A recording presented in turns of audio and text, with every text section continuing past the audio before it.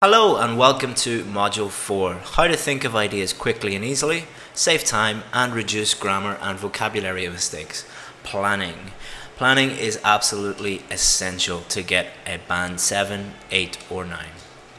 I don't have time to plan. This is what all of my students tell me whenever I bring up the topic of planning. Well, let me tell you that all of my band 8 and 9 students have one thing in common. They plan for at least 5 to 10 minutes before writing. I have never had a band 8 or 9 student who has achieved that sort of level without planning. Planning is essential. So these are some of the things that planning helps you to do. Planning helps you to analyze the question and answer it correctly, think of relevant ideas, structure your answer, saves you time, and reduces the amount of grammar and vocabulary mistakes. And all of these things will help you achieve higher marks. Let's just review what we did in the last module. We learned about the 4 marking criteria: task response, coherence and cohesion, vocabulary and grammar. We broke those down into simple do's and don'ts. And we learned that the key to success is giving the examiner exactly what they want and nothing else. So if you didn't look at that module, it's the most important module of the whole course, so please go back and have a look at it. So let's move on to planning. Planning has 4 main stages. First, question analysis. We have already talked a lot about this, so we won't dwell on that too much. Idea generation. I have lots of different techniques to show you how to think of ideas quickly and easily. Structure planning, very important. And vocabulary, how to think of synonyms and key vocabulary before we start writing. So, if you have ever felt lost in the middle of your essay, it's probably because you don't have a proper plan, or you haven't planned in the way that I would tell you to.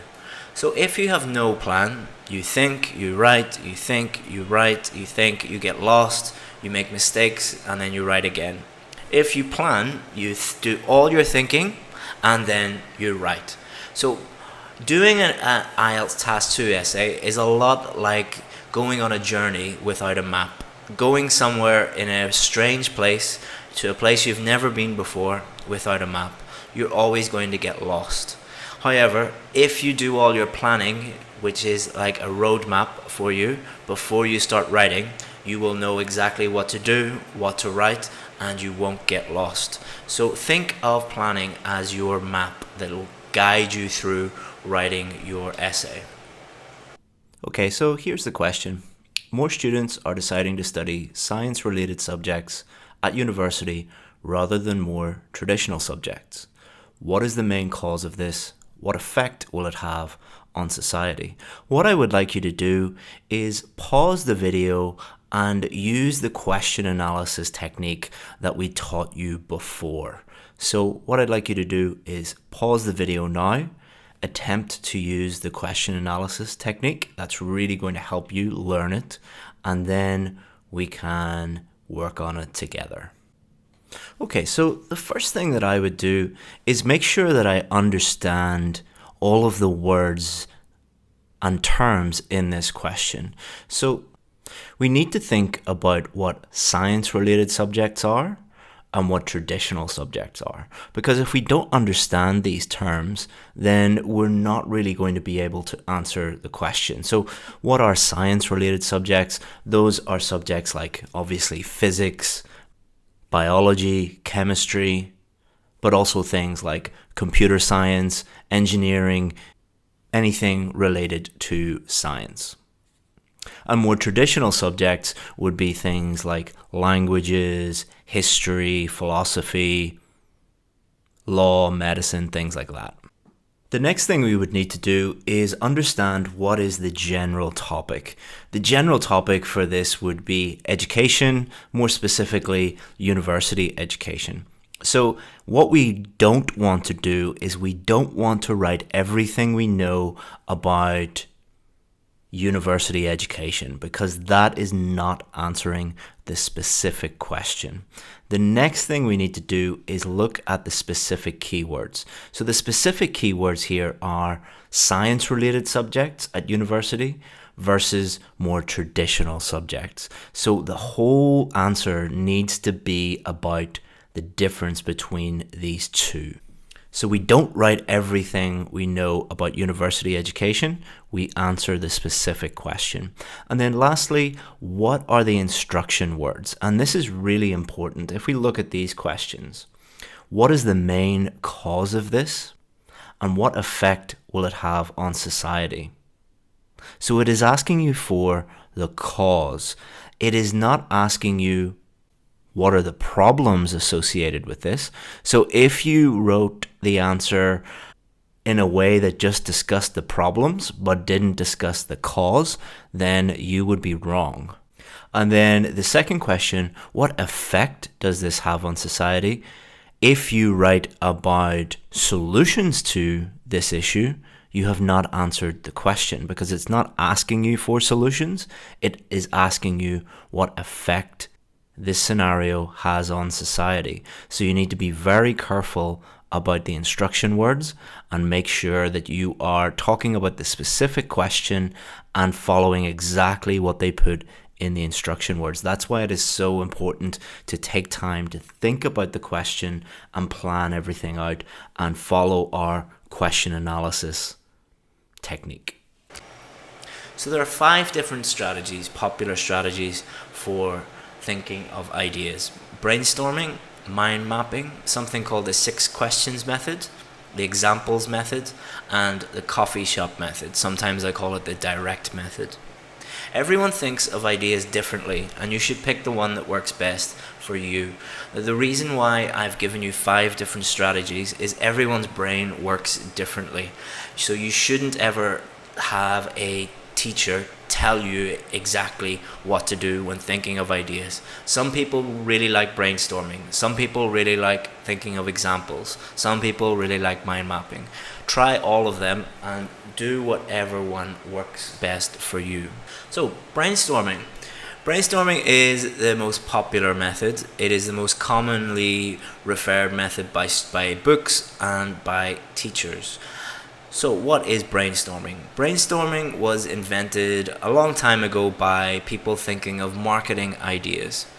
And the reason why they brought it in was people were afraid to submit their ideas because they didn't think that they were any good. So brainstorming, the idea behind brainstorming is that there are no bad ideas. You just think of as many ideas as possible. So for IELTS, what you would do is you would put the question in the middle of the paper, and you would think of as many ideas as possible. Now, some people really like this, but let me tell you a few problems with it. It leads to very irrelevant ideas. Because you're thinking of as many ideas as possible, you're not thinking about relevancy. You're not thinking about specific ideas related to the question. So by the end of 2 minutes or 3 minutes, when you finish with your brainstorming, you have a page full of ideas, and some of them might be relevant, whereas others might not be relevant. And then because you have so many ideas, it takes a long time to pick the ones that you think are suitable for your essay. So number 1, it can lead to very irrelevant ideas, and number 2, it takes a long time. So if you like brainstorming, that's fine. However, it does have limitations. Mind mapping. Mind mapping is very, very similar to brainstorming, but it is a little bit more organized.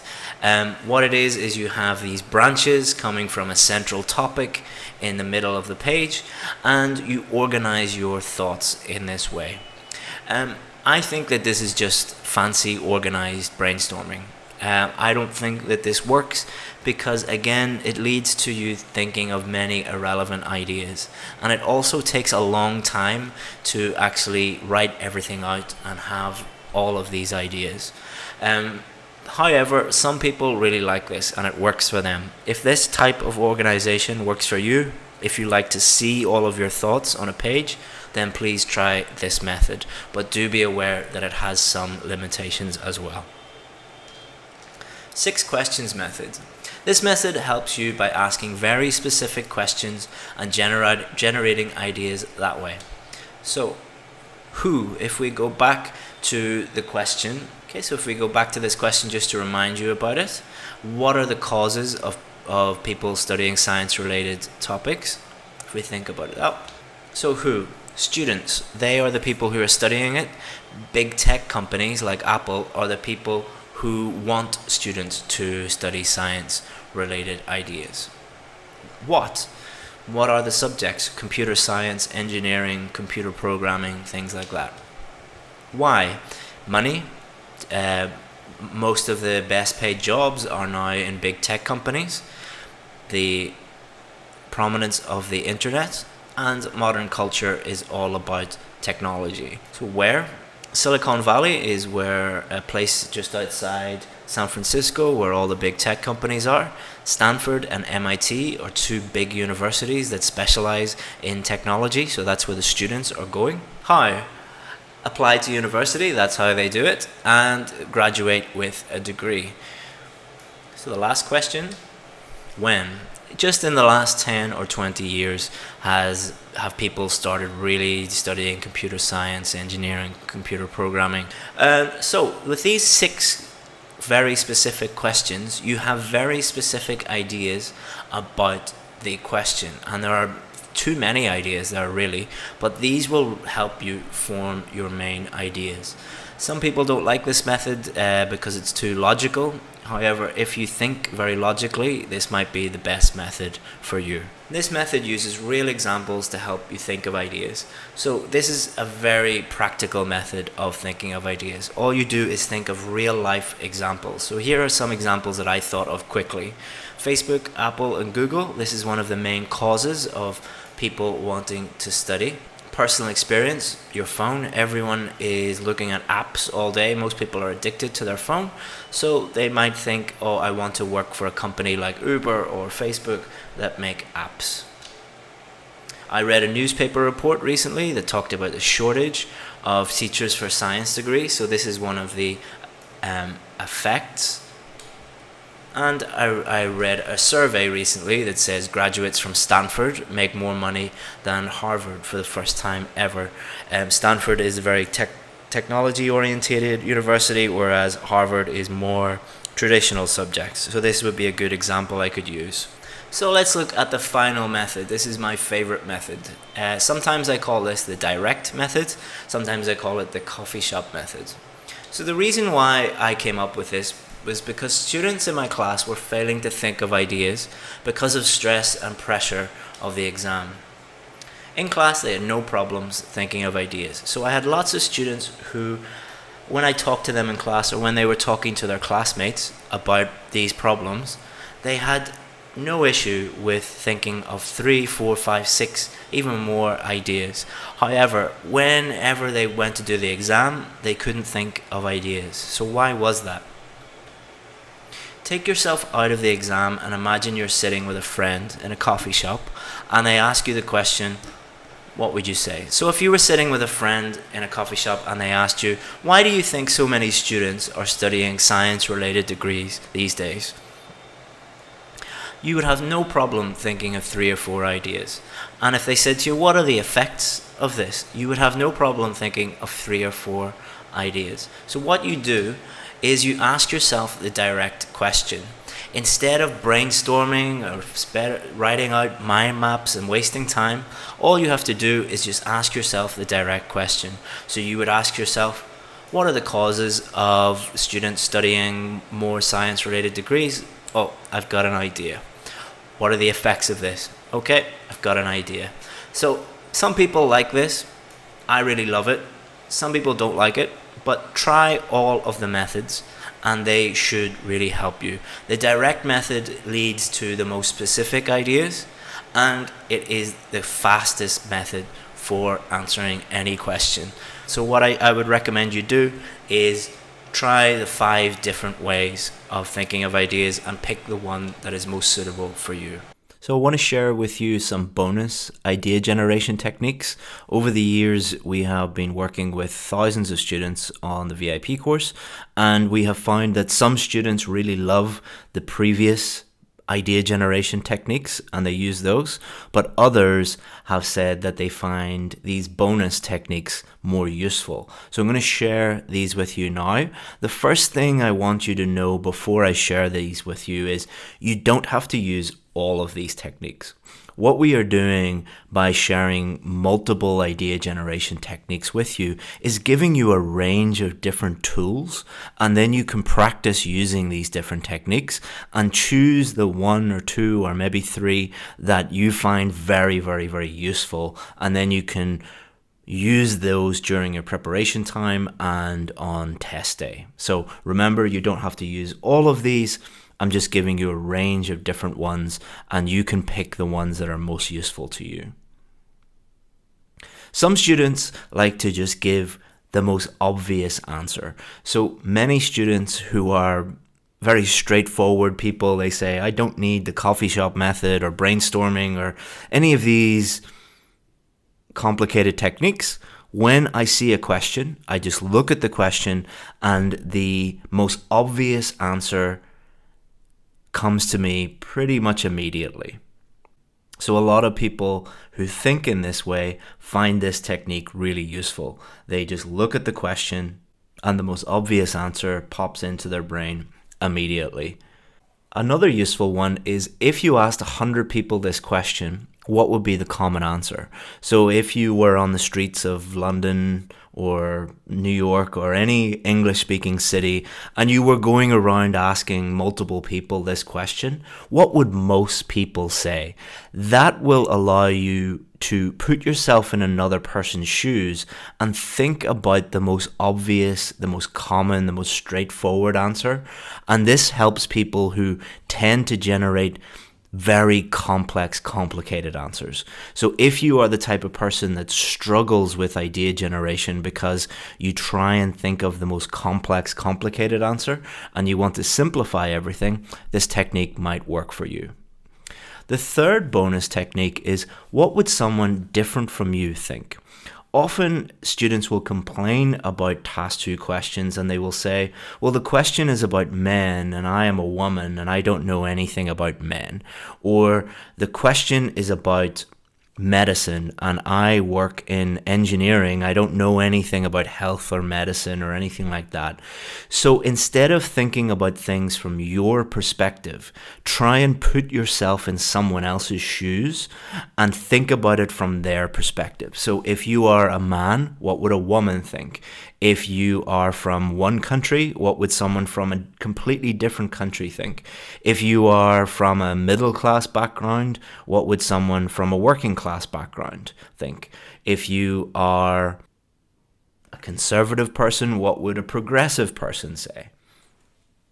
And this really helps students who get stuck, who look at a question and might be able to generate one idea, but then they have to generate a second one, and they can think of one from their own perspective, but they find it very, very difficult to think of a second one because of their limited life experience. So if you get stuck, that might be one that will help you.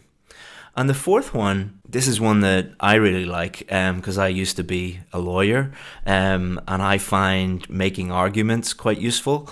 So I don't mean an argument as in shouting at people or getting violent or aggressive with people, but in the same way that a university lecturer would, or a professor would make an argument about their subject, or how a lawyer would make an argument in court. If you were trying to prove your point, what idea would you use? I find this very useful because it forces me to think of the strongest point, the point that would win an argument. So if you enjoy this one, or you find this one useful, try and think of it as someone who thinks the complete opposite to you, or you are arguing with them and they don't believe your point, or they don't believe your opinion or your position.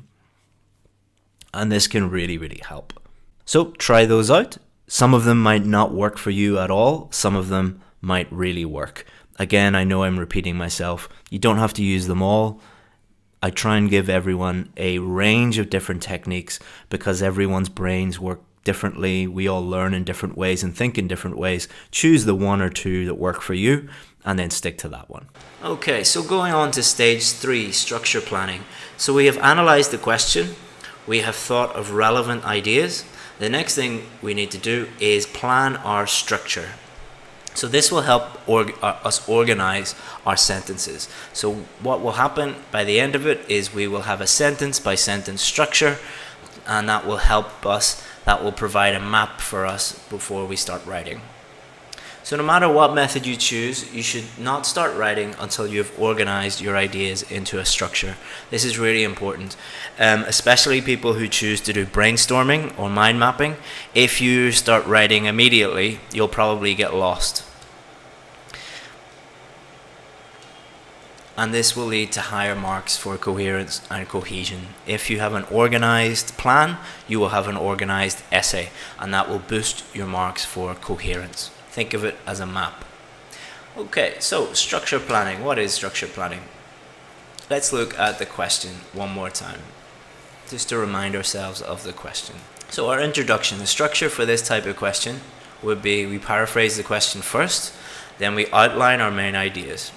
Okay, so the introduction has 2 sentences. Paraphrase the question, outline main ideas. Supporting paragraph number 1. So we skip a line and we write our main point. Then we would write our explanation. Supporting paragraph 2, same, main point, explain main point, give our example. Conclusion, we summarize our main points and we give our opinion one more time. So this is our basic structure. So what we do is we take this structure which we have memorized. I have structures for each of the 5 different types of question, so it's easy to memorize them all. So all you have to do is just insert your points. So for example, causes, our main point is high-paying jobs. Explain that. Students are attracted to a high salary, to the high-paying jobs. Our example, Google and Apple. Second paragraph, so our main body paragraph. So this would be the effects. Main point, innovation. Innovation means thinking of new inventions, thinking of new ideas. Explanation, there's lots of intelligent people all focusing on technology and on science. Therefore, there will be lots of new inventions and lots of new ideas. An example, smartphones. Lots of people were attracted in the last 10 years or last 20 years to working for Apple or working for Samsung, and the result has been massive changes in smartphones, huge innovation in smartphones that you could see in any iPhone. So this is our basic structure for our essay, and it should only take you a few minutes to insert your ideas in here. So one of the biggest mistakes students make is repeating the same words over and over again, especially keywords from the question. We can avoid this by thinking of some different ways of expressing keywords from the question. So this is our 4th part of our planning. We have analyzed the question, we've thought of ideas, we have inserted those ideas into a memorized structure, and next we're going to think of some vocabulary. It's much easier to think of vocabulary when you focus on them, rather than trying to think of them in the exam. So I don't know how your brain works, but my brain is much better at focusing on one thing at a time. So it's much easier for me and most students that I've met to just think of vocabulary, just spend 2 minutes just thinking of vocabulary before I start writing. It is much more difficult to think of vocabulary when you're writing at the same time. So let's think keywords from the question and look at other ways to say them. So some synonyms. So the first synonym or keyword would be students. We could say graduates or undergraduates. University, we could say college, 3rd level education, or tertiary education. Science related subjects, computer science, physics, chemistry, engineering. So these are all examples of science related subjects. There are also synonyms. And traditional subjects, medicine, law, dentistry, traditional courses. So subjects, courses are also synonyms. So it only took maybe 1 minute, 2 minutes to think of these ideas, to think of these synonyms. So that means you start your essay and you already have on a sheet of paper a huge range of words. These are more than enough to get a band 8 or a band 9 for vocabulary. Now write. So we can now write without thinking about the following. We don't have to think about how to answer the question. We don't have to think about relevant ideas. We don't have to think about structure, and we don't have to think about vocabulary. So what we can do now is just focus on writing, on making sure we write accurate sentences. So let's focus on timing a little bit. You have 40 minutes to complete task 2. 10 minutes planning. Some people can plan in 5 minutes, some people can plan in 10 minutes. These are just estimates. Most essays are around 12 sentences long. Some essays are 11 sentences, some essays are 14 sentences, but most essays are around 12 sentences. If you took 2 minutes per sentence, that's 24 minutes. I think everybody who is trying to get a 7, 8 or a 9 is more than capable of writing one sentence every 2 minutes. So you look at your plan, you write the sentence, you read the sentence one more time, check, all good, then you move on to the next sentence. If you can do that 12 times in 2 minutes, that's 24 minutes. So in total, if you planned for 10 minutes and then you wrote for 24 minutes, that is 34 minutes. So you have 6 minutes for reviewing and checking our work. So lots of people think that, oh, I don't have enough time for planning. However, as you can see, if you planned for the full 10 minutes, you would have a very clear structure with all of your ideas inserted and all of your vocabulary thought about already. So I think you are more than capable of getting everything done, just your writing, in 24, 25, 26 minutes. Try this at home. Try 10 minutes planning, 25 minutes writing, and 5 minutes of reviewing and checking. And when you first start doing it, you might run over. It might take you 50 minutes, or it might take you 55 minutes. But the more you practice and the more you get used to everything, the quicker you will get it done. I promise you, after enough practice, you will be able to do the whole essay in much less than 40 minutes. So let's look at what we did in this module. Let's review. So we looked at how we can plan and why we should plan. We should plan for a lot of different reasons, including saving us time and helping us with ideas, helping us with structure, helping us with vocabulary, and helping us with grammar. Overall, helping us get higher marks. We looked at the 5 different techniques for how to quickly and easily think of ideas. You should practice with each of the techniques, try each of the techniques and see which one you like the best. We looked at how to organize our time, so 5 to 10 minutes for planning, about 2 minutes per sentence for writing, and about 5 or 6 minutes for reviewing and checking at the end. And we looked at how to reduce vocabulary and grammar mistakes. So we can reduce vocabulary mistakes by focusing on vocabulary before we start writing, making it part of the planning process. And then because we can focus on writing our sentences and not have to think about anything else, it helps us reduce our grammar mistakes. And it gives us more time to check our grammar at the end. So let's look at what we're going to do in the next module. In the next module, it's all about introductions. So we're going to look in detail about how to write an introduction for any type of question. Okay, see you in the next module. Thank you very much. Goodbye. Hello everyone and welcome to Module 5. How to write introductions that impress the examiner in under 5 minutes.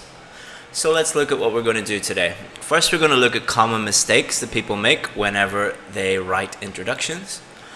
We're going to look at why introductions are so important and how they can get you good grades. We're going to look at the basic structure of a good introduction, how to write one in more detail, and we're going to look at examples for each of the 5 different question types. So let's review what we did in the last module. We learned how and why we should plan and why it's very, very important to plan, how to quickly and easily think of ideas, how to organize our time, and how to reduce vocabulary and grammar mistakes. A very important lesson. So if you haven't looked at the last lesson, please go back and have a look at it. So let's move on and look at the common mistakes people make whenever they are writing introductions. So the first one is writing long general background statements or hooks. There are no marks for being interesting or entertaining. You don't need to write an interesting first sentence in your introduction. You don't need to write something to hook the reader in. There are no marks for being interesting or entertaining. So please don't write these long background statements. The second point is you don't have time. Every minute is important, and if you're doing something that doesn't get you marks, then it is a waste of time. Most of these background statements include words like nowadays, in the modern world, in modern life, and IELTS examiners see these again and again and again, and they don't impress the examiner at all. This is one of the things that the examiners don't like. So common mistake number 2, there's no opinion or outline of your main ideas. Your opinion must be clear throughout the whole essay. As we discussed in one of the previous modules, if your opinion is not clear throughout the whole essay, you can't get over a band 6 for task response. So it's really, really important that you include your opinion in the introduction. It's the most important part. Also, if you include an outline of your main ideas, so just a brief outline, you don't need to go into any detail, it makes it easier for the reader, for the examiner, to understand your main points. So if you tell them what your main points are going to be, it's much easier for them to understand the whole essay, and that gets you marks for coherence and cohesion. Common mistake number 3, copying the question. If you just copy the question fully, the examiner will delete it and you'll receive no marks for that part of the exam. So it's a big mistake. Do not copy the question. You can copy words from the question, but please do not copy the whole section. So let's look at some bad examples. Here's the question that we're going to use today. The continued rise in the world's population is the greatest threat faced by humanity, human beings, people, at the present time. Do you agree? So this is an example of a very bad introduction. Nowadays, the rising of the population is a very controversial issue, and it is undeniably a very serious issue in the modern world. This essay will discuss it and then make a conclusion. Now, you might think this is a terrible introduction, but this is a very, very common style of introduction. There's 2 main reasons why it's bad. First main reason is you have a background statement in the very first statement. So nowadays, in the modern world, it's a controversial issue. This is not adding anything to your essay. So it's not getting any marks, so it is a complete waste of time to write it. Also, this essay will discuss it. There's no opinion, okay? They haven't outlined their main ideas. So the 3 essential elements are not included in that essay. Let's look at another bad example. It is undeniable that in the modern world there are too many people, and it is without question that it is a very serious issue. This essay will explore these issues. So again, they have a very vague background statement that doesn't really add anything to the essay, and they don't give their opinion, and they don't outline their main ideas. So these are 2 examples of very poor introductions. So why are introductions so important? First impressions, it's the very first thing that the examiner will read. And say the examiner is marking 20 IELTS papers that day, I guarantee that 18 of them will have very bad introductions, similar to the ones that we just looked at. And then they will read your introduction, and it will be like a breath of fresh air. You'll make the examiner very happy, and they'll know that the rest of your essay is going to be very good. Next, it helps you avoid stress and panic. If you start off your essay very well, it will reduce your stress and you won't panic, and that will lead to you writing a better essay. The whole of your essay will be better. Task response. If you include your opinion for task response, you will get a higher mark. Coherence and cohesion. If you write a very good introduction and organize your main ideas and it makes everything easier to understand, you will write a more coherent and more cohesive essay, and you'll get higher marks for that. Focus. It helps you create a mini plan for the rest of your essay. If you write your opinion in the introduction and you write, say, 2 or 3 main ideas, that is like a mini plan. So you will be very focused on the rest of your essay, and your essay, you won't get lost in it, and your essay will be very coherent. So structure. Let's look at the 3 things that you should include. So you should always paraphrase the question. We're going to look at that in more detail in a minute. You should always include your opinion, and you should always outline your main points. Now, sometimes it doesn't ask you for your opinion. If it doesn't ask you for your opinion, just outline the main points, and that will be considered your opinion. And we're going to look at that in much more detail soon. So you combine these 3 things into just 2 sentences. Your introduction should never be longer than 2 sentences. Most of your marks are going to come from the main body paragraphs, so you don't want to spend too much time on the introduction.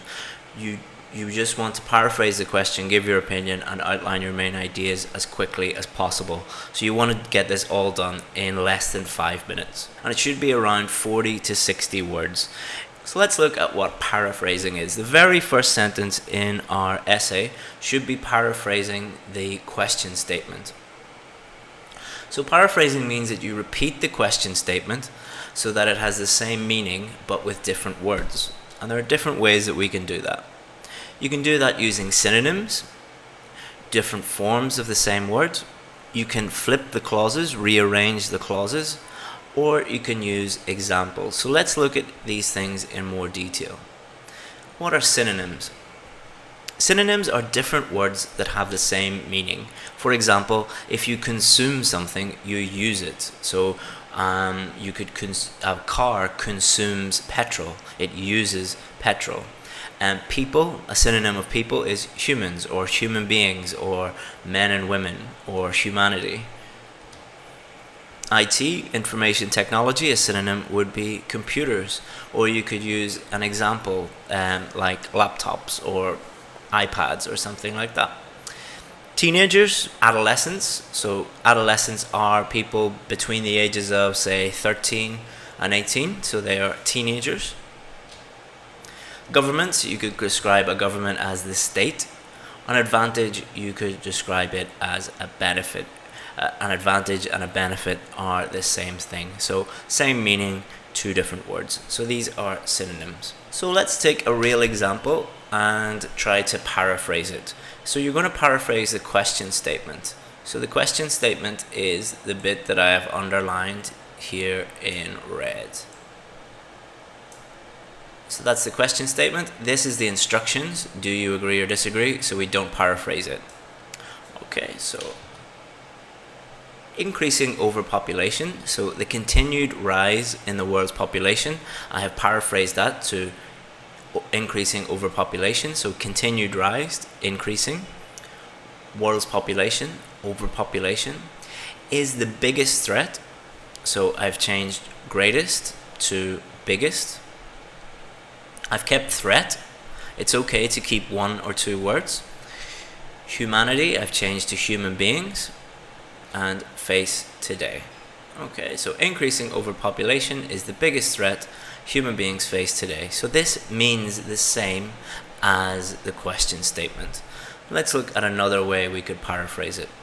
The primary threat that people currently face is the continued increase of the planet's population. So what I've done here is I've switched the clauses.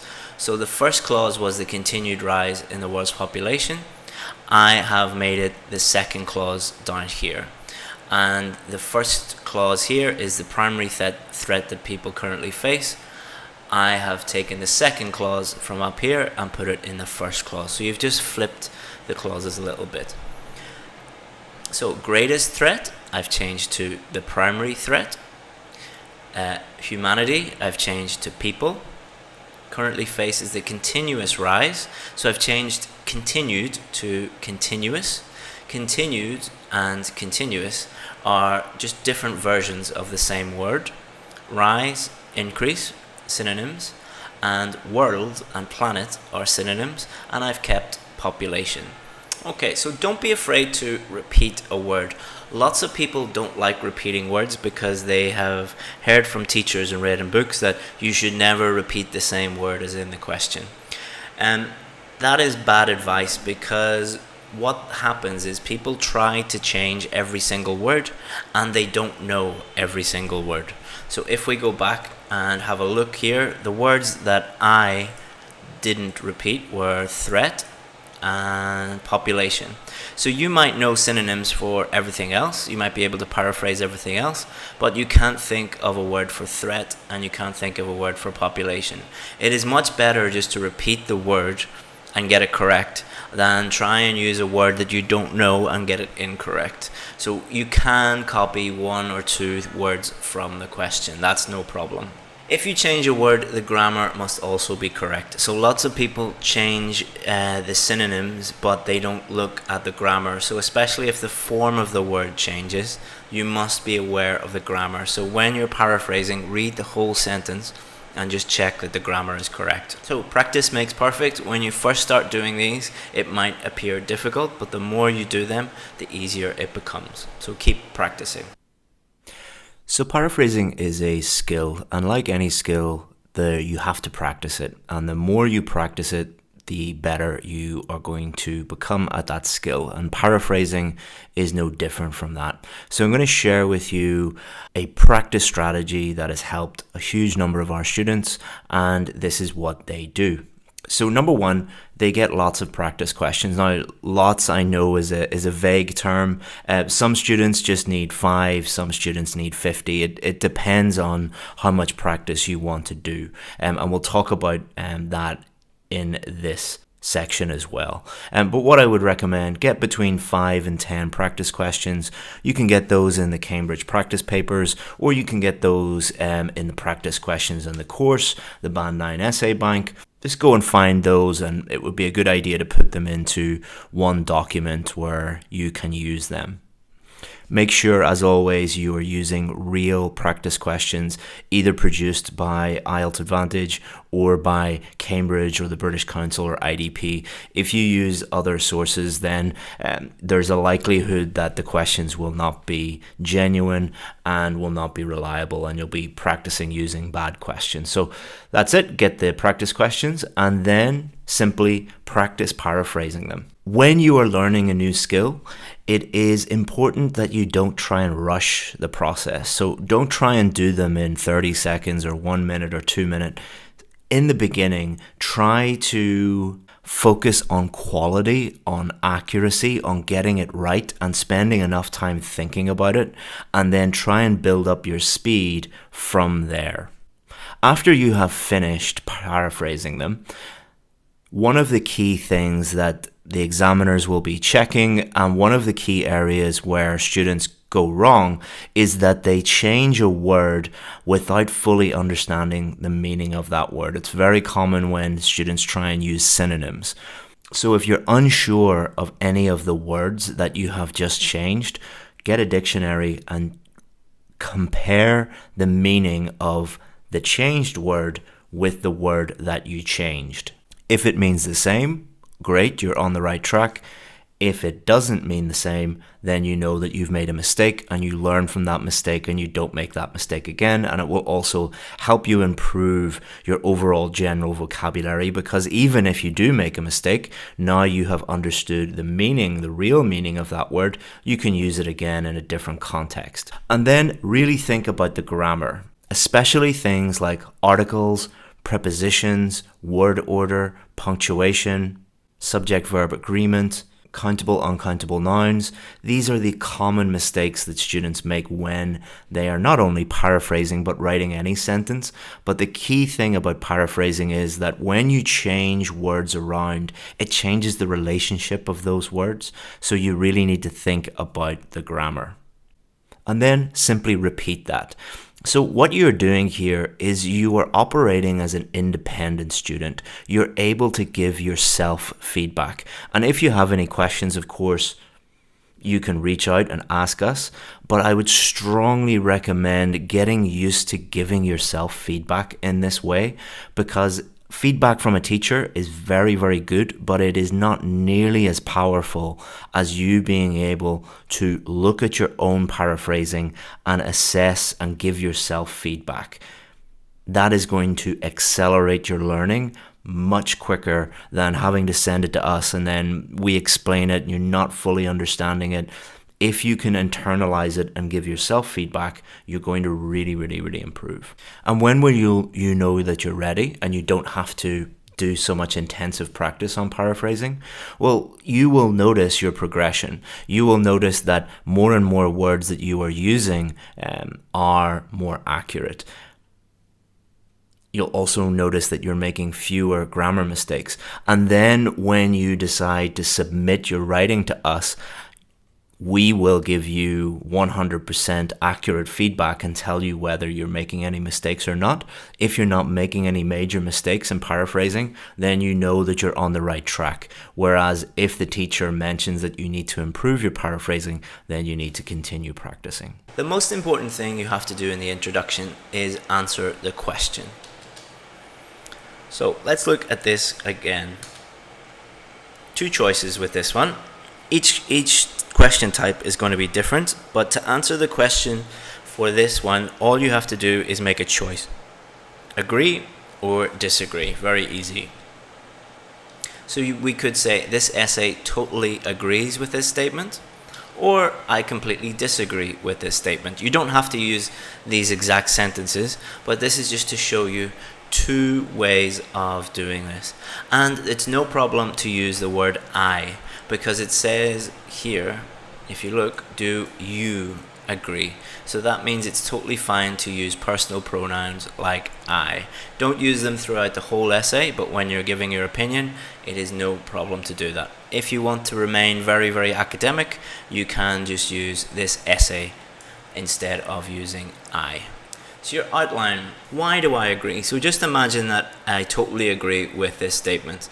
I agree with this statement, so my two main ideas are going to be the planet will run out of resources, so things like oil and wood and food, and if there are too many people, it will damage the planet. So I'm just going to outline those two reasons here.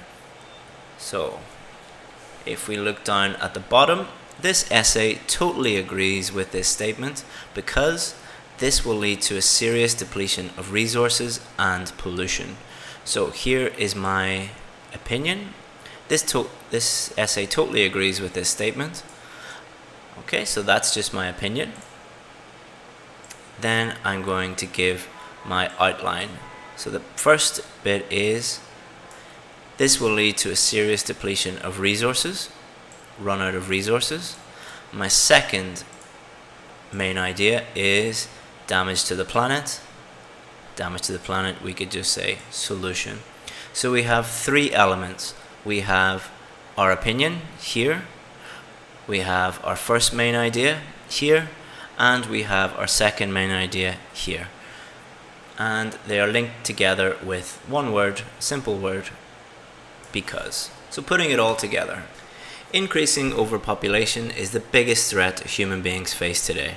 This essay totally agrees with this statement because this will lead to a serious depletion of resources and pollution. So in red is the paraphrasing of the question, in blue is my opinion, and in green is the outline of my main ideas. So two sentences, very, very simple, and that is the perfect introduction, having those three things. We're now going to go through opinion, discussion, advantages and disadvantages, problems and solutions, and double questions. So for every introduction or every different type of question, there's going to be a slightly different introduction. So we're going to go through each of them step by step. So let's start off with opinion questions. Here's a question we're going to use. In some countries, an increasing number of people are suffering from health problems as a result of eating too much fast food. It is therefore necessary for governments to impose a higher tax on this kind of food. Do you agree? So the first thing we need to do is paraphrase the question. It is argued that states should charge fast food companies more tax because of the growing amount of men and women with health conditions associated with this type of food.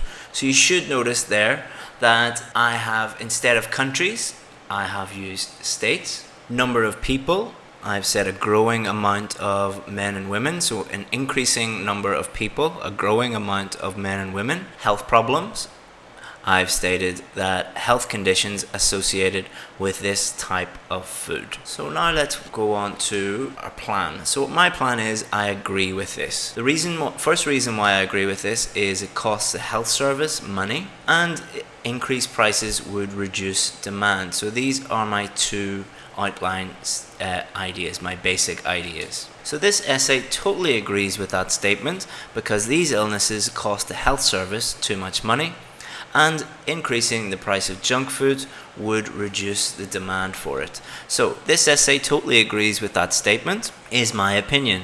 I have joined my opinion and my main ideas with the word because, and my two main ideas are these illnesses cost the health service too much money and increasing the price of junk food would reduce the demand for it. So the whole introduction looks like this. It is argued that states should charge fast food companies more tax because of the growing amount of men and women with health conditions associated with this type of food.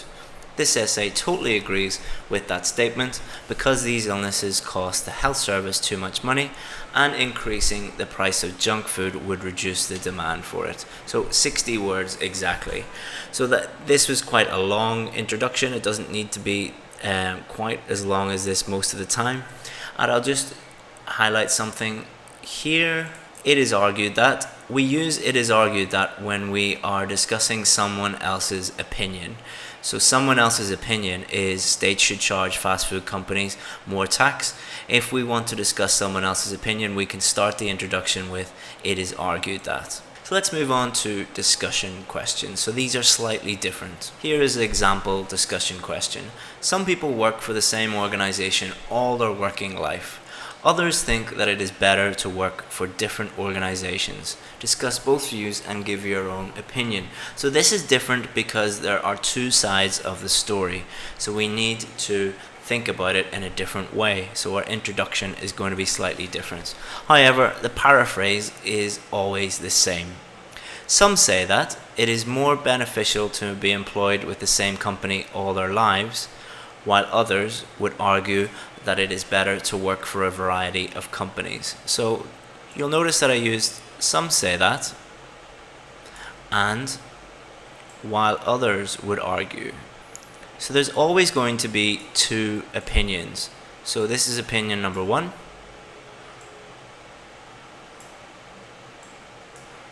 And this is opinion number two. So I paraphrase it by saying some say that and then stating the first opinion, while others would argue that, and then I state the second opinion.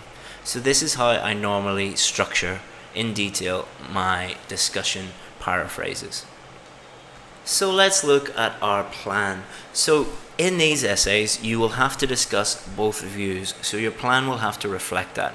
So you'll have to think of why someone would think one way and why someone would think the other way. So the main reason why a person would think that you should work for the same place is because you will get more benefits, so more money and more ancillary benefits. The main reason why you would move to different places is because you will get a wider range of experience. So these are my two main ideas. So this essay will argue that although working for just one employer gives you more financial and other benefits, working at lots of different places provides an employee with more experience. So you will notice that I have structured it in this way. This essay will argue that. Okay, so this is telling the examiner that this is your opinion. This is what you're going to argue. Argue means that you're going to argue your point. So although, the reason why I say although is I'm going to put the point that I don't agree with as much first. So although working for just one employer gives you more financial and other benefits, by stating although, I'm saying that I'm recognizing that some people think that, but I don't think that. Then comma, and I'm going to state the one that I agree with. Working at lots of different places provides an employee with more experience. So just the word although will tell the examiner that I know that some people agree with this one, but I agree with this one more. So let's look at the whole introduction together. Some say that it is more beneficial to be employed with the same company all their lives, while others would argue that it is better to work for a variety of companies. So we've just paraphrased this sentence here. This essay will argue that although working for just one employer gives you more financial and other benefits, so this is the part that we don't really agree with. Working at lots of different places provides an employee with more experience. So this is our opinion. This is the one that we agree with. So by doing all of this, we have discussed both views, outlined our main points, and given our opinion. So we have satisfied the three criteria: paraphrasing, opinion, and giving an outline of our main ideas. And it's only 62 words, so just over what I recommend, but you can go over by a few words, that's no problem. So can I just write, this essay will discuss both views and then come to a reasoned conclusion? No, you cannot write, this essay will discuss both views and then come to a reasoned conclusion. So lots of people would stop here. So they would paraphrase the sentence, and then after that they would just say this essay will discuss both views and then come to a reasoned conclusion. The reason why you can't write this is you haven't given your opinion and you haven't outlined your main ideas. If you finish your introduction by just stating this, you haven't satisfied the opinion criteria. So it's very important that you use the previous structure. So let's look at an advantages and disadvantages question. One of the consequences of improved medical care is that people are living longer and life expectancy is increasing. Do you think the advantages of this development outweigh the disadvantages? So the paraphrase is very simple. One of the results of modern medicine, so improved medical care, is that men and women, so people have changed to men and women, are able to live longer. So I've changed living longer to able to live longer. So a plan, I agree that the advantages outweigh the disadvantages. I've made my decision. This is my opinion. The advantages are people will not suffer from disease and heartache of losing loved ones. If people live longer, they won't suffer as much from disease because of improved medical care, and people won't lose their family to death so much. So we have to discuss both these. The disadvantage is it puts a strain on the pension system, so the government has to give money to older people to help them live. So even though I agree that the advantages outweigh the disadvantages, I still need to discuss both of them. So this essay will argue that despite the strain this might cause on the pension system, the alleviation of suffering means that the advantages far outweigh the drawbacks. Okay, so let's break this down. This essay will argue that. Okay, so we just start that off, and this tells the examiner I'm going to give my opinion. So a very important word is despite.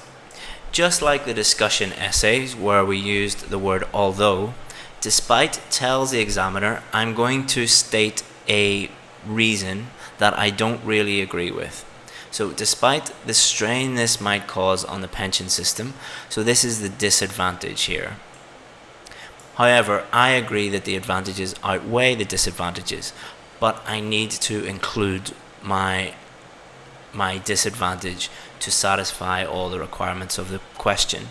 So what I do is I say despite, and I put the one that I don't really agree with first, and then comma, I state the advantage, the alleviation, just stopping, of suffering. So people will not suffer and you won't lose your loved ones, so that means suffering, means that the advantages far outweigh the drawbacks.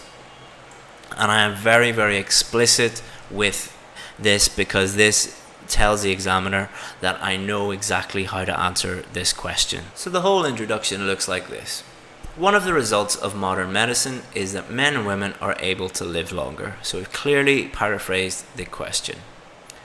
This essay will argue that despite the strain this might cause on the pension system, so we have mentioned our main disadvantage, the alleviation of suffering, this is our main advantage, means that the advantages far outweigh the drawbacks. So we've given a very, very clear opinion that's linked to the question.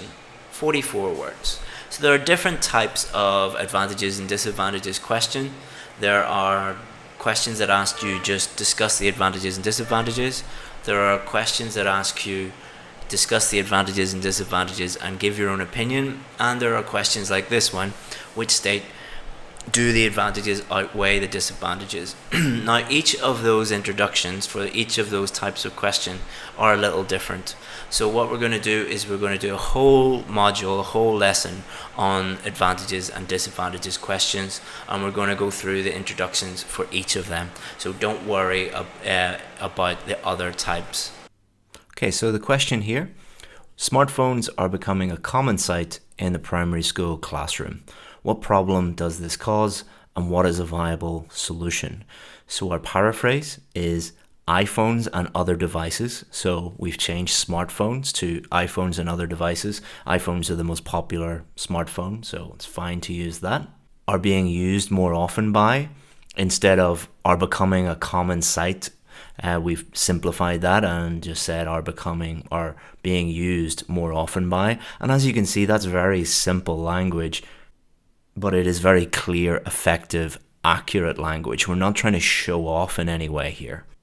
And primary school classroom, obviously they're talking about primary school children. So we have changed primary school classroom to primary school children.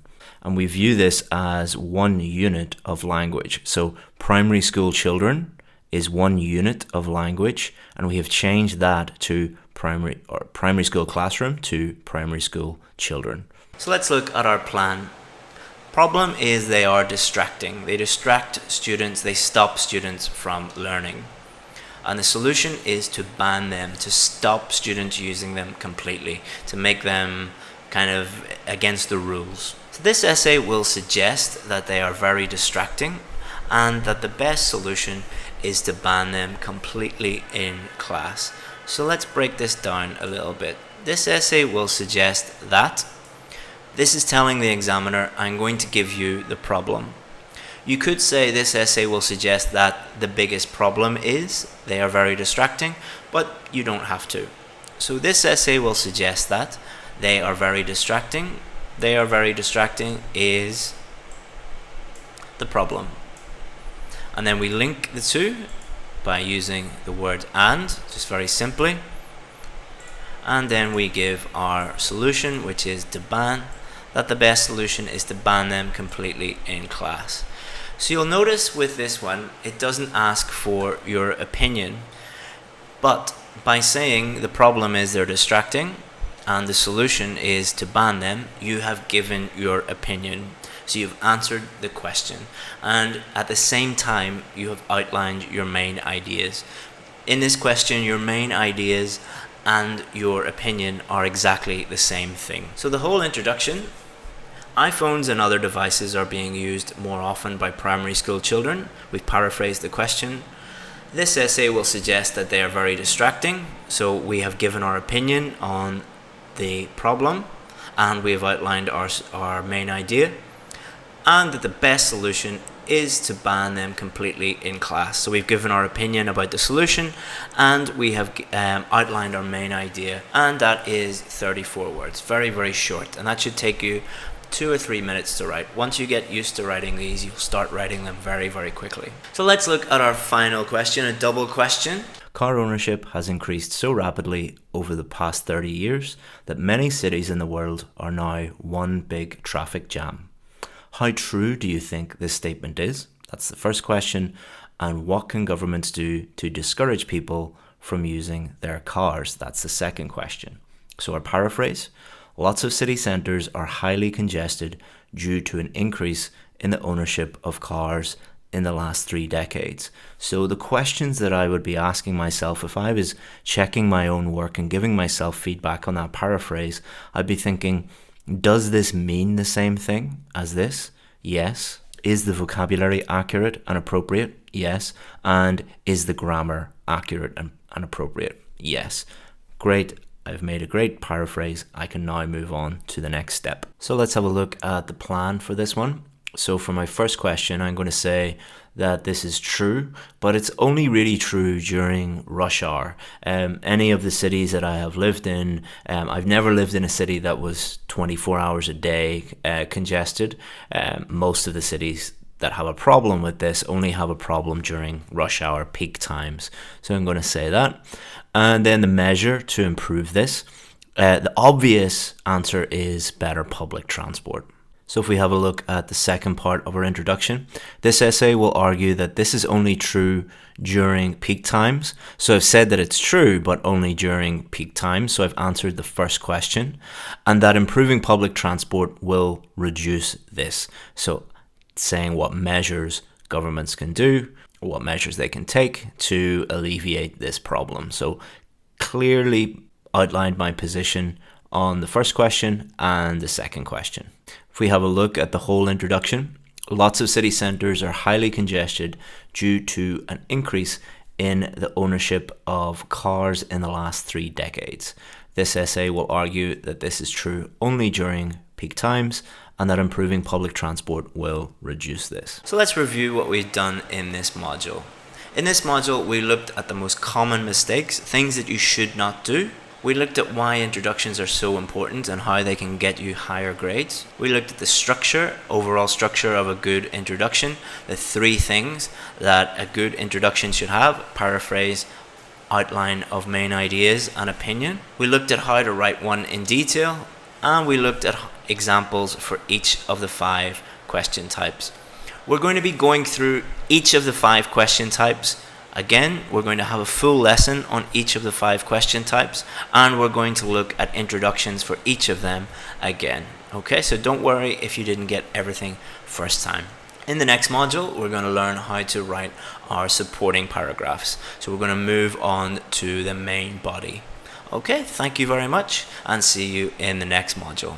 So welcome to Module 6, the easiest method to write fully developed Band 9 supporting paragraphs. In this module, we're first going to look at common mistakes. Then we'll look at why main body paragraphs are so important, the structure of a good supporting paragraph, and how to write topic sentences, explanations, and examples. When I talk about supporting paragraphs or main body paragraphs, they're the same thing, just to let you know that in case you get confused. Okay, so let's look at the most common mistakes so that you can avoid these. So the first common mistake that we see is people putting multiple main ideas into one main body paragraph. So often students will try and think of as many different ideas as possible to answer the question, or just talk generally about the topic, and they will put as many different ideas into the paragraph as possible. How many ideas you use really depends on the question, but you should never have more than 2 in there in one main body paragraph. Normally you will just have 1. If it asks you for multiple things, you will have 2, but it should never be more than 2 in a main body paragraph.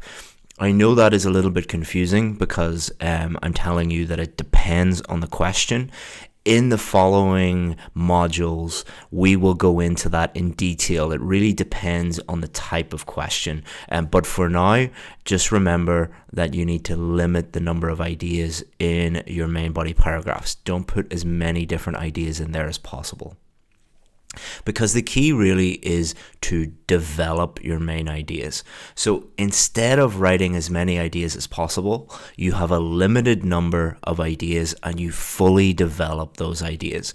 By development, I mean that you explain those ideas and you support those ideas with evidence or examples. Other students know to limit their ideas and they know that they need to develop their ideas, but they do so poorly. So they might have one explanation but no examples, or they might have explanations and examples but they're very poor. Just having explanations and examples in your main body paragraphs is not good enough. You need to have good explanations and good examples, and we'll show you how to do that in this course. We also see a lot of students using the structure inside their main body paragraphs: firstly, secondly, thirdly, finally. So they'll say, firstly, this idea, secondly, this next idea, thirdly, this next idea, and finally, this final idea. And that means that there is very little development of any of these ideas. So try and avoid this structure. And then it doesn't matter if you have great ideas, great explanations, and great examples, but your grammar and your vocabulary is very poor. You need to have accurate and appropriate grammar and vocabulary, because if your grammar and your vocabulary is not clear, then your explanations, your examples, your main ideas will not be clear. Your grammar and vocabulary does not need to be perfect, but it needs to be as clear and as accurate as possible. So why are main body paragraphs so important? Well, they are about 70 to 80% of your essay, so of course they are going to be important. And you need to make your opinion clear throughout the essay. You need to make your position clear throughout the entire essay. Your position or your opinion, what you think about the question, needs to be clear in the introduction, the main body paragraphs, and the conclusion. And your main body paragraphs are 70 or 80% of your entire essay. So it's really important that you do that in order to get one of the higher scores. And we will show you exactly how to do that in this module. You must also fully address all parts of the task in order to get a 7 or above. Fully addressing it means answering the question and then developing those main ideas, going into detail on why you believe those ideas answer the question. And that's where your explanations and your examples come in. And you need to also present a fully developed position with relevant, fully extended, and well-supported ideas. So these 3 bullet points come directly from the official marking criteria. So what we do is we take the marking criteria and then we show you how to satisfy these marking criteria in practice. And that's what we're going to do in this module, and that's what we're going to do in the subsequent modules where we talk about opinion questions, discussion questions, and all the other types of questions. So a Band 9 checklist. Your ideas need to be relevant. In other words, your ideas need to address and answer the question. You need to fully address all parts of the task. So for example, if the question is a double question, then you need to answer both of those questions. You need to have a clear position throughout, and our structure helps you do that. You need to fully extend and well support your ideas, and those are the checklist. So you should be able to look at your main body paragraphs and say, yes, my ideas are relevant. Yes, my main body covers all parts of the task. I have a clear position in my main body paragraphs, and they are fully extended with explanations and examples. So the structure we use for our main body paragraphs contains 3 key elements. The first is your topic sentence. The second is your explanation sentences, and the third is your example. Every main body paragraph should have at least 1 topic sentence, at least 1 explanation sentence, and at least 1 example. But please note that the exact structure will depend on the exact question. So it will depend on the question type. In this module, we're going to look at the elements and we're going to show you how to write these elements. And then in the subsequent modules, we're going to look at this in more detail. So don't worry about, what do I do for an opinion question? What do I do for an advantages and disadvantages? What do I do this and that? Let's just focus on how to write these things first, and then in the following modules we will look at how to structure these paragraphs in more detail depending on the question. I know many of you want to just rush through and do these as quickly as possible. Don't skip this module because there's really important information in it. So here's an example question that we're going to use. In some countries, an increasing number of people are suffering from health problems as a result of eating too much fast food. It is therefore necessary for governments to impose a higher tax on this kind of food. Do you agree? So it's an opinion question. So we've started off with our introduction. So this is our introduction. It is argued that states should charge fast food companies more tax because of the growing amount of men and women with health conditions associated with this type of food. This essay totally agrees with that statement because here's your first main idea. These illnesses cost the health service too much money, and increasing the price of junk food would reduce the demand for it. So why are we starting with the introduction? Because it's really important that we use this introduction to help us write our main body paragraphs. Blue is going to be our first main body paragraph, and red is going to be our second main body paragraph. So think of your introduction as kind of like a mini plan for the rest of your essay. And this is going to ensure that our essay is clear, coherent, cohesive. Our position is clear and present throughout and is consistent throughout. Okay, so we've taken this main idea and we put it into our topic sentence. Obesity-related illnesses cost the taxpayer billions of dollars every year. And then what we need to do in light blue is explain that. People who eat too much fast food are more likely to suffer from costly diseases associated with being overweight. As a result, they have to go to hospital more regularly for treatment, and this puts a strain on the health service. In red, we have our example. For example, a large proportion of the United Kingdom's National Health Service budget is spent on preventable obesity-related diseases, such as heart disease, hypertension, and diabetes. So if we have a look at the three elements here, the topic sentence, what is the purpose of the topic sentence? The purpose of the topic sentence is to tell the reader, this is my main idea, this is what the paragraph is about. So your main idea should clearly answer the question. And then in light blue here, we're explaining how that main idea answers the question. So if you said to someone, obesity-related illnesses cost the taxpayer billions of dollars every year, and someone who didn't know anything about this, they would say, well, why is that? Well, you need to explain that to them. People who eat too much fast food are more likely to suffer from diseases associated with being overweight. So if you eat too much fast food, then you're going to be overweight. Well, what does that matter? How does that affect anything? Well, you need to explain further. As a result, they have to go to hospital more regularly for treatment, and this puts a strain on the health service. So you've fully explained how this main idea answers the question, and then we provide evidence to support our main idea here in red in the form of an example. We're going to go into detail now on how to write topic sentences, explanations, and examples. So let's start off with how to write topic sentences. This is an introduction to the main body paragraph. You're introducing your main idea. Always think of the reader. Always be helping the reader. Why do we write anything? We write to clearly communicate with the person reading it. So what does a topic sentence do? It helps the reader. It makes it easier to understand the rest of your paragraphs. So like signposts to drivers, when you're driving along, there are signs telling you where to go, giving you information. What the topic sentence does is it gives you the information. This is my main point. This is the main point of the whole paragraph. And it links to the main ideas in your introduction. So you're going to take the main idea in your introduction and you're going to put it into your topic sentence. You're not going to repeat the exact same words. You're going to use paraphrasing to change the form of the words. But the main ideas should be the same. Not the exact same words, the same ideas. Remember to use paraphrasing. And your topic sentence should clearly answer the question. You should be able to show your topic sentence to someone and they will be able to understand what you are trying to say about the answer to the question. So topic sentences are short, clear statements about what the paragraph is about.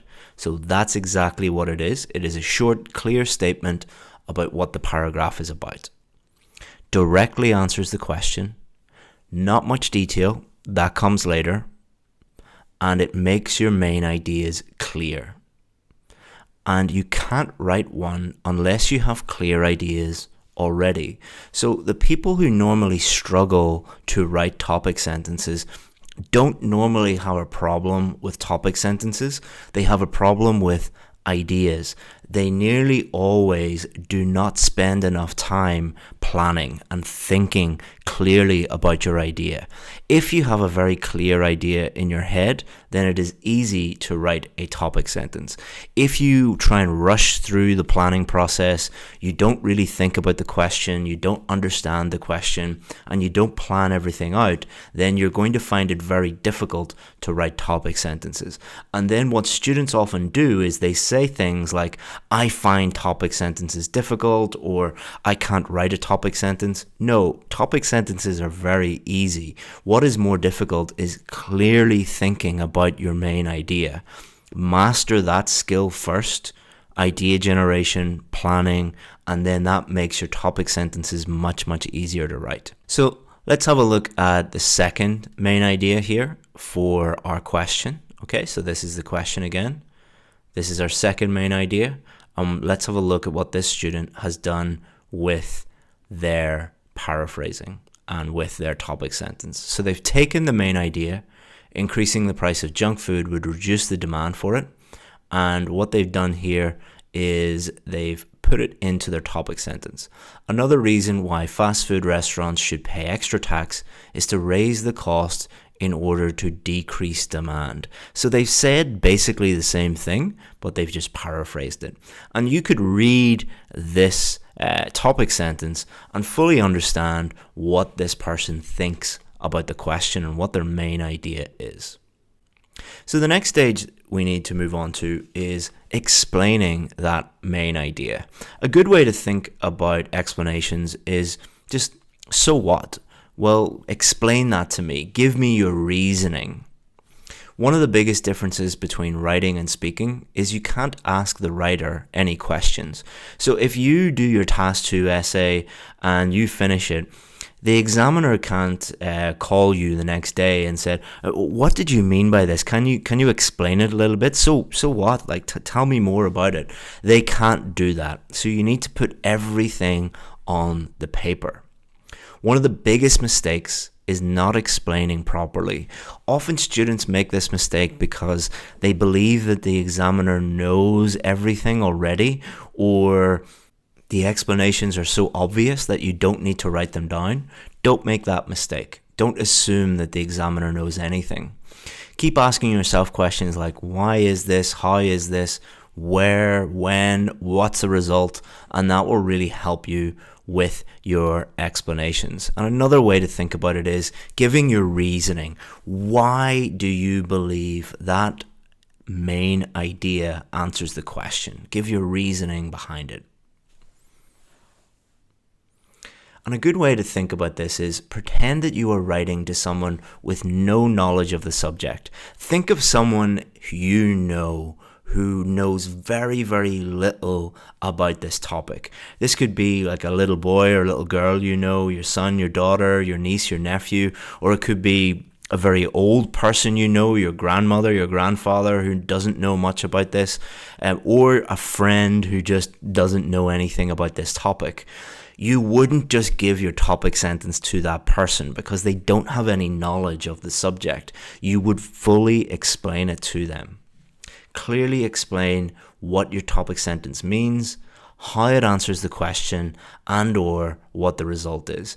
You don't always have to put the result in, but you might have to put that in. I'm just giving you all the tools that you need in order to fully explain your main idea. And it should be between sort of 2 and 4 sentences. Don't worry too much about the number of sentences. Really focus on the quality of those sentences. But if you write 1 sentence for your explanation, that's probably a little bit too short. If you go over 4, that's probably a little bit too much and you'll run out of time. Normally it's about 2 to 4, but you can write 4 sentences and get a band 9, or write 4 sentences and get a band 5. It's really about the quality of those sentences. And we've mentioned this already in this video, but I want to talk about this again because it's really, really, really important. Think about, why do we write anything? To clearly communicate with the reader.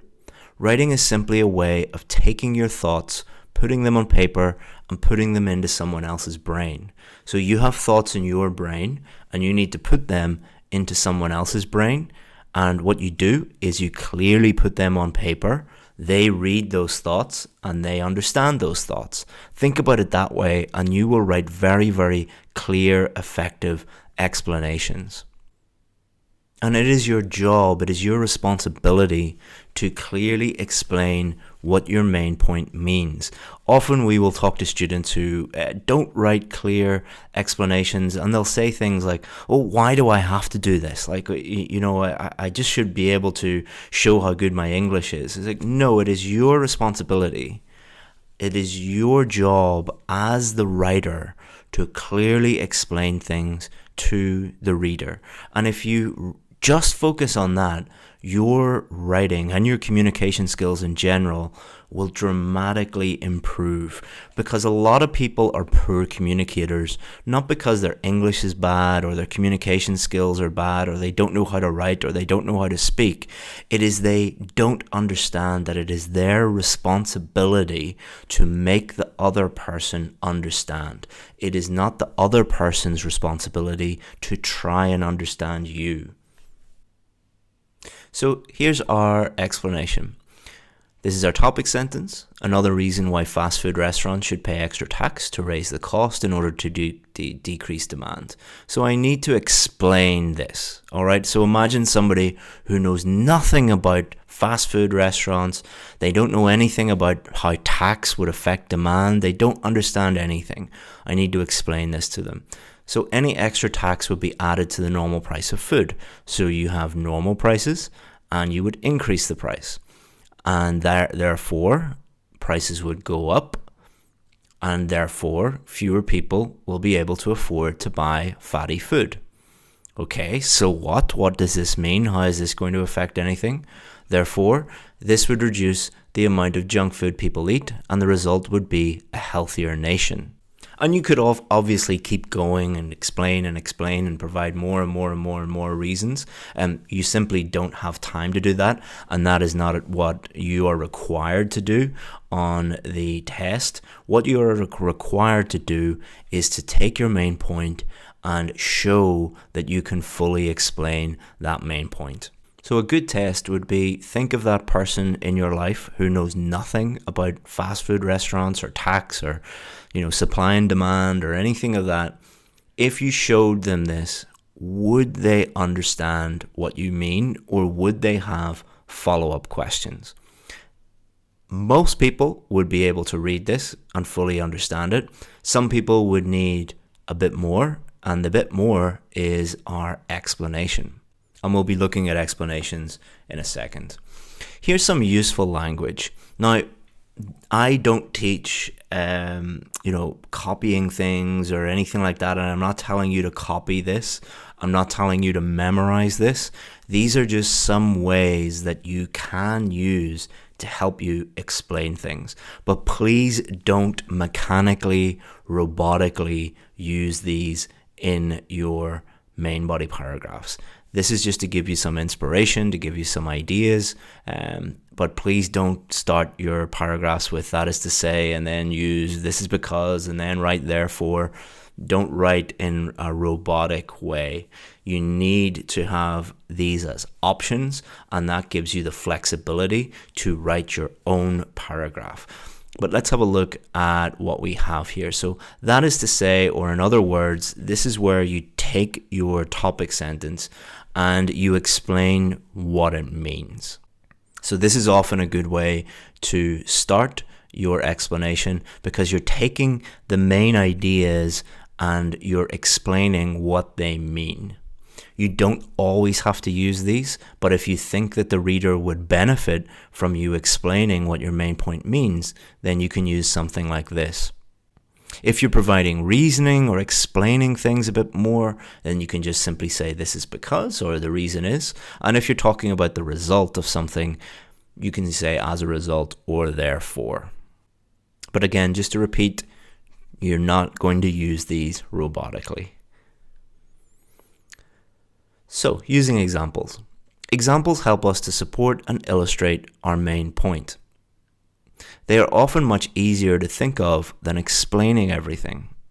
And you probably do this every day when you're speaking to someone. So especially if you're speaking to your friends, your family, and they don't understand something, or you're having like a debate with your friends or your family and they don't agree with you, you might use an example to help them understand. And a better way of thinking of examples is not to think of it as I need to think of an example, but think of it as evidence. Provide evidence as to why your main point is true. Before I was a teacher, I was a lawyer, and I couldn't go into court and just say, I think my client is innocent because of my opinion. I needed to give my opinion, explain my opinion, and then provide evidence. So I could say something like, my client is innocent because he was in a different country at the time of the crime. Therefore, he couldn't have committed the crime. Here's evidence, and I would show the plane tickets and maybe CCTV, a recording of him checking into the hotel in a completely different country and at the same time as the crime was committed. That is evidence as to why my main point, my client is innocent, is true. So if you get stuck with examples or you find it difficult to think of examples, try and think of them as evidence that prove your main point. So here are some examples of examples. Some of them are good and some of them are not so good. So students often use personal stories. They will use real examples, they'll use statistics, they'll use news stories, they'll use surveys, and sometimes they'll use academic studies, like they'll say, according to Cambridge University, blah, blah, blah, blah. All right, so some of these are good to use and some of them are not so good. So these are risky examples. Personal stories, statistics, surveys, and academic studies. Personal stories, we'll go into more detail in a second on why these are risky, but statistics, surveys, academic studies, these are very risky because they are nearly always made up by the student. They're not real. The student makes them up, and they nearly always don't make sense or they sound false. So you can use these, but they are risky. All right, and I would only recommend using statistics, surveys, academic studies if you really have no other choice and you cannot think of anything else. But I'm going to show you a really simple technique that you can use to convert personal stories into very solid examples, and you shouldn't really need to use any of these. So better examples are real examples. These are the best examples.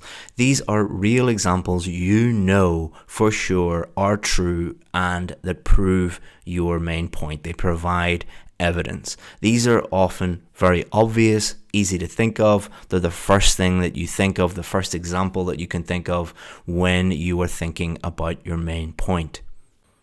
So if you see a question and you immediately think of a really good example that is true, then feel free to use that. But If after thinking about it, you can't think of a real example, but you can think of a personal example, then you can use the following technique to convert personal examples into really good examples that you can use in your main body paragraphs. So why are personal examples not so good? So if we have a look at this one, this is in response to a question about smoking. For example, I used to smoke 20 cigarettes every day, but the government kept increasing the tax and now I can't afford to smoke. Well, this doesn't prove anything because you as an individual can't afford to smoke, but that doesn't mean that if the government increased the tax, everyone else can't afford that. You might be just very, very careless with money. You might have very little money. You might have massive bills and you might have a very lavish lifestyle outside of smoking, which means that you can't afford to smoke when they increase the tax. You as an individual do not prove the general point, and we need to prove the general point. That's why personal examples are not very useful. So instead, this person has thought of a real example.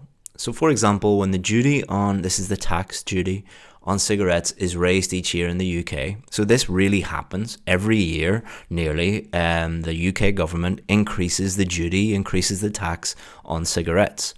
More people quit smoking, and this has a knock-on effect on the number of people dying from lung cancer and other smoking-related diseases. Most people living in the UK know this. This is a real example. It is true. It is related to the question that this person is answering. This is much more effective than the personal example because this is real and it proves the general point. But what if you can't think of a real example? Well, what you can do is you can take examples from your own life experience and you convert them into more general example. So when you see a question and you're trying to think of an example, ask yourself these questions. Where are you from? And how does that apply, the question apply to where you are from? So in your country, for example, with that question, do they have fast food? Do they have fast food restaurants? Do you have a lot of fat people because they're eating in fast food restaurants? Is that becoming a problem? Do they have tax on fast food restaurants? Are they thinking of introducing that? And if you start to think about your own life, you will normally either generate a real example or you'll think of a personal example. If you can't think of anything from where you are from and you live in a different place, often our students are from somewhere like India or Pakistan or Bangladesh, but they live in the UK or they live in Australia. Can you think of anything related to the question in your current country? If you can't, what about your job? Maybe you're a nurse, maybe you're a doctor, and you see people coming in to your hospital or your practice all the time with diabetes or obesity-related problems. You can immediately think of some really good examples there. Or maybe you're a teacher and you see young children having a problem with fast food. Or it could be something completely unrelated to that, like you are a software developer and you work in a big office and you see lots of your colleagues eating McDonald's every lunchtime and they're getting bigger and bigger every day. Or maybe you can't think of anything from your life, but you have a brother who is a doctor, or you have a friend who is a teacher, or you have a friend who lives in, or a family member who lives in a place that has something directly related to this. So for example, my sister lives in New York City and they have lots of taxes on fast food and sugar and different things like that. So by using your own life experience, you can generate multiple different examples, but you're not going to just think of an example and use it immediately. If it is a very personal example, what you need to do is convert it into a more general one. And this is the conversion method for thinking of examples. Remember, if you can think of a real solid example that is 100% true, then you don't have to use this. This is when you're a little bit stuck and you can think of a personal example, but it's a little bit too personal. So I'll give you some real examples from when I'm working with students. I was working with a student and the question was about traditional shops closing because of competition from online retailers. And she said, "Oh, I don't know anything about this." And I said, "Okay, have a think about your own personal experience. Do you have any experience in your own life?" She said, "No, I know nothing about shops or anything like that." "Do you have any family members?" "Oh yes, my sister works in a bookshop." "Well, has it had any competition from online retailers?" "Yes, she lost her job because of competition, because people were buying books from Amazon and nobody bought any books from her. So this shop closed down." Great, we can use that. Now, we can't use this personal example the way it is. Why is that? Because it's too personal. So this bookshop might have closed because of competition from Amazon, but it might be that your sister is just terrible at selling books. It might be the owner was terrible at managing the bookstore. It might be that the landlord increased the rent too much. It could be a million different reasons. This example is too personal. What we can do is we can convert it. So this student was from Romania, but she was actually living in the UK, and her sister was living in the UK as well, working in this bookshop. So where do you live? "I live in the UK." Let's convert it to something a little bit more general. So we converted it to, for instance, many bookshops in the UK. So we've taken it from my sister's bookshop to many bookshops in the UK closed down because of competition from online. So this is the example that the student used, and as you can see, she used her own life experience to convert it to a better, more solid example, and this is evidence as to why her main point is true. Okay, so I'm going to give you another student example. This lady was a nurse and she was living in Ireland, and the question that we were helping her with was, should all children have laptops in school? And this lady was living in Ireland, but she was from a developing country. So she said, "Oh, I know nothing about this because in my country,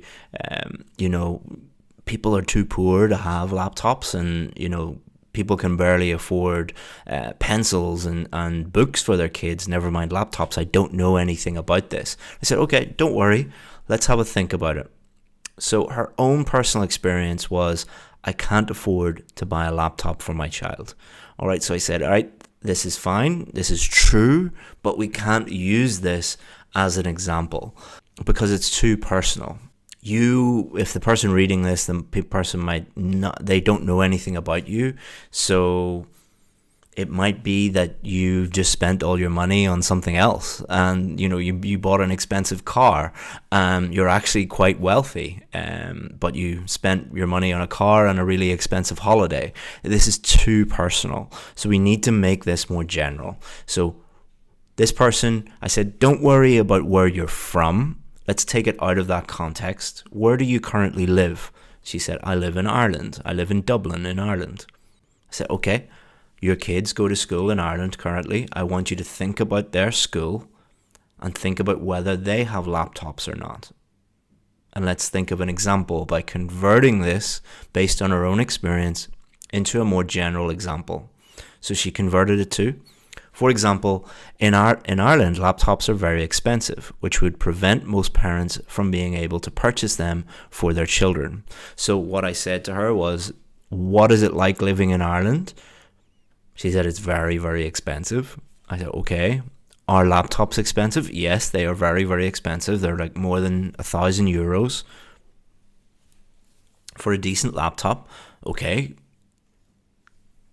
Do most parents have €1,000 to spend on laptops? No. Okay. So let's convert this from you personally to generally parents living in Ireland. So we've used the example of parents living in Ireland and laptops being expensive in that country to take our personal example and convert it into a more general one. So as you can see, we've gone from this student looking at this question and going, oh my God, I know nothing about this. I don't know anything about laptops and this is so strange to me, to using the knowledge she already had and converting that into an example. Here's another one. University education should be free for all young people. So when I worked with another student on this one, they said, many of my friends were rich. It isn't fair for these people to get free education. This student was a lawyer, all right? And she said she wasn't from a rich background. She was from just a normal background. And we were talking about examples, and she said, well, I don't agree with this because nearly all of my friends in law school when I was in university, their parents were lawyers and doctors, and it wasn't fair that they got a free education when their parents could afford that. I said, okay, that's fine, but this is a little bit too personal. We need to convert this. So what is your job? So we didn't use where she was from. We didn't use where she currently lives. We used her job. She said, I'm a lawyer. Okay, so let's convert this personal one using your background, your personal knowledge, into a more general example. For example, many young people doing law degrees are from middle class backgrounds and their parents can easily afford the tuition fees. So as you can see, this is much, much stronger than this. So let's have a look at the example that we're going to use here. For example, the UK government introduced a sugar tax on sugary soft drinks in an attempt to fight the obesity epidemic. So if you showed this to most people in the UK, the bit in white, and you asked them to think of an example, most people would come up with this. Why? Because it's true. When this was introduced a couple of years ago, it was very controversial. It was in the news all the time. The prices of like Coke and Pepsi and lemonade and all those things increased, and people still talk about it. Everyone knows about this. So this is an example of just a true example, a real example that can be used to provide evidence. So in this module, we learned why main body supporting paragraphs are so important and what a band 9 paragraph must have. We looked at the structure of a good supporting paragraph and how to write topic sentences, explanations, and examples. In the next module, we're going to look at how to write an effective conclusion. And then after that, in the subsequent modules, we're going to look at the specific different types of questions. I hope you enjoyed that module, and I'll see you in the next one. Hello and welcome to Module 7, how to write an effective conclusion and minimize mistakes by reviewing our essay properly. So what we're going to do in this essay is we're going to look at the common mistakes people make when they write a conclusion. We're going to look at why conclusions are so important, how to use the correct cohesive devices in our conclusion, the structure of a good conclusion, how to write one in detail, and then we're going to look at examples. And then finally, we're going to look at how to review our essay and increase our scores by reviewing our essay at the end. So let's get going with the big mistakes that people make when they write conclusions. First big mistake is they have new ideas. You should have no new ideas in your conclusion at all. All you should do is have ideas that you have already talked about in the rest of your essay. If you have any new ideas, you will get a lower score because a conclusion is just a paraphrasing or summarizing what you have already said, and we're going to look at that in more detail in a minute. Lots of people try to finish their essay by being entertaining or being interesting or saying something funny. There are no marks for being entertaining. There are no marks for being interesting. There are only marks for writing the correct things that I'm going to show you later. So don't try to write an entertaining conclusion. being too vague. You need to be as specific as possible, like in the rest of your essay. The more specific you are, the higher chance you have of getting a good grade. So don't be too vague, or vague just means general, too general. Repeating exactly the same thing as in the rest of your essay. Now, as I said before, you can't have any new ideas. Basically, you're going to say the same thing as you did in the rest of your essay, but what you're going to do is you're going to say it, you're going to paraphrase it. You're going to say it slightly different, and we're going to look at how to do that in a minute. And the final thing people do is they use the wrong cohesive devices. So we're going to look at this. We're going to look at the correct cohesive devices to use and the ones that you shouldn't ever use in your conclusion. So why are conclusions so important? It is the last thing the examiner reads, so it is the last part of the essay that the examiner will be thinking about. So it's very important that you leave him or her with a good last impression. It shows the examiner that you can summarize. Summarizing is a very important skill to demonstrate in the IELTS test, and if you can show the examiner that you can do this, you're more likely to get higher marks. Your opinion must be clear throughout the whole essay. As I've said this in other modules, your opinion must be clear in the introduction, it must be clear also in the conclusion, and therefore you will satisfy this requirement and get higher marks for task response. And it makes the essay cohesive and coherent. Cohesive means that it is all linked together, so your main ideas in your conclusion and your opinion are linked to the main body paragraphs and are linked to the introduction, so that gives you higher marks for cohesion. And if you summarize your ideas well and give your opinion again in the conclusion, then it is much more coherent and you'll get extra marks for coherence. So this is why conclusions are very, very important. It's something that a lot of teachers and a lot of books don't focus on, but it is something that you really should practice because it does help you get higher marks. So let's look at inappropriate cohesive devices. So cohesive devices are these little phrases, fixed phrases that you use in your essay, and there are some that are good for conclusions and there are some that are not. So let's focus on the ones that are not first, and then we'll look at the ones that are. So all in all is a very inappropriate way to begin your conclusion because it's very informal. You want to be academic and you want to be formal as possible, so don't use all in all. In sum is providing a summary. So you're not just providing a summary, you are summarizing your main ideas and you are giving your opinion. So in sum is a little bit inappropriate for that. To sum up is the same as in sum, so you shouldn't use either of those. Finally is saying that you have a final point. So you're not making a final point. A final point would imply that you have a new point. And as I said before, you shouldn't have any new ideas, so you don't use finally. And the last one you shouldn't use is in a nutshell. Like all in all, this is just too informal and not academic enough. So don't use any of these cohesive devices in your essay. So let's look at the cohesive devices that you should use in your conclusion. And there are just two of them, so they're very easy to remember. In conclusion and to conclude.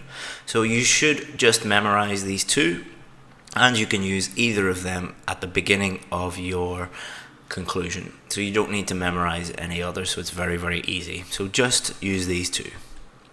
So let's look at the structure of a good conclusion. There are two things, essential things that you should include: a summary of your main points and your opinion. It doesn't matter if you give your opinion first and then summarize your main points, or you summarize your main points first and give your opinion. But what is very important is that you must include these two things. Should be just one sentence, very, very short. So a quick cheat. I know that students love to have these quick cheats or these quick tips. I don't really recommend too many of them, but this is one that you can use. We have summarized our main points and given our opinion already in the introduction. So all we have to do is paraphrase this. So the two things that we should include: summary of main points and our opinion. We have already done this in our introduction. If you haven't watched the module on introductions, you must do that. So go back and look at the module on introductions. So we always will have these two things already. So what we need to do is simply paraphrase it. So let's look at an example. So here is an example question.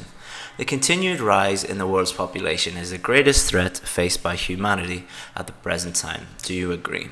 And this would be our introduction. So feel free to pause this and read the introduction. Think about the opinion. Is the opinion clear? And think about the main ideas. So let's look at an example. So here is our example introduction, and here is our example conclusion. In conclusion, there are too many people in the world, and this is a huge threat to everyone because essential resources are running out, and we also are polluting our planet. So this essay totally agrees with this statement. In conclusion, there are too many people in the world. So this is our opinion. Okay, so we've taken our opinion and we have paraphrased it. There are too many people in the world. So it means the same thing. Increasing overpopulation is the biggest threat human beings face today.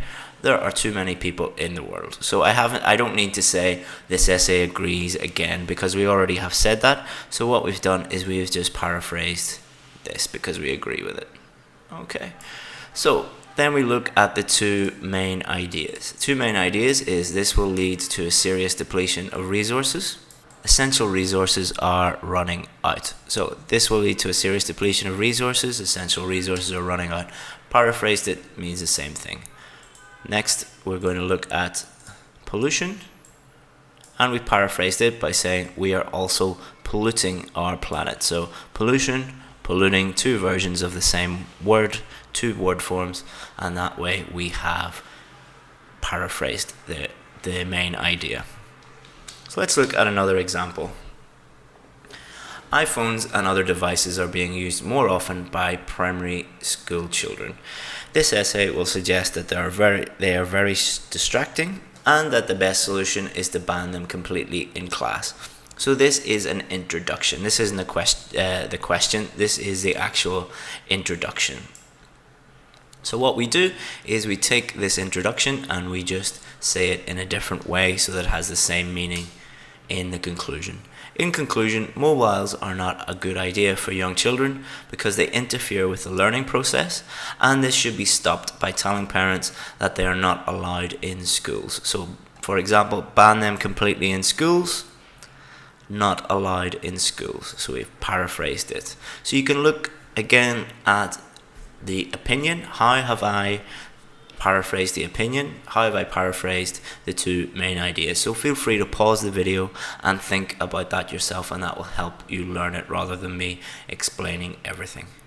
So now that we have finished our conclusion, we can stop writing, but we shouldn't stop there. We need to review our essay. It's very, very important that we do this. It is essential that you leave yourself time to review your essay at the end. Everyone makes mistakes, including me. I write IELTS essays every single day, and I have to review every single one of them because I always make mistakes. It doesn't matter how good your English is or how good your IELTS skills are, you will make mistakes, and mistakes lead to lower marks. And most of your mistakes, you'll be able to fix them very, very quickly. And it can make the difference between a band 7 or a band 8, or a band 8 and a band 9. And it definitely will make the difference of those half scores. So say if you kept getting 6.5, it might just be that you haven't been reviewing your essays. And if you start reviewing your essays properly, you could boost your scores from 6.5 to 7 and get into that master's program that you need. So you should focus on 3 things. You should focus on your grammar, you should focus on your vocabulary, and you should focus on a checklist of things that you should be thinking about for task 2. So grammar, what do we need to think about? Everyone has a few weak areas. Everyone has a few weak grammar areas. Before you even do the test, you should find out what your areas are, the areas that you are weak in, and try to spot this in the exam. Every country is different. Every country that I've taught to, they seem to have a common problems. For example, in Vietnam, most people have problems with articles and plurals, and because they know this, because I've highlighted this, when they're reviewing their work. They are looking out for these small mistakes and they're thinking about these mistakes, and that helps to reduce mistakes and boost their score for grammar. So what you should do is give your writing to a qualified IELTS instructor or to a native English speaker and get them to tell you what your weak points are. Things you should look out for. These are common mistakes: prepositions, articles, verb-subject agreement, countable, uncountable nouns, tenses, and capital letters. So you should be looking out for these things when you're reviewing. But what you should do is find out the one thing, two things, three things that you have a problem with and focus on them. So vocabulary. First, you should scan for any words that you have repeated so that you can easily change using synonyms. And the key word there is easily. So have a look at any words that you have said again and again and again. And if you can easily change them, change them. However, if you can't think of a word, don't spend 5 minutes trying to think of one word. Only if you can think of them immediately should you worry about changing them. It's a complete waste of time to spend 2 minutes or 3 minutes trying to think of one word. So if you can change them easily using synonyms, do. If you can't, move on. You should also focus on collocations, so words that go together. Do all the words go together properly? Is the meaning correct? Is the spelling correct? And is the word form correct? And especially check when you have changed words, you've used synonyms or you've paraphrased something. When you've changed it, is the word form okay? Is the meaning okay? Is the grammar okay? So you should also think about the following things whenever you are finished your essay. So you should think, does the essay answer all parts of the question? So for example, if it's a causes and solutions question, did you talk both about causes and about solutions? Is the opinion clear in the introduction? It must be. Does each supporting paragraph have a clear topic sentence? Are ideas fully developed with explanations and examples? Is your opinion clear throughout the whole essay? Is there a suitable conclusion? Is it over 250 words? And do you have a range of complex and simple sentences? And finally, is anything confusing or unclear? So when you're reading it, if something is confusing to you or unclear to you, and you are the author of that work, it will definitely be confusing to the person reading it. So you need to rewrite it a little bit. So let me just say that you should use a pencil when you're doing your IELTS writing, so that it is easy just to rub anything out, to erase something and then add it in. But you can also just scribble it out if you want. You can just delete a word and then write a word above it. You should leave yourself plenty of space. So I would skip 2 lines in between paragraphs, and that way if you need to add something, it's very, very easy to do that. If your writing is all bunched up into one big blob of words, then you can't really delete anything, you can't really edit anything. So make sure you give yourself plenty of space, and that will make it much easier for reviewing, for editing, and also to read it. So let's look at what we learned in this module. We looked at the common mistakes that people make when they're writing conclusions. Don't do any of them. We looked at how conclusions can get you higher marks, why they are so important. We looked at the 2 cohesive devices that you should use and a few of them that you should never use.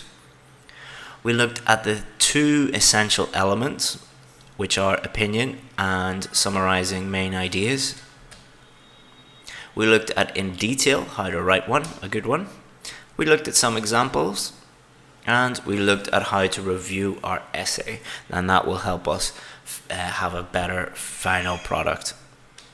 So in the next module, we're going to move on to our full lessons on each of the 5 question types. So we have finished introductions, main body, and conclusion. Next, we're going to move on to a full lesson on agree or disagree. So thank you very much, and I'll see you in that module. Goodbye.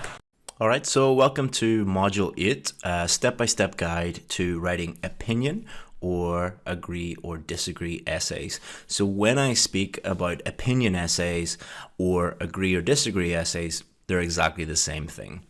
And in these modules 8, 9, 10, 11, 12, we're going to take the 5 different types of IELTS Writing Task 2 question and go through them in detail step by step. So in this module, we're going to look at what an opinion essay actually is. We're going to look at common mistakes, give you a band 9 checklist, show you how you can quickly decide your opinion, and then give you that all-important structure that you can use for any opinion essay. We're going to look in detail at how to plan our opinion essays, how to generate ideas, how to write introductions, main body paragraphs, conclusions, and we're also going to look at vocabulary a little bit. Remember that the idea generation, introduction, planning, supporting paragraphs, conclusion, this is all just for opinion essays. So in the previous modules, we looked at the marking criteria, how to think like an examiner. We looked at how to plan our essays and the importance of planning, how to write introductions, supporting paragraphs, and conclusions.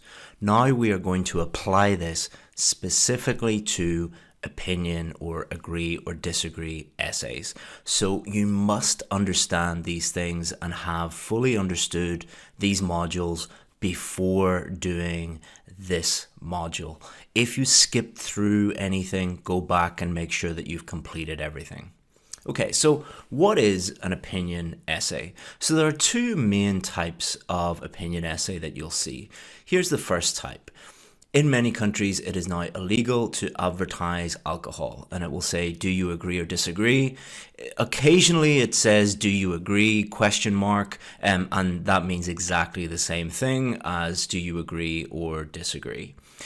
Sometimes you will get the question asked in this way, to what extent do you agree or disagree? So we need to understand what the difference is between these two. And for our purposes, there is only one key difference, and that means that everything else is the same.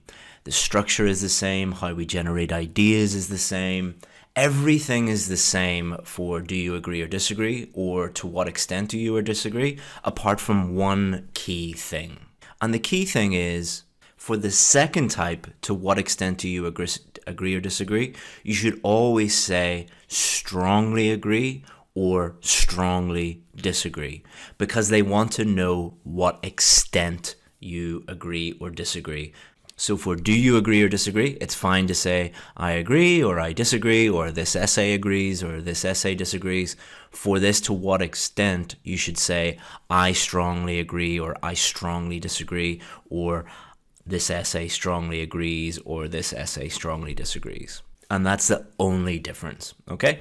Don't make it more complicated than it needs to be. That's all you need to know about the difference between those two. So let's have a look at some common mistakes that we see that stop students getting a 7 or above. A lot of students simply do not give their opinion. Their opinion is not clear throughout the essay.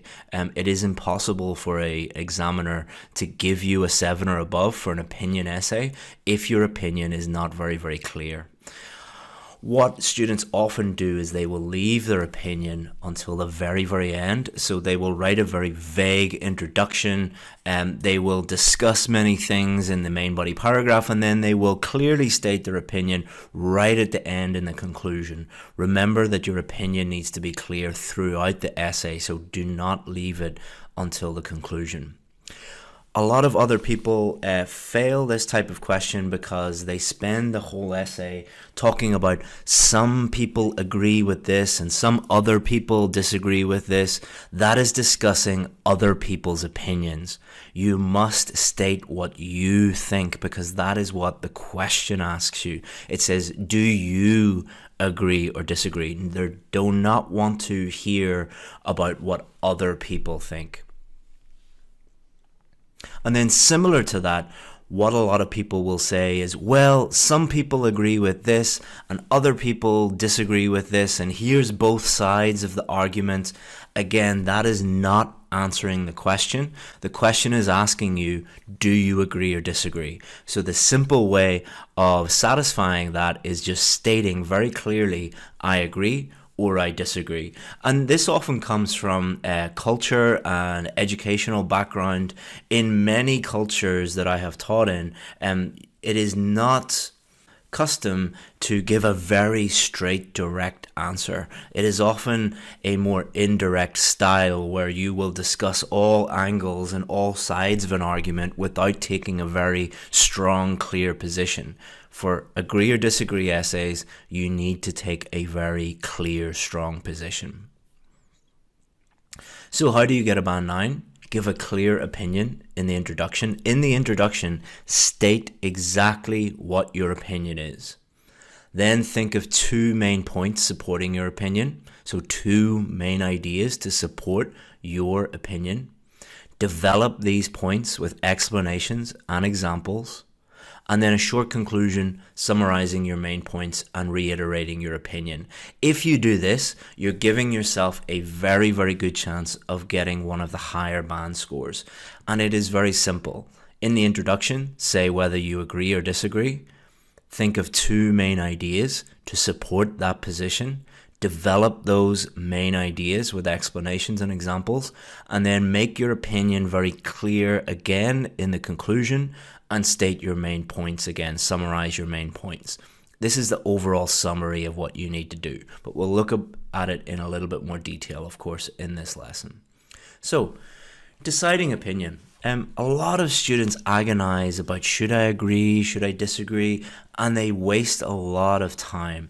You shouldn't waste too much time deciding your opinion because, to be honest, your opinion doesn't really matter. You can say, I agree and get a band 9, or you can say, I disagree and get a band 9.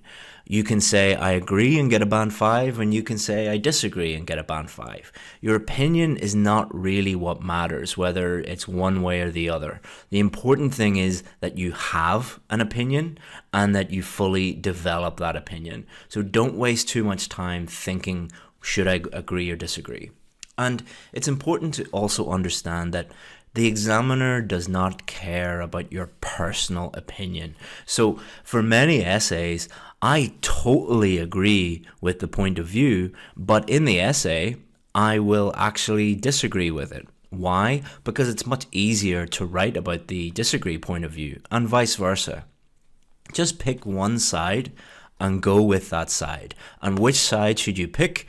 Pick the side you can easily write about. That will probably be the side that you personally agree with because you know a lot more about that side. But even if you personally don't agree with that, just pick the side, agree or disagree, that you know most about and you feel most comfortable writing about. The side that you feel most comfortable writing about will be the side that you can generate 2 relevant ideas and you can develop those 2 ideas with explanations and examples. So here's an example question.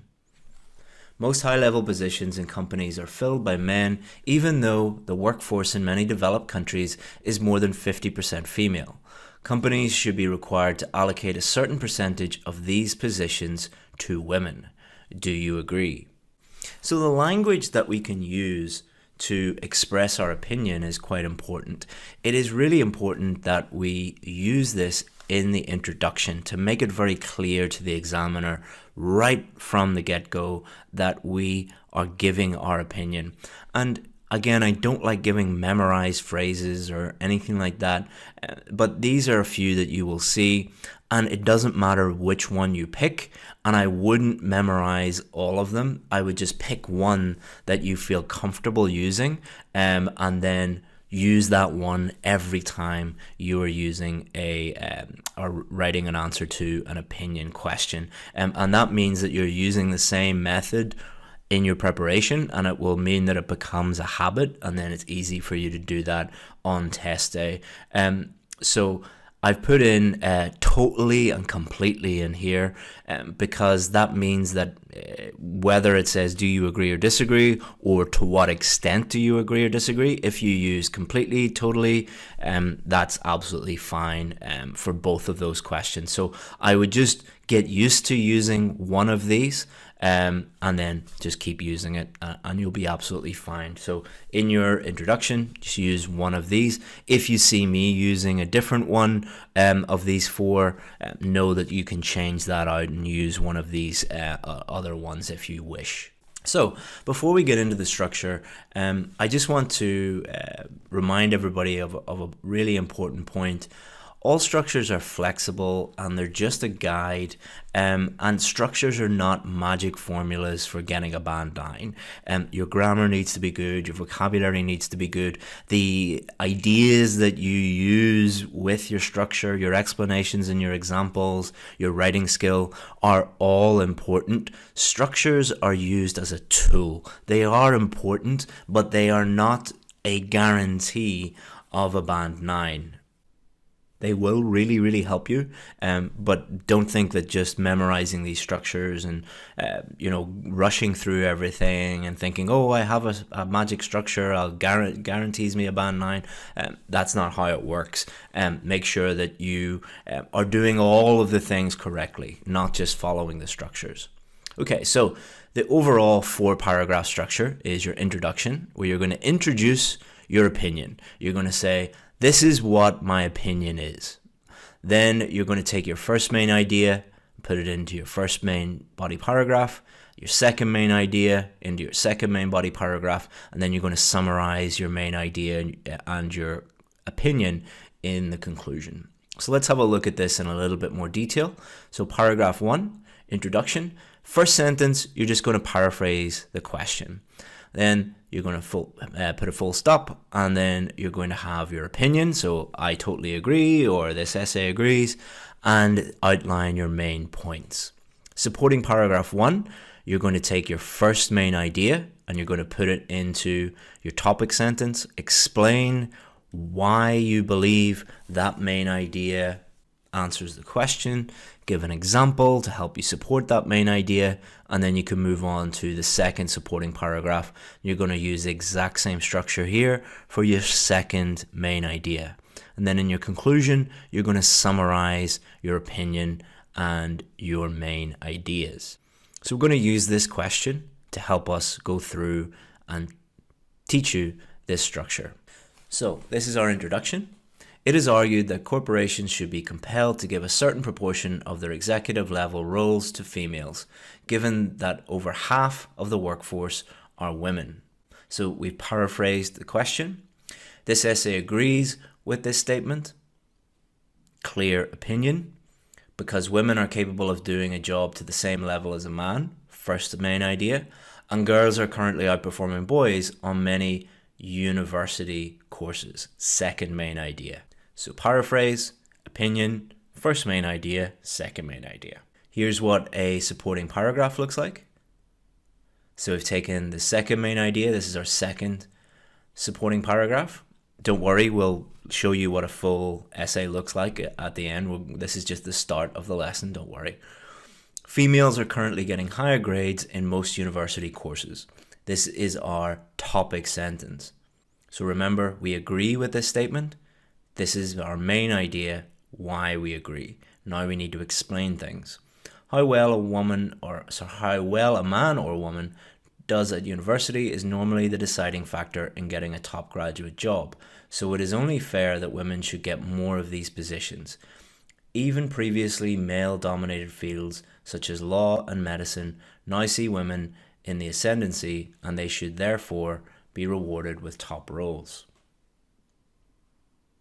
For example, females recently outperformed males for the first time in law in UK universities. So we've explained everything and then given our example. Now let's look at our conclusion.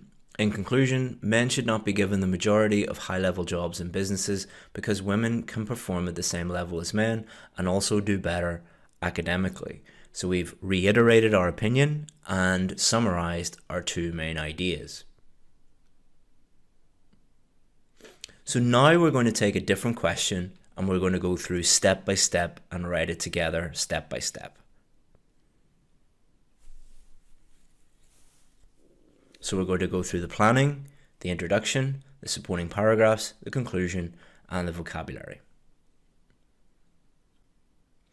In many countries, it is now illegal to advertise alcohol. Do you agree or disagree? So this is the question we're going to use. So let's plan this together. So the first thing that we need to do is we need to fully understand the question. All right, so we're going to look at the overall topic. What is the overall topic? Well, the overall topic is alcohol and the advertisement of alcohol. So we need to understand the topic words so that we don't just write everything we know about advertising alcohol. We need to look at the specific keywords. So in many countries, so not all countries, it is now illegal. So they are not allowed to do this. It is against the law to advertise alcohol, which is quite a strong step. And not many countries do this, but there are quite a few countries that do this. And we have to say whether we agree or disagree. So now that we have fully understood the question, we can move on to the next stage, which is deciding our opinion. So we need to decide whether we agree or disagree with this. So again, it doesn't really matter if we agree or disagree. It doesn't matter personally what we feel about this. What we are going to be thinking about is, which side do I feel most comfortable writing about? Which side can I easily think of ideas and fully develop those main ideas? Well, I think that agree is actually easier to write about. So I'm going to pick that side. So the next step is idea generation. So we need to always go back to the question and think about the question. And I've picked agree. So I'm going to think about, why do I agree?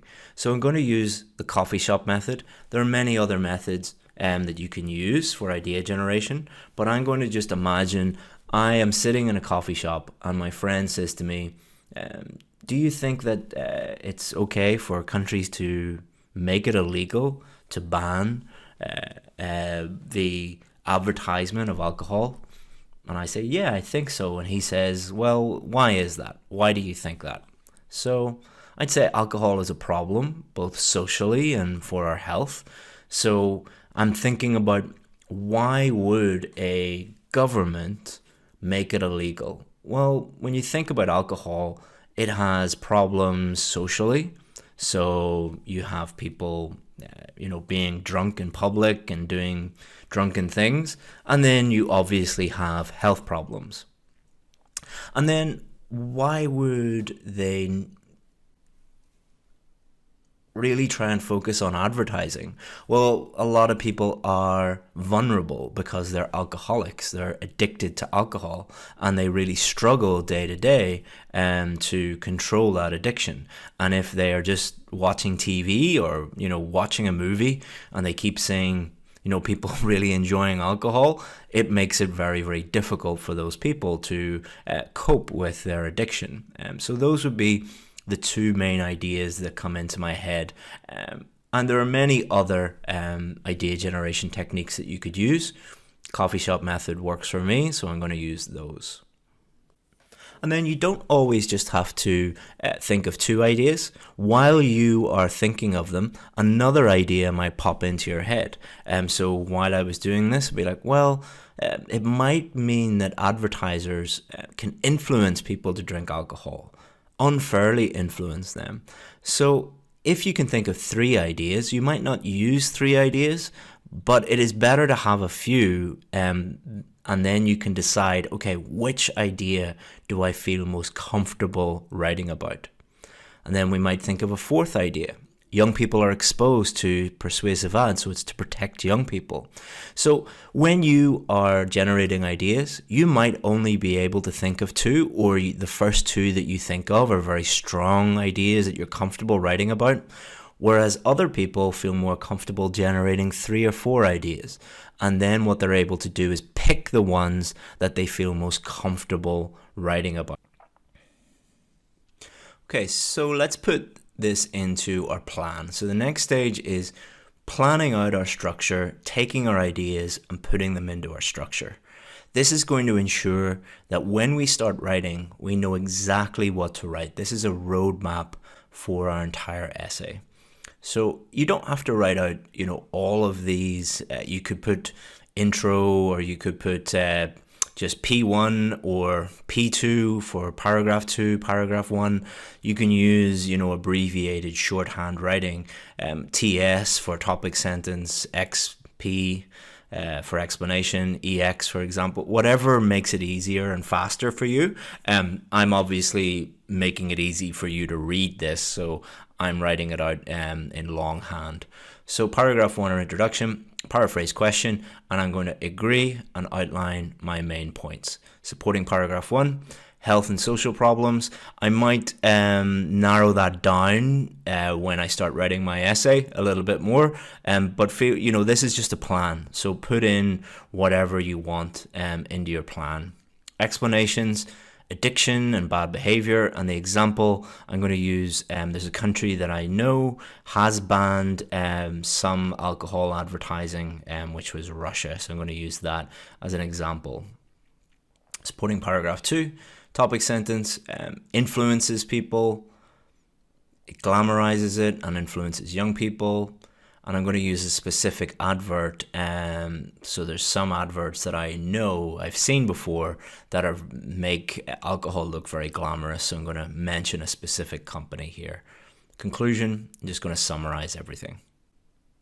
So this is a little extra step. If you get very fast and you are very quick at doing your plans and you have a little bit more time left over, what you can do is you can take keywords from the question and you can think of some synonyms for those keywords or different ways to say, and then you will have a list of different words that you can use in your essay. This is totally optional and is really more for very advanced students who can get everything done, all the planning, all the writing, all the checking done in like well under the 40 minutes for task 2. It's totally optional, but it does help, especially with paraphrasing, using synonyms, your vocabulary. So here's an example of something that I've put together for this. Okay, so going step by step through our essay, we're going to write our introduction now. So this is going to be 2 sentences. Doesn't always have to be 2 sentences, but in this example it is. 90% of the time it'll just be 2 sentences for an opinion essay. Paraphrase the sentence and then give a clear opinion and outline our main points. So this is our paraphrase. Adverts for beer, wine and spirits. So instead of alcohol, I have used examples of alcohol. The most common examples, beer, wine and spirits, are now banned, illegal, banned in many nations, many countries, many nations. So it means the same thing and it is grammatically correct, and we have changed enough of the vocabulary. And many, we've copied that word. Copying just one word is not a big deal. I'm putting that in there to show you that if you have a choice between putting in a word that is maybe wrong and wasting a lot of time trying to think about that and getting very stressed, or just copying the word, copy the word. Remember the rule, vary your vocabulary as much as possible, but only as much as possible. Here's our full introduction. So we've paraphrased the sentence there. And then this essay agrees with this idea. So clear opinion, because first main idea, drinking can lead to serious health problems and advertisers can influence people to drink more than they should. Okay, so we've got all the key elements there. And as you can see, once you understand exactly what to do, you can apply this structure to any question. All right, it makes it really easy for you to see an opinion question and know exactly what to do. But the key there is to practice, send your work in, get it looked at, see that you're doing the right thing, learn from your mistakes, and do the same things again and again and again during your preparation, and then it'll become automatic on test day. Supporting paragraph 1. So our main idea is drinking can lead to serious health problems. You're always going back and thinking about it. You're always going back to the question. Okay, what is the question? going back to the introduction, what is my main idea, making sure that you don't get lost and everything is nice and cohesive. So why does drinking lead to serious health problems, or how does drinking lead to serious health problems? Well, drinking too much can cause liver damage. That's the main organ of the body that it affects. It affects many things in the body, but that would be the main one. You don't have to give like doctor PhD level analysis on alcohol's effect on the body. Of course it affects the brain, it affects the kidneys, it affects your skin, it affects everything. You just have to give a very high level overview of what it does. All right, you don't have to be a liver expert or a doctor to answer these questions. And it can also cause problems to your health because you might get violent, or it might cause health problems for other people if you are violent and you assault people. An example, Russia had a problem with alcoholism and decided to ban advertising, and this resulted in a reduction of cases. So we're going to put all this together into our paragraph. Advertising alcoholic drinks should be banned because alcohol is harmful to a person's health. This is our topic sentence. Drinking too much causes several conditions, including liver cancer, diabetes, and brain damage. So explaining why alcohol affects your health. This puts a huge strain on the health service and not only causes suffering to the patients, but also to their families. And then we have an example. For example, Russia had a huge problem with alcoholism and many men were dying from alcohol-related diseases, but after they decided to stop companies promoting alcoholic beverages on TV and in print ads, it resulted in a huge reduction of such cases. Topic sentence, explain, example. Supporting paragraph number 2, it influences people to drink more. Advertisers' main goal is to sell. Adverts glamorize drinking. An example is a specific brand of brandy or cognac called Hennessy, and they are famous for having very glamorous ads and showing very attractive men and women having a great time drinking alcohol, and this would influence people. And you don't have to write this again. This is just me showing you how I would think about everything. So I would be going back to my plan and I would be looking at the plan and I would be thinking through everything before I start writing. Say, okay, I need to write about this and then explain it in this way. And I've got this example and then I can start writing, and this is what I would produce. So our topic sentence, another reason why the promotion of alcohol should be prohibited is the fact that it influences people unfairly to buy that product. The main goal of any advertising campaign is to sell more, and this could be seen as irresponsible considering the harm drinking can do. Commercials often make certain drink brands look cool or sexy in order to sway potential customers and don't actually talk about the dangers. For example, Hennessy adverts often portray attractive men and women in a luxurious setting drinking cognac with a beautiful woman. So our conclusion, I would be thinking about my opinion. Okay, what was my opinion in the introduction? It was agree that it should be made illegal. What were my main points? Go back, look at the introduction. These were my 2 main points. And here's my conclusion. So I just look at my introduction and then I can write my conclusion. In conclusion, alcohol is a hazardous product and advertisers should not be allowed to try and convince people to drink it, and I therefore believe that more countries should ban the advertising of liquor. So in conclusion, alcohol is a hazardous product. Hazardous means harmful to people, harmful to your health. And advertisers should not be allowed to convince people, to influence them. Those are my 2 main points. And therefore, I believe, this is my opinion, that more countries should ban the advertising of liquor. So we've got our opinion and we have our 2 main points. Be aware that the wording of opinion questions may vary. Here are 2 alternative ways to word opinion questions. Firstly, is this a positive or negative development? Secondly, to what extent is this a positive or negative development? Here is an example of this wording with a question. More and more people are now working remotely from home. Is this a positive or negative development? As you can see, this is a typical opinion question. It is asking what you think about people working from home. Do you think it is a positive thing, or do you think it is a negative thing? That's it. It's exactly the same as other opinion questions. Here is a plan of the same question. As you can see, you still need to write two clear ideas to support your opinion.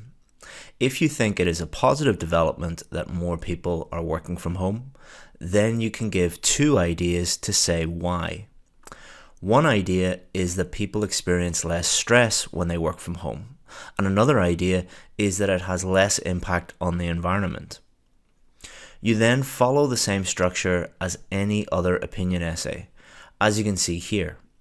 In the introduction, you state your opinion, it is a positive development, and you outline both your ideas. Then you have one main body paragraph for one idea that includes a topic sentence stating the idea, an explanation of it, and then an example to support it. Then in the second main body paragraph, you have your second idea, again with a topic sentence, explanation, and an example. In the conclusion, you state your opinion again and summarize both ideas. However, what do you do if it says the word extent in the question? You treat it in the same way you would treat the word extent in any opinion question. So in this case, if we change the wording to more and more people are now working remotely from home, to what extent is this a positive or negative development? You simply answer by using a word like completely or totally in your introduction.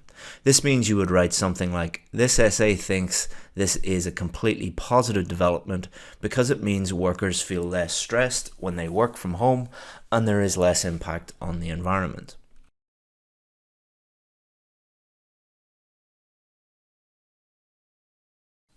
So now that we've completed our essay, we need to review it. Don't forget to review your essay. So many students are ready to get a band 7, but they don't check things in their essay after they write it, and that causes them to get a 6.5. It's so important to review our essay at the end.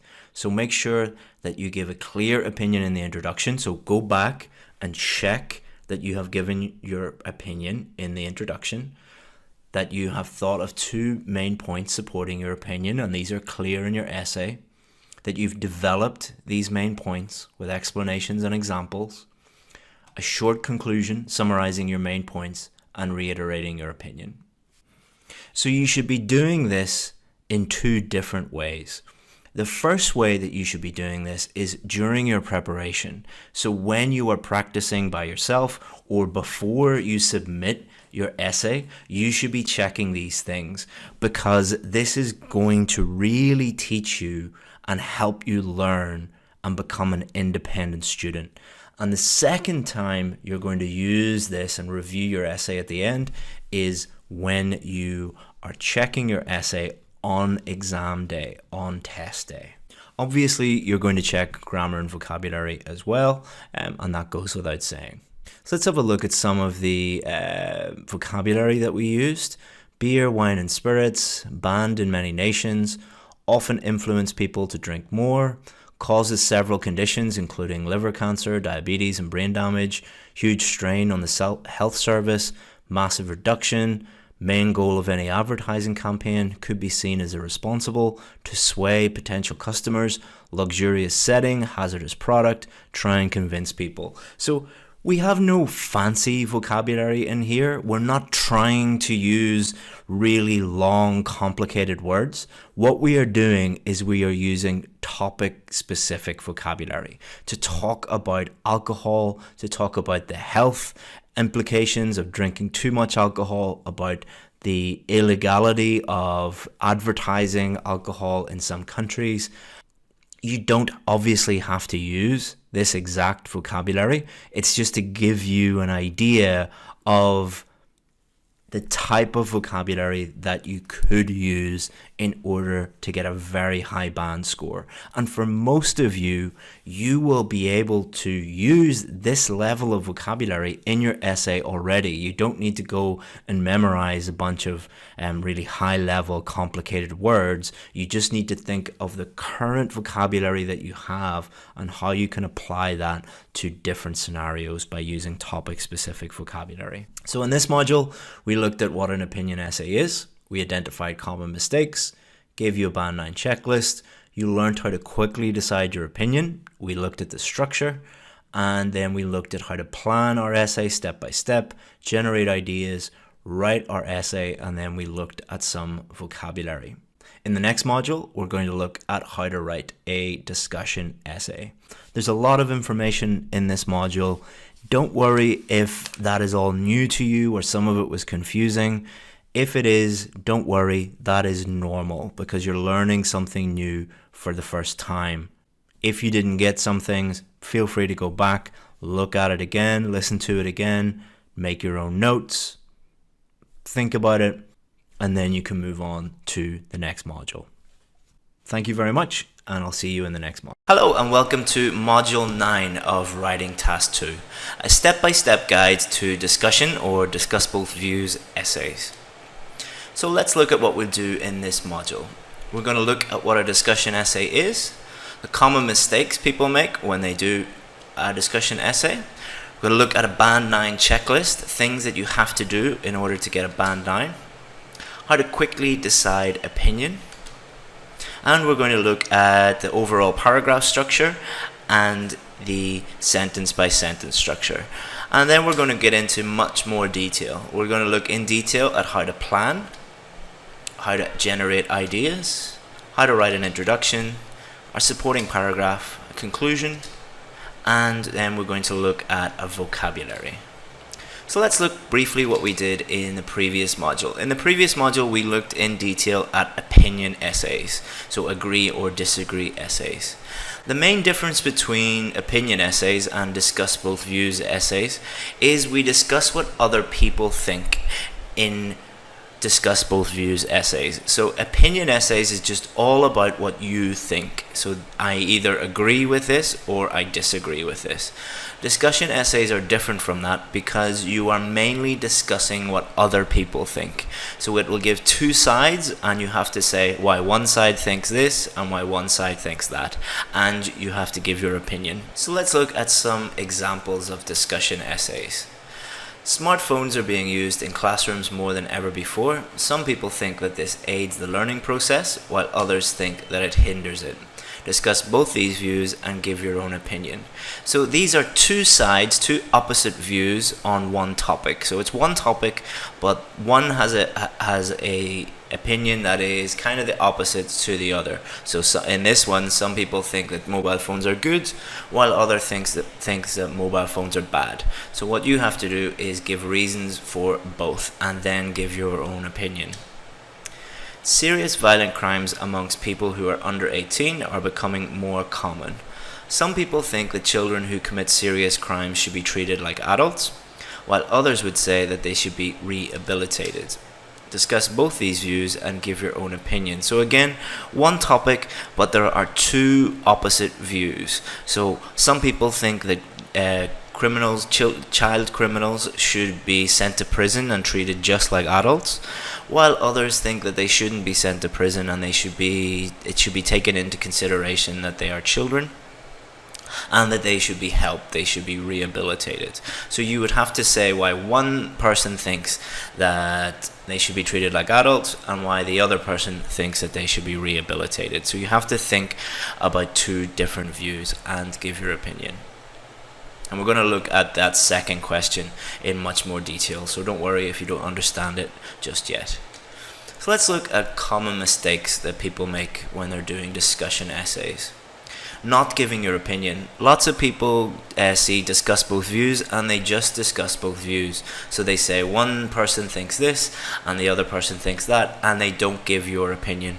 If you don't give your opinion, you haven't answered 33% or a third of the question, because there are three things you need to do. You need to discuss one view, you need to discuss the other view, and you need to give your opinion. So if you don't give your opinion, you can't get above a 5 for task response, and you'll also get a lower mark for coherence and cohesion. Some people don't discuss both sides. Some people just discuss one side. So they answer the question like an agree or disagree question, a very one-sided question. It's fine to be one-sided in an opinion question, but you have to discuss both views in a discussion question. Another big mistake is giving much more attention to one side than the other. Giving more attention means that they write a very, very well developed paragraph for one side, so maybe 100 words or even 150 words, and then for the other side they might throw in a few ideas that are undeveloped, or they might just write, say, between 25 and 100 words for the other side. You can't get very high marks if you do that, because you haven't looked at each side equally. So both sides should be, both paragraphs should be fully developed, and they should be around 100 words each. So let's look at some things that you need to do in order to get a band 9. You have to give a clear opinion in the introduction. You must do this because, as I said many times, your opinion needs to be clear throughout the whole of the essay. You need to think of two main points supporting each side of the argument. So you have to think of one relevant point for one side and at least one relevant point for the other. You have to decide whether you agree or disagree with each side. So your opinion, when they ask for your opinion, they're really saying, side 1, do you agree or disagree with that? And side 2, do you agree or disagree with that? So you have to decide whether you agree or disagree with that, and we're going to look at that in more detail. You have to support each main idea, so each main side, with explanations and examples, and you know why you have to do that. And you should give a short conclusion summarizing your main points and reiterating your opinion. So you have to have your opinion clear in the introduction, support your opinion in the main body, and then summarize and reiterate your opinion in the conclusion, and that will get you on your way to getting a band 9. So let's look at how to decide opinion. This is something that is very confusing for people when they first see discuss both views questions. They don't know how to decide opinion, and they don't know how to write their opinion.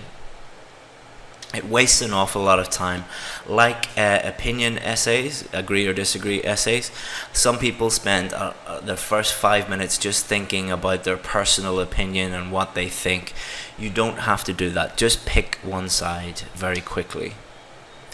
Your personal opinion does not matter. As I said before, pick the side that you can talk about the most, not how you feel personally about it. Agree with one side and disagree with the other. This is the fastest and most effective way to write and discuss both sides essay. If you say, I kind of agree with one side and I kind of disagree with one side and I kind of agree with the other side and I disagree with it also, that is going to lead to a 6 paragraph essay, and that is going to lead to a very low score.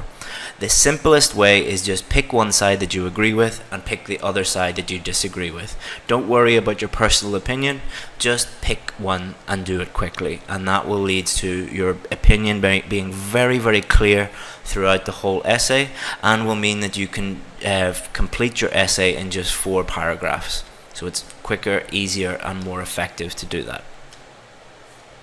So let's look at the overall structure. Of course, first is going to be your introduction, then will be supporting paragraph 1. Supporting paragraph 1 will be the thing that you disagree with.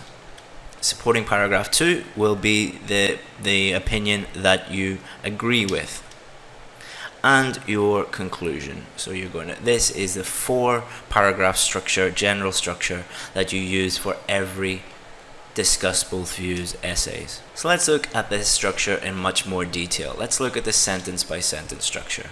So paragraph 1 will be your introduction, and you're first going to paraphrase the question.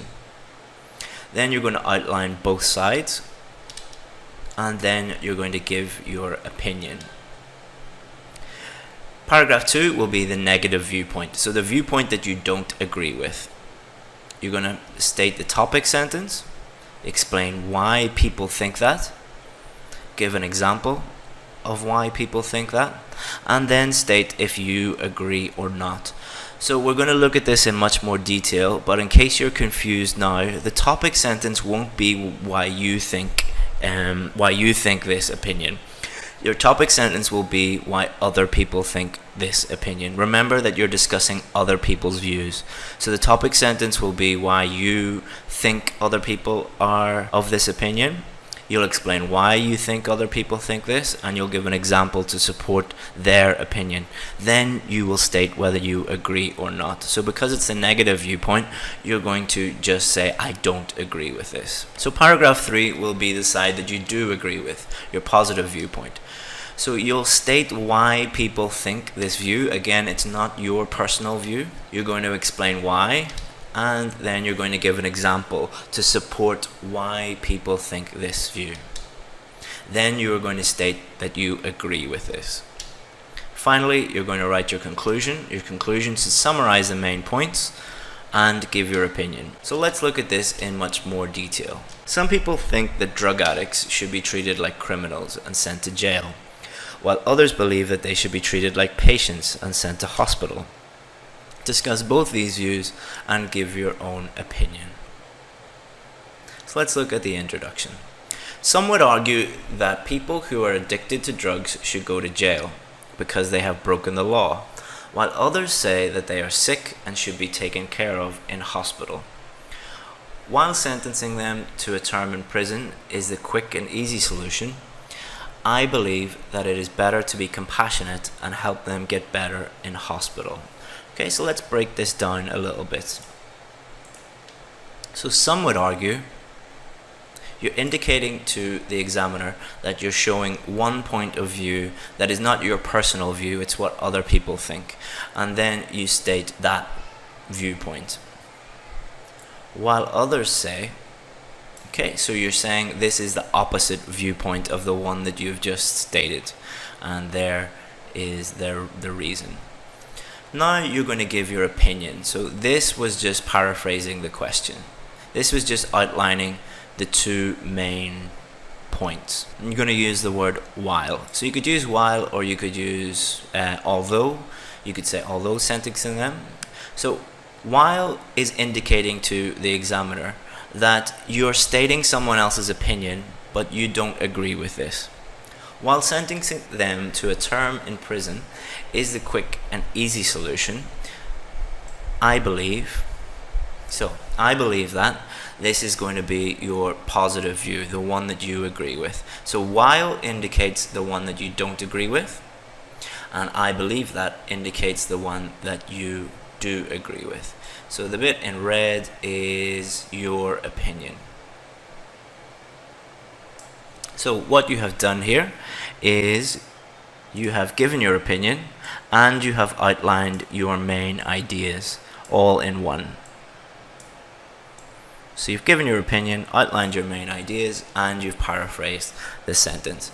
And these introductions tend to be a bit longer than normal because there's so many things you have to do, because you have to outline other people's opinions and then you have to give your own opinion and outline the reasons why. So the negative supporting paragraph. This is your first supporting paragraph where you discuss the view of other people and you don't agree with it. On the one hand, custodial sentences provide short-term solution to the drugs problem. By locking up addicts, the government can take them off the street, and they believe that this will stop them using narcotics and also causing any harm to others. For example, in the United States, someone caught with even a small amount of heroin is likely to be locked up for at least a year. However, I believe that this does not solve the actual problem, because drug addicts can gain access to drugs while in prison and will be still hooked upon release. So if you don't understand any of the vocabulary in this, please feel free to pause it and look it up in a dictionary so you can understand the full thing. So let's look at the structure of this. On the one hand, So we're showing two different views. So we start each of our main body paragraphs with on the one hand and on the other hand. So on the one hand, and then we state our topic sentence. So this is what other people believe. Okay.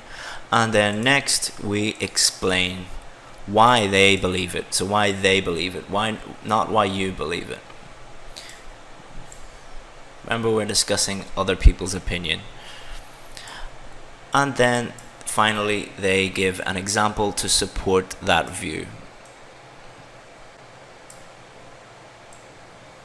Okay, so and then very important, we use the word however. However, I believe. So this is indicating that we've stopped talking about what other people think. So this is all about what other people think, this section. This isn't your opinion, this is what other people think. Then by using however I believe, you're indicating to the examiner, now I'm going to give my opinion, and you say however I believe, which shows that you don't agree with it, and then you give the reason why you don't agree with it, and this is the reason why you don't agree with it. And we just use the word because to show the reasons. Alright, then we can move on to our second supporting paragraph, which is our positive supporting paragraph. On the other hand, helping drug addicts kick their habit under medical supervision is thought to reduce the number of addicts in the long term. By treating addiction as a disease and the person with compassion, the root cause can be addressed and that person can eventually become free from drugs. For example, in Switzerland, heroin addicts are given free heroin by doctors until they are ready to stop using the drug, and this has resulted in drug-related crime falling by 80%. I believe this method is preferable because addiction is a disease and it benefits both the individual and society as a whole. So let's look at this in a bit more detail, and feel free to pause it and look up any vocabulary you're not sure about. So on the other hand, so we're showing to the examiner that we're going to discuss the other view now. So it's indicating that we've stopped talking about one side and we're going to talk about the other side. Helping drug addicts kick their habit under medical supervision is thought to reduce the number of addicts in the long term. So this is showing the other viewpoint, why other people think this. Then we're going to explain, by treating addiction as a disease and the person with compassion, the root cause can be addressed and that person can eventually become free from drugs. So that's explaining why people think this. Then we're going to give an example. For example, in Switzerland, heroin addicts are given free heroin by doctors until they're ready to stop using the drug, and this has resulted in drug-related crime falling by 80%. So this is all what other people think. This is the reason why people think this viewpoint. Then we're going to stop that and we're going to say, I believe. And this indicates to the examiner that you've stopped talking about what other people think and you're going to give your opinion. So I believe this method is preferable because, so we're using the word because to give our reason. Addiction is a disease and it benefits the individual and society as a whole. So clearly given our opinion and clearly discussed this view. Then we're going to move on to the conclusion. In conclusion, although throwing addicts in jail might get them off the streets for a few years, it does not treat the actual problem, and that is why it is more important to help them get off drugs in a medical facility. So now we're going to look at everything in much more detail. We're going to go through a whole question step by step, including planning, writing the introduction, supporting paragraphs, conclusion, and then we'll look at the vocabulary that you need for this type of question. So let's start off by looking at another question. Serious violent crimes among people who are under 18 are becoming more common. Some people think that children who commit serious crimes should be treated like adults, while others would say that they should be rehabilitated. And as always, discuss both these views and give your own opinion. So we have to think about our question analysis first. Topic words are crime and punishment, so criminals and what we should do with criminals after they commit crimes, how we should punish them. So we don't write everything we know about punishing criminals, we need to think about the specific keywords. And the specific keywords are, should children be treated like adults or should they be rehabilitated? So it's all about children, not adults, but should they be treated like adults and sent to prison, or should they be sent to a hospital and treated and rehabilitated? The instruction words, of course, are discussed with both these views and give your own opinion.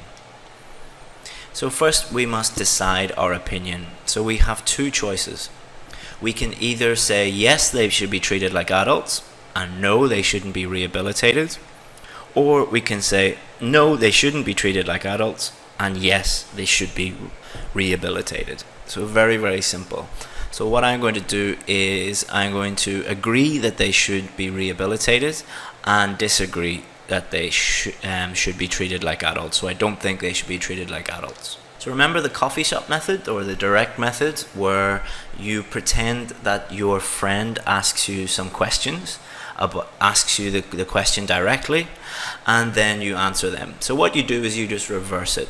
What you do is you pretend that you have two friends and each of them agrees with a different side. So you ask friend A, what do you think about this? Give me a reason for this. And you ask friend B, what do you think about this? So treated like adults.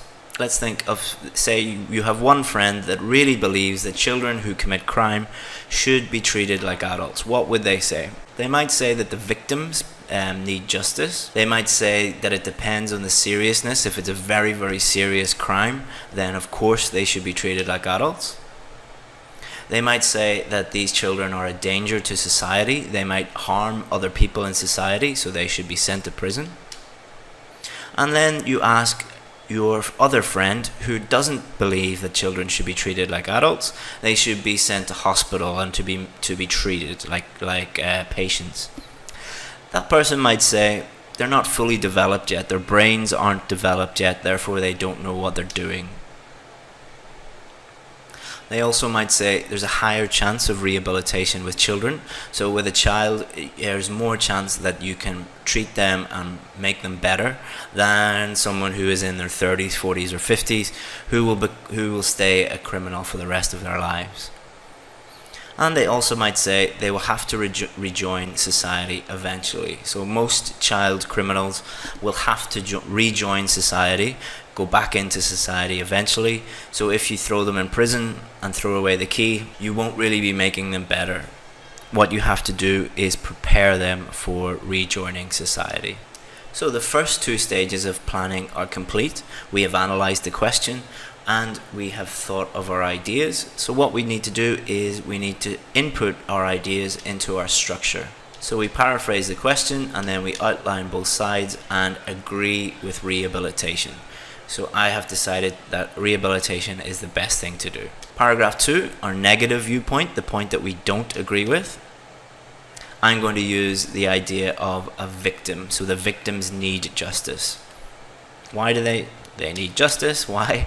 An example, I'm going to use the example, a mother of a toddler, a very young child who was murdered by other children, and she demanded justice, of course.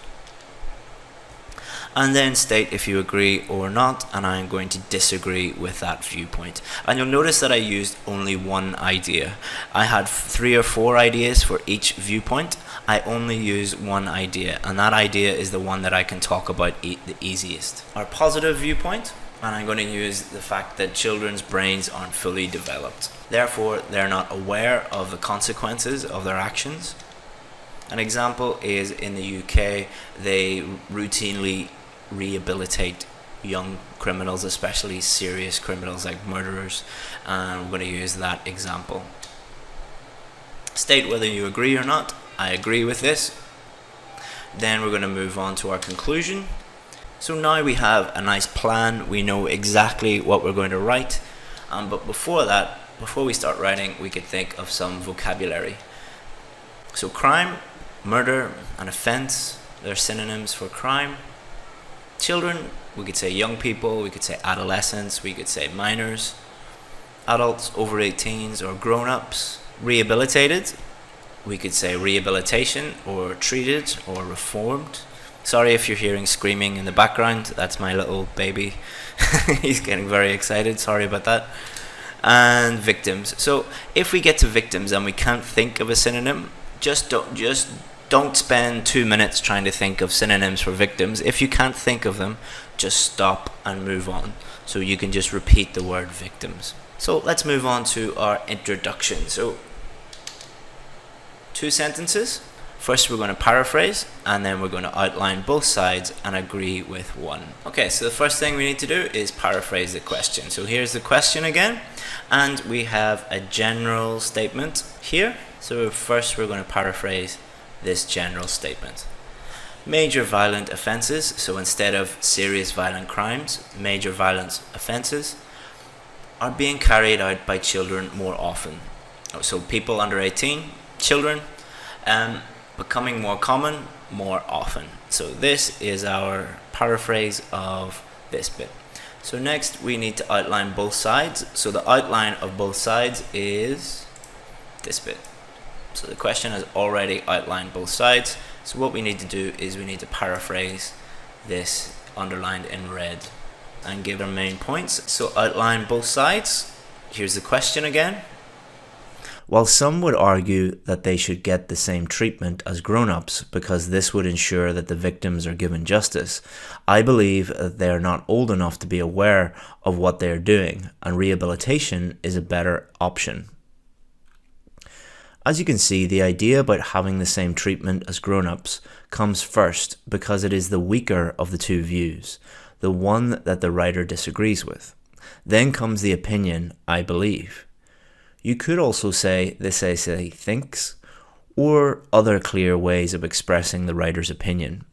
Then comes the second idea about rehabilitation being better for young offenders. This comes after the opinion to emphasize that this is the view the writer agrees with. So both views are discussed, and an idea has been given for each one, but the writer has clearly stated which view he or she thinks is stronger. So we have outlined our main ideas and given our opinion in this section. Here is the full introduction. Major violent offences are being carried out by children more often. While some would argue that they should get the same treatment as grown-ups because this would ensure the victims are given justice, I believe that they are not old enough to be aware of what they are doing, and rehabilitation is a better option. So let's look at the first supporting paragraph. So this is our negative supporting paragraph. Topic sentence is going to be about victims. They need justice. This is why.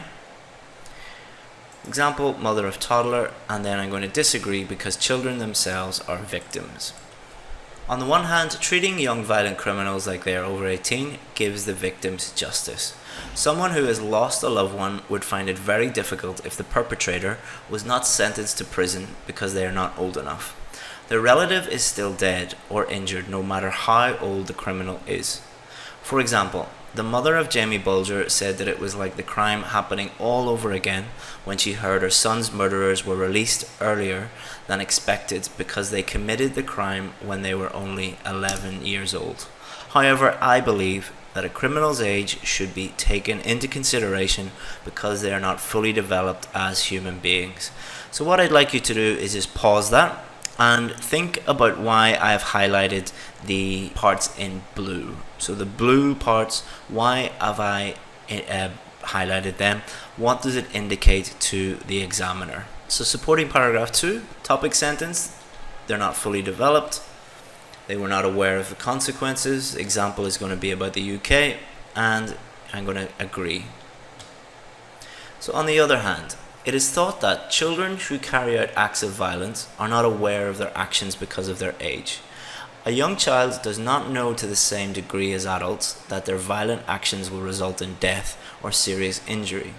This is why young murderers in the United Kingdom are rehabilitated and given new identities so that they can live a normal adult life outside of prison. I believe that this school of thought is preferable because it helps the young criminal reform and ensures that they do not carry out serious crimes again. So again, I'd like you to pause the video and think, why did I highlight the bits in blue and the bits in red?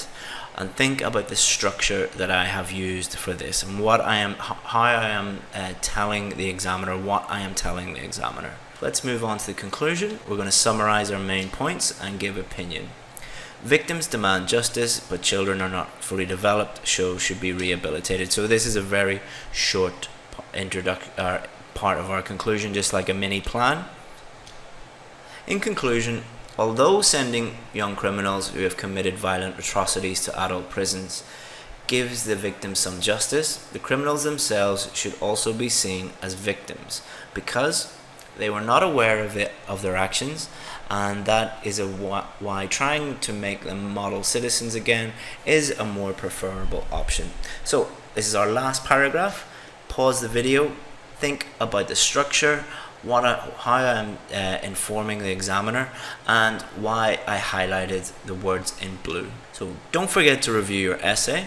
It's very, very important that you review everything. This is the last part of your exam before you finish.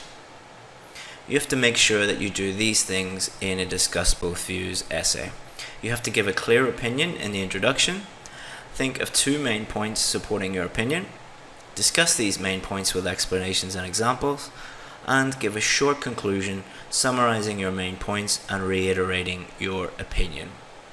So I'm going to show you now some vocabulary that we used in that essay, and this is all band 9 vocabulary. So feel free to pause the video again and look up any words you don't know, but this is again to show you that you don't need the most amazing vocabulary to get a very, very high score. So let's review what we did in this module. We learned what a discussion essay is. We identified the common mistakes, looked at things that we need to include in order to get a band 9, learned how to quickly decide opinion, looked at the structure, and then we looked in more detail at planning, idea generation, introduction, supporting paragraphs, conclusion, and we looked at some vocabulary. So in the next module, we're going to look at a problem and solution essay and a causes and solution essay and learn how to write everything in those essays step by step. So I hope you find everything very useful in this module, and I'll see you in the next one. Thank you very much. Goodbye.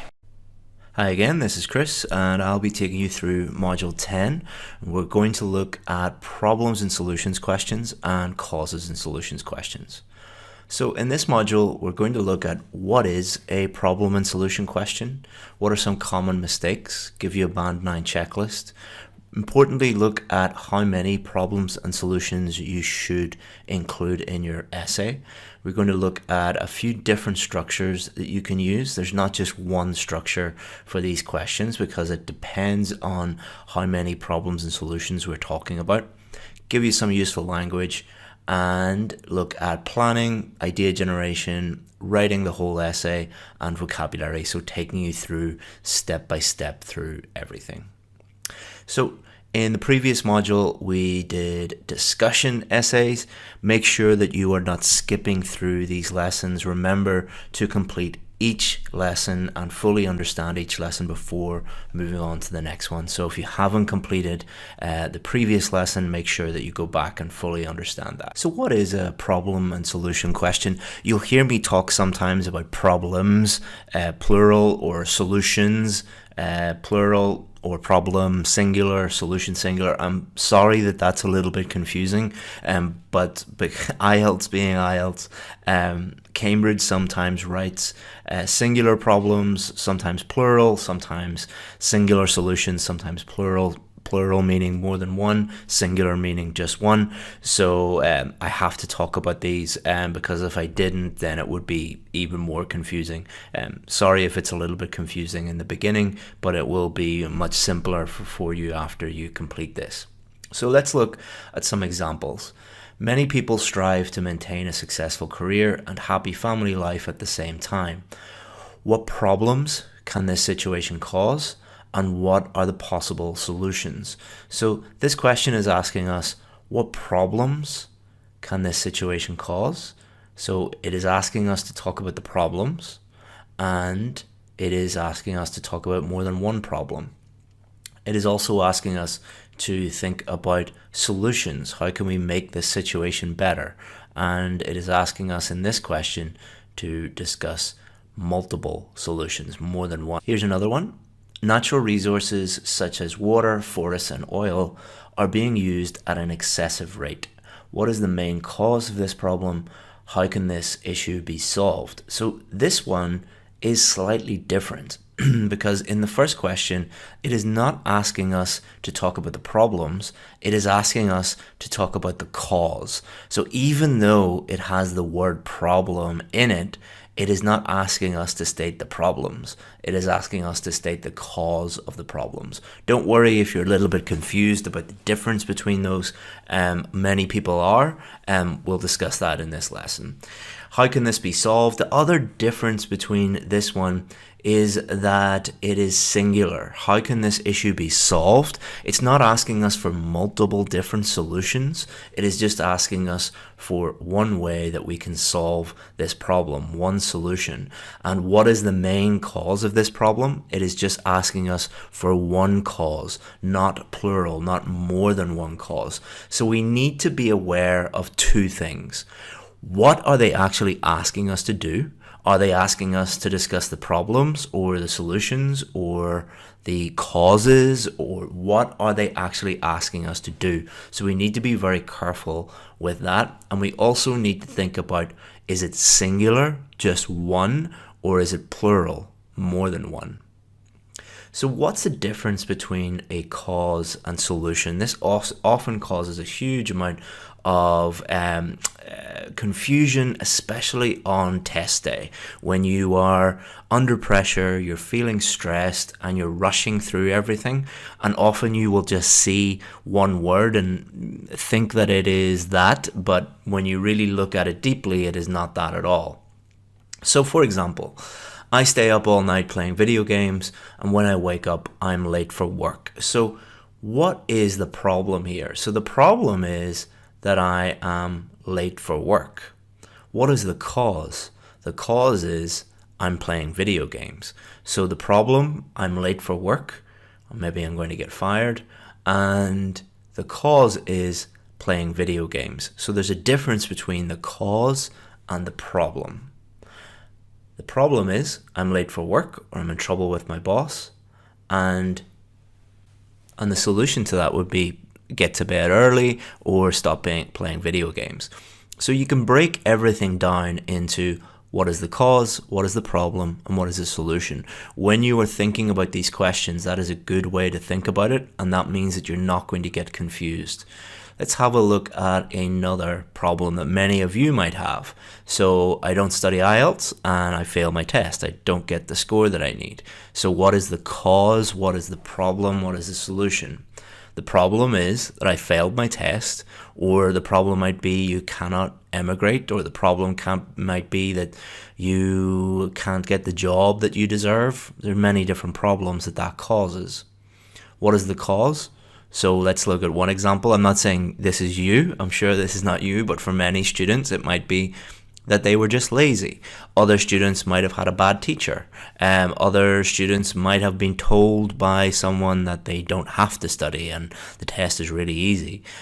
But the cause for this student was they were lazy. What's the solution? Work harder, do more work, find out your problems, solve your problems, all of these different things. But again, it's a good way to distinguish between what is the problem, what is the cause, what is the solution. So on test day, if you get stuck in any way, think about these just simple examples, playing video games and being late for work, or try and think of a simple problem that you have in your life. What is the problem? What is the cause? What is the solution? So let's have a think about these common mistakes. So getting confused between problems and causes, we've already discussed that. Not answering the question by not following the plural singular rule. I'll tell you about this in this lesson, so don't worry if you don't understand that.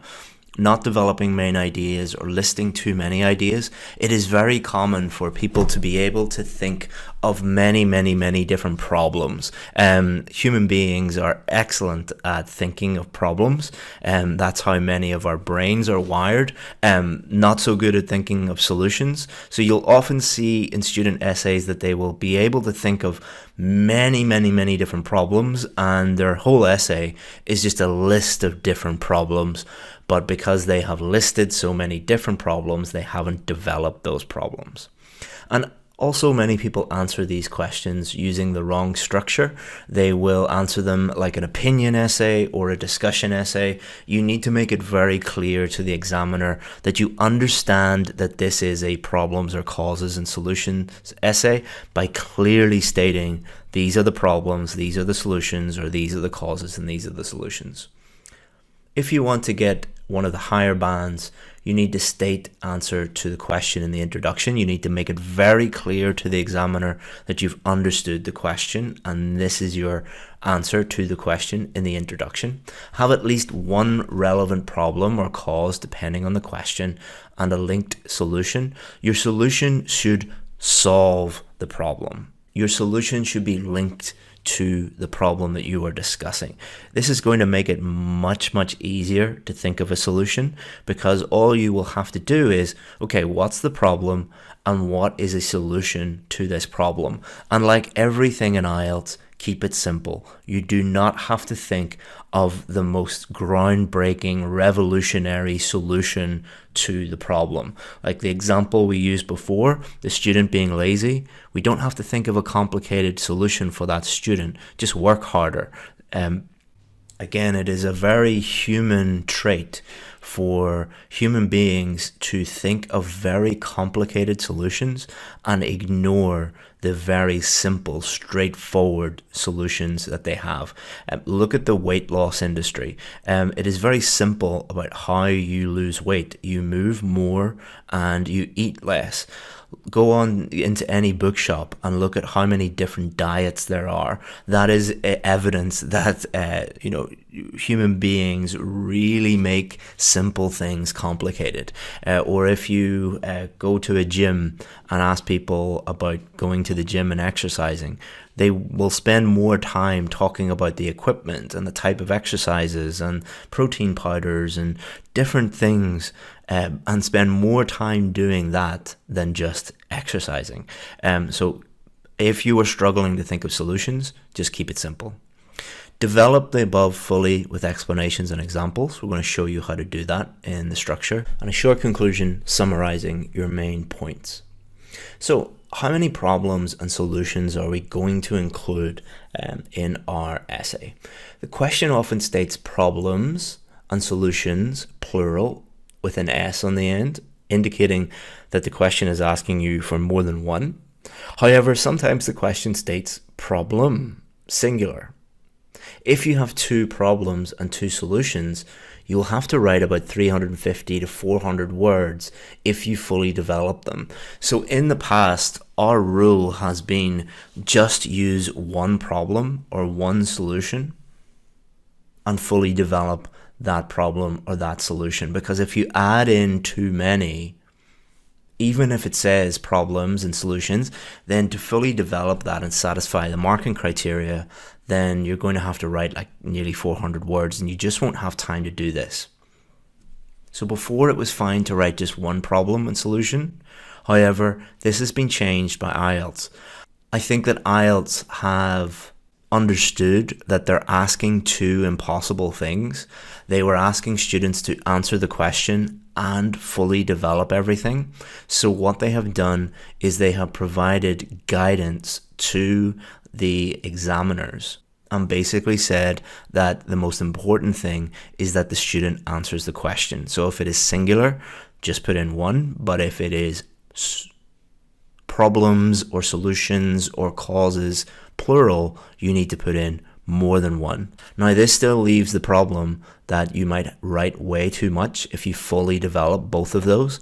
So what we have done is we've come up with a new structure that we're going to share with you that satisfies both.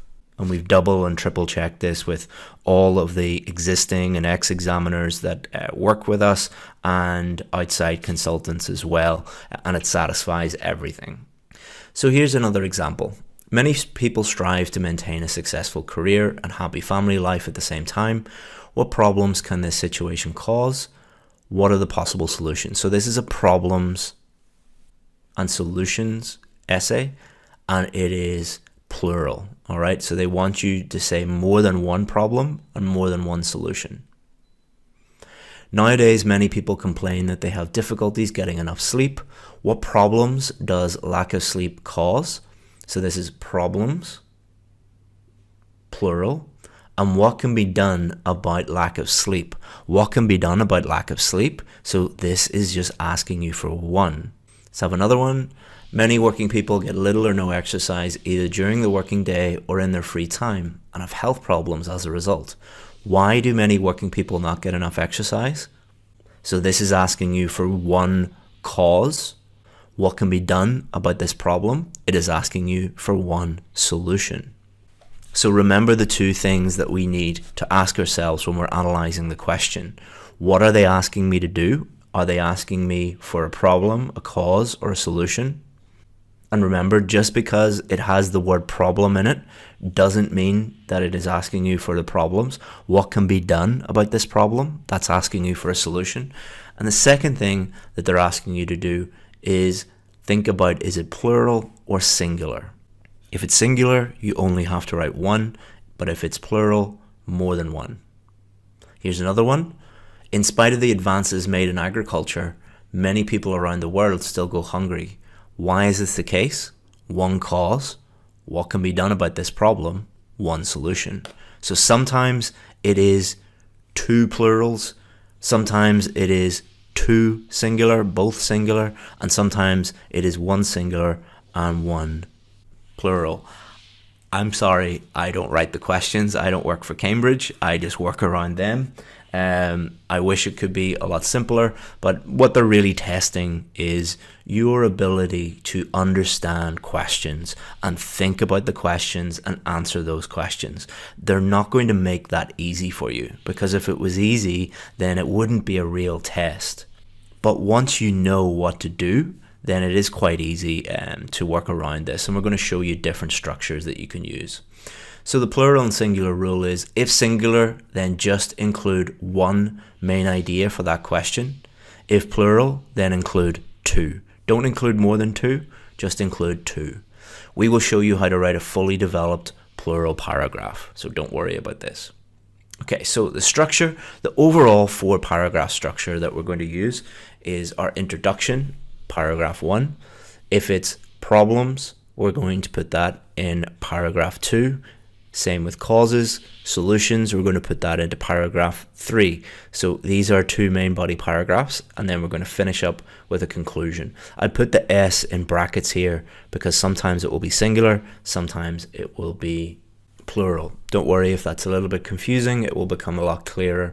Now we're going to look at these structures. So if both are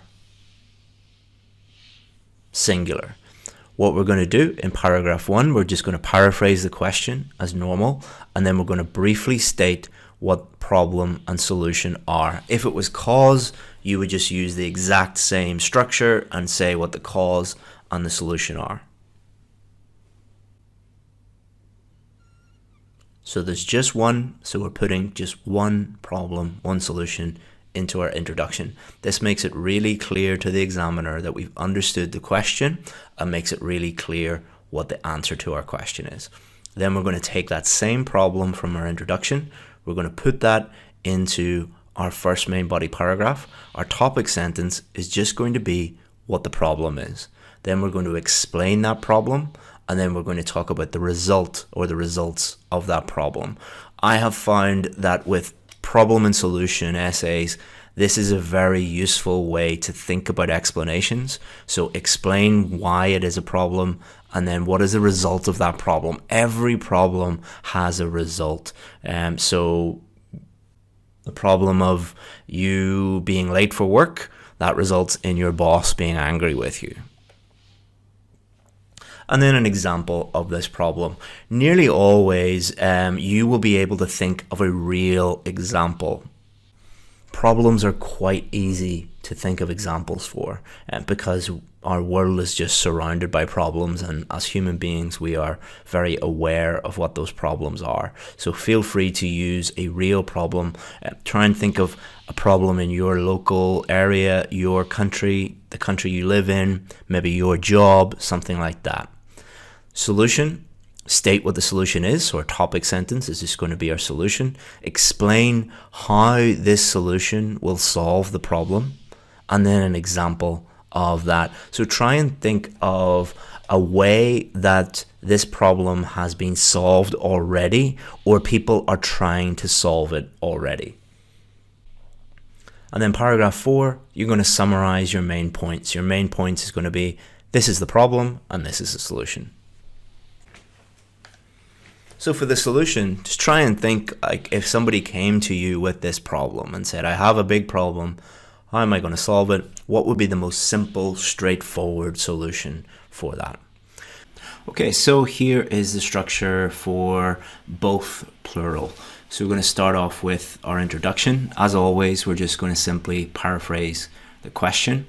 Then we're going to briefly state what the problems and solutions are. So we're going to outline our problems and our solutions. So that will normally be 2 problems and 2 solutions. So paraphrase the question and then outline our problems and solutions. Paragraph 2 is our first main body paragraph, where we're going to go into detail on our problems. So we're going to state our first problem in the first sentence of the first main body paragraph. Then we're going to explain that first problem. Then we will state our second problem and explain that second problem, and then give an example for the second problem. Now, as long as you have one example in there, that is totally fine. You don't need to put 2 examples in one paragraph. What I would do is just pick the problem that you know the most about and you're most comfortable giving an example for. Then in the third paragraph, our second main body paragraph, we're going to go into detail on our solutions.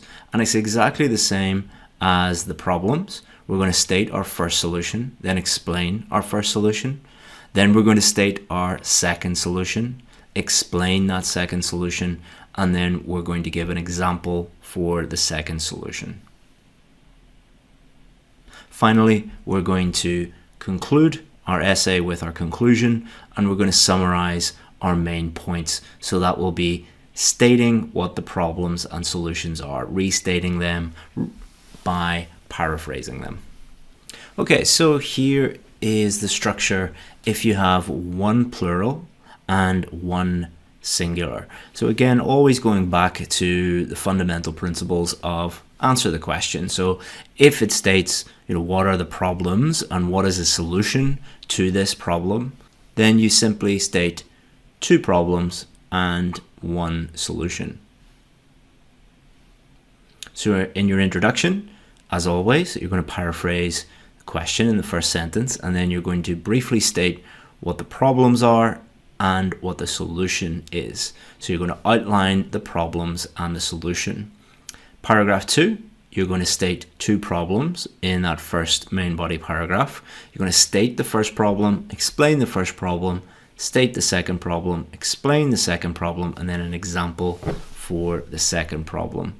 And then in your third paragraph, your second main body, it's just singular. So just what is the solution, explain the solution, and give an example of the solution. And then in your conclusion, you're going to summarize your main points. So I know that many of you will be a little bit confused. If you are, just keep it simple. Focus on the question. What does the question say? Answer the question.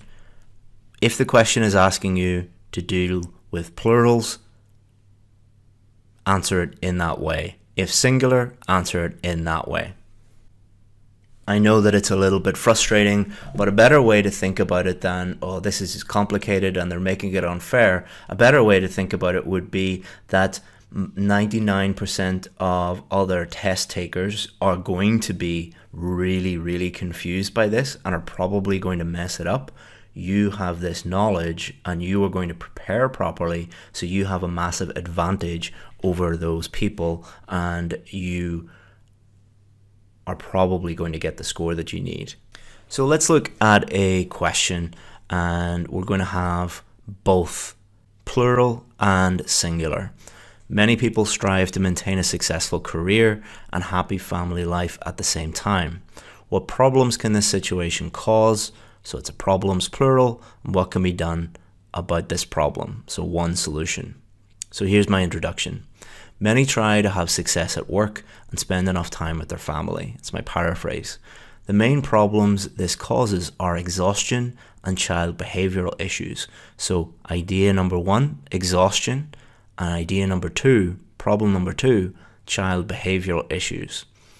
And the most viable solution is designated periods of family time. So one solution.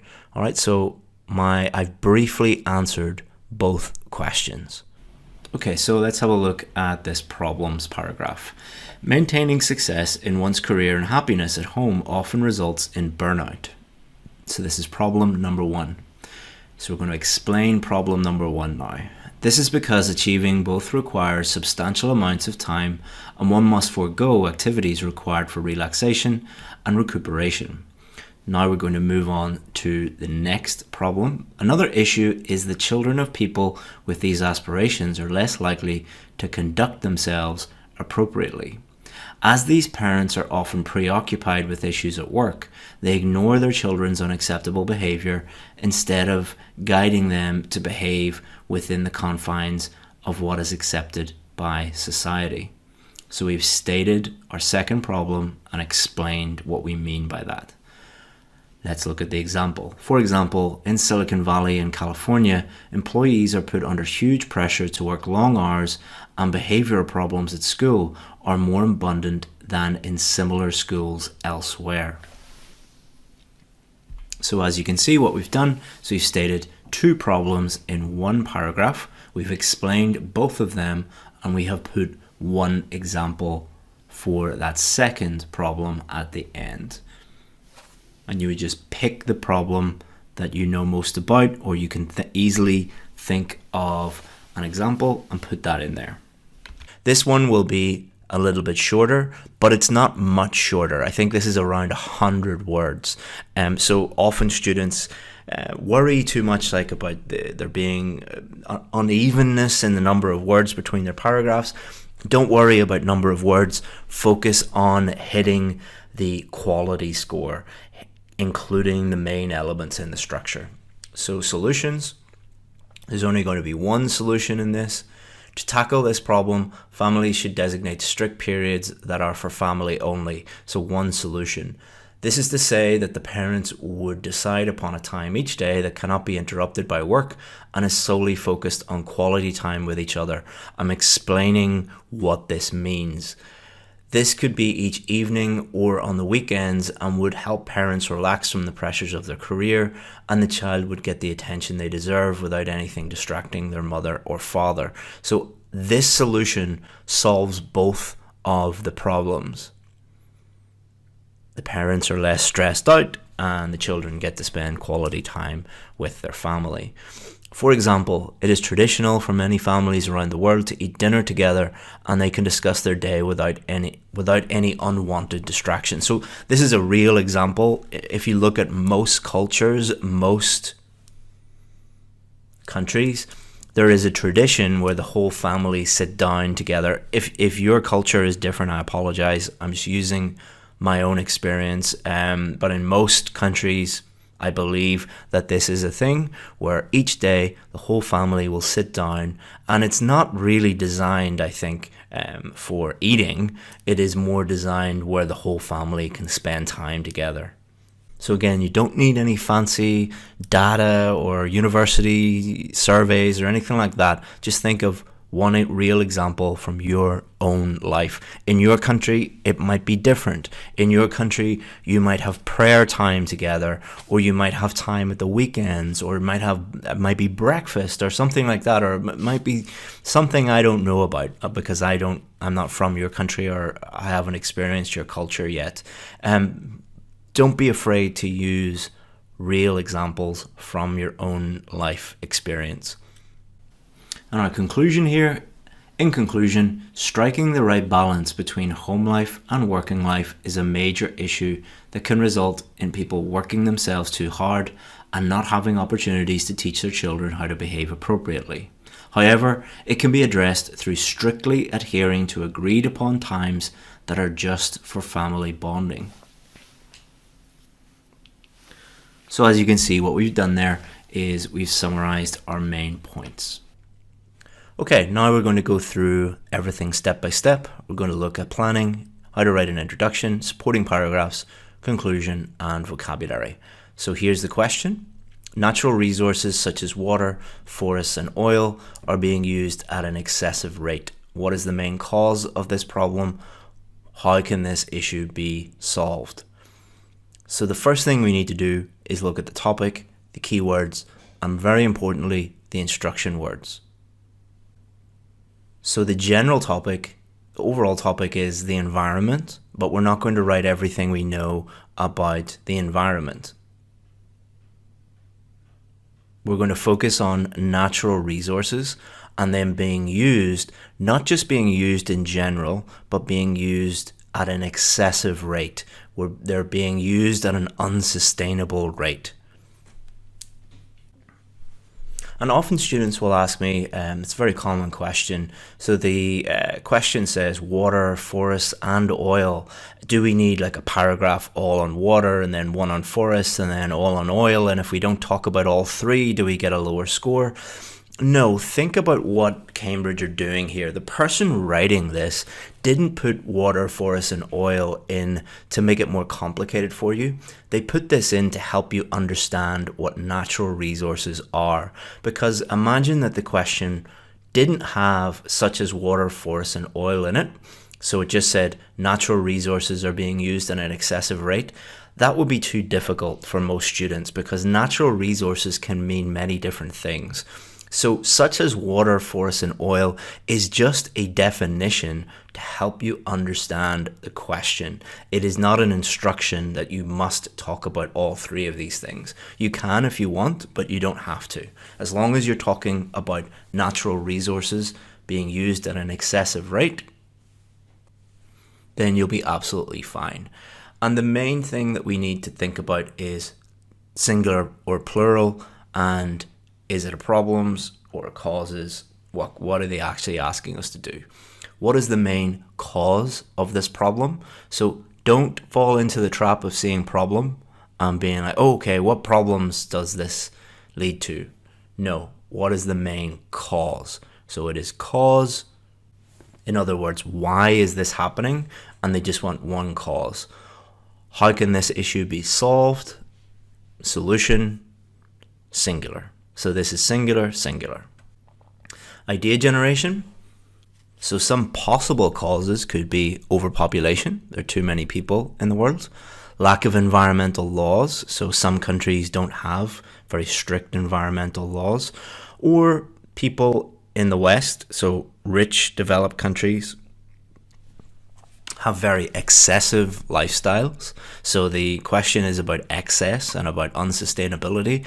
And you think about places like America, the UK, when you think of those things. And solutions, you don't always have to use these, but this is often what you will see because these are the things that tend to solve problems on a big global level. So when you're trying to solve big problems, like problems that a government would have to solve, or problems that many governments together would try and solve together, it will be about public awareness campaigns, educating people, legislation, that means new laws. This is how normally big problems are solved like this. So if you're really struggling to think of solutions, then these three might work for you, but not always. Don't go in trying to think of it this way. Another good way to think about it is these are problems that normally exist in the world, which means that there are already solutions for them, or there are already attempts to solve these problems. So a good way to think of solutions is to think of examples first. What is an example you can think of a solution, and then work backwards from there. So structure planning, I'm going to paraphrase the question, and because there's only one problem, one solution, I'm going to state that in my introduction. One problem, we're going to use Western lifestyles as my main idea. What is it about Western lifestyles? Well, they overconsume, it's unsustainable, and the results are huge energy consumption. Examples, SUV cars, multiple electronic devices, and things like that. Solution, education. Explain long-term solution in school, so educate young people so that in 10, 20 years they won't have this problem. An example, Germany. Many of you will have visited Germany, and it is one of the most environmentally conscious countries in the world. If you go and speak to young people there, they'll be talking about recycling and conserving energy and green energy and things like this, and they're very much up to date on this type of thing because they've made a conscious decision to include this in their education system, and they've done that for years. And then we're going to summarize our main points in our conclusion. Here are some words and phrases that we could possibly use. As I've said before, you don't have to do this. This is more for very advanced students who have a lot of time, or students who really struggle with vocabulary and want to spend 2 to 5 minutes just really thinking about vocabulary by taking some keywords from the question or from their ideas and trying to think of accurate synonyms for these. So our introduction, we're going to do this. First, we need to paraphrase. The planet's resources are being consumed at an alarming pace. Means the same thing and is accurate, so we can move on.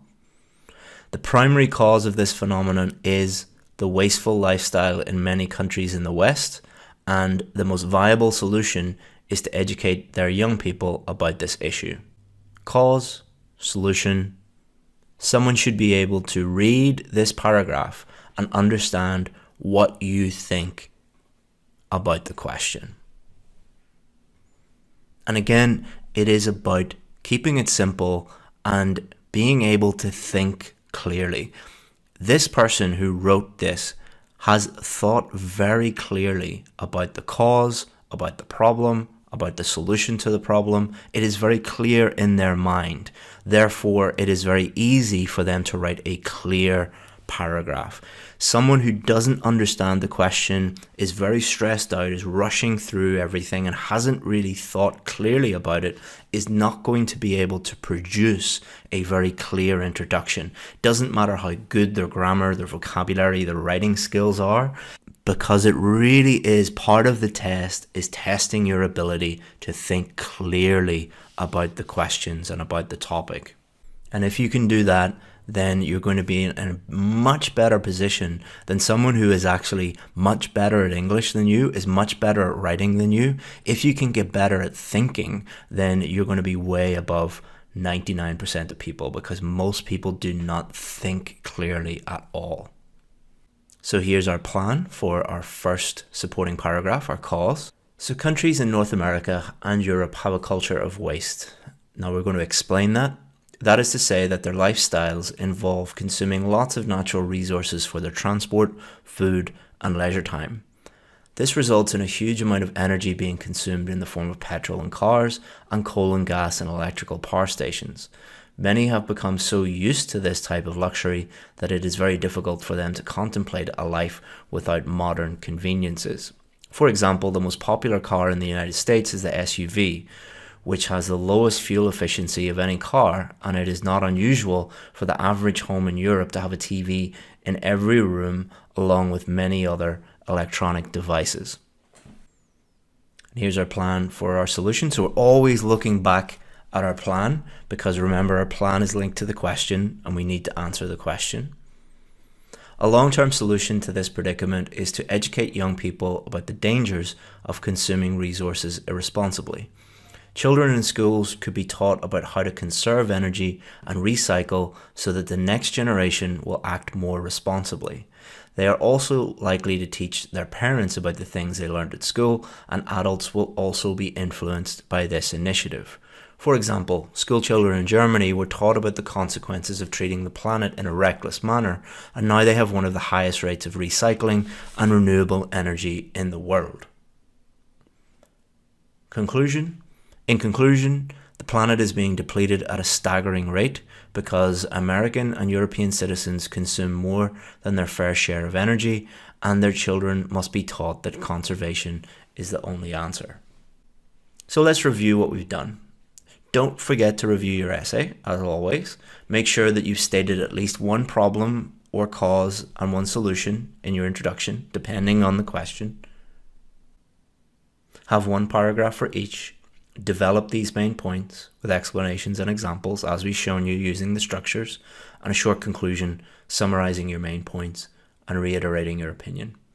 Here's some of the vocabulary that we used to just show you the level of vocabulary that you need to use. And here's what we did in this module.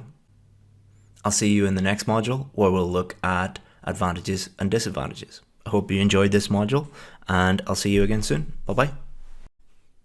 Okay, and welcome to Module 11, a step-by-step guide to writing advantages and disadvantages essays. This is the second to last module, so you're nearly there. Keep going, and let's get going with what we're going to do in this module.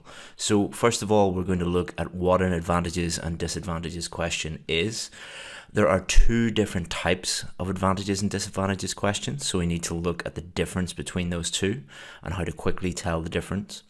And this will affect how you answer the question and the structure that you will use. So we're going to give you two different structures, one for type 1 and one for type 2. And we're also going to give you, of course, examples for each of the two different types. We're going to go through everything step by step with you. So what is an advantages and disadvantages question? So here are two sample questions that Cambridge have produced, and let's read the first one. Today, more and more tourists are visiting places where conditions are difficult, such as the Sahara Desert or the Antarctic. What are the benefits and disadvantages for tourists who visit such places? So it doesn't say advantages and disadvantages. It says benefits and disadvantages. It might say advantages and disadvantages. It might say benefits and drawbacks. It might say positives and negatives. They're all the same thing. And in this question, it's just asking you to discuss what are the advantages, the benefits, and what are the disadvantages or drawbacks or negatives. Let's have a look at the second one. Some teachers think that international student exchange would be beneficial for all teenage school students. Do you think its advantages outweigh the disadvantages? So this is still an advantages or disadvantages question because it says advantages or disadvantages. Again, it might say positives or negatives. It could say, do you think the benefits outweigh the drawbacks or something like that? But it is still an advantages and disadvantages question, but it's a slightly different type. Now, don't worry, we're going to go through the two different types and show you how to answer those two questions. But overall, these are advantages and disadvantages questions. So what are the two different types? So this is the first type. Some people think that computer games are bad for children while others believe they are useful. Discuss the advantages and disadvantages of computer games. So this is type 1. This is where they're telling you just to tell us what are the advantages and what are the disadvantages. They're not talking about whether they outweigh one another or whether there are more than one another. It is just what are the advantages and what are the disadvantages, or what are the positives and what are the negatives, or what are the benefits and what are the drawbacks. So that is type 1, and that is really easy to answer. The second type They are also very easy to answer, but many students, when they see them, they get very panicked and they make the type 2 advantages and disadvantages question way more difficult than it needs to be. I would strongly recommend not getting frustrated and not making the type 2 advantages and disadvantages question more difficult than it needs to be. Just follow the structure that we're going to give you and you will be absolutely fine. So let's have a look at one type 2 question. Some people think that computer games are bad for children while others believe that they are useful. So I've included exactly the same question statement. Does this situation have more advantages or more disadvantages? So this is a slightly different question. They're not asking you what are the advantages and disadvantages. They're asking you if there are more advantages and disadvantages. So it's asking you to give your opinion on this, to give your viewpoint on this, to give your position on this. Let's have a look at another one. So exactly the same question statement. Some people think that computer games are bad for children while others believe that they are useful. Do you think that the advantages outweigh the disadvantages? So the first one here is type 1, where it will always just say, what are the advantages and disadvantages? Type 2 will say something like this. It will say, does the situation have more positives or negatives?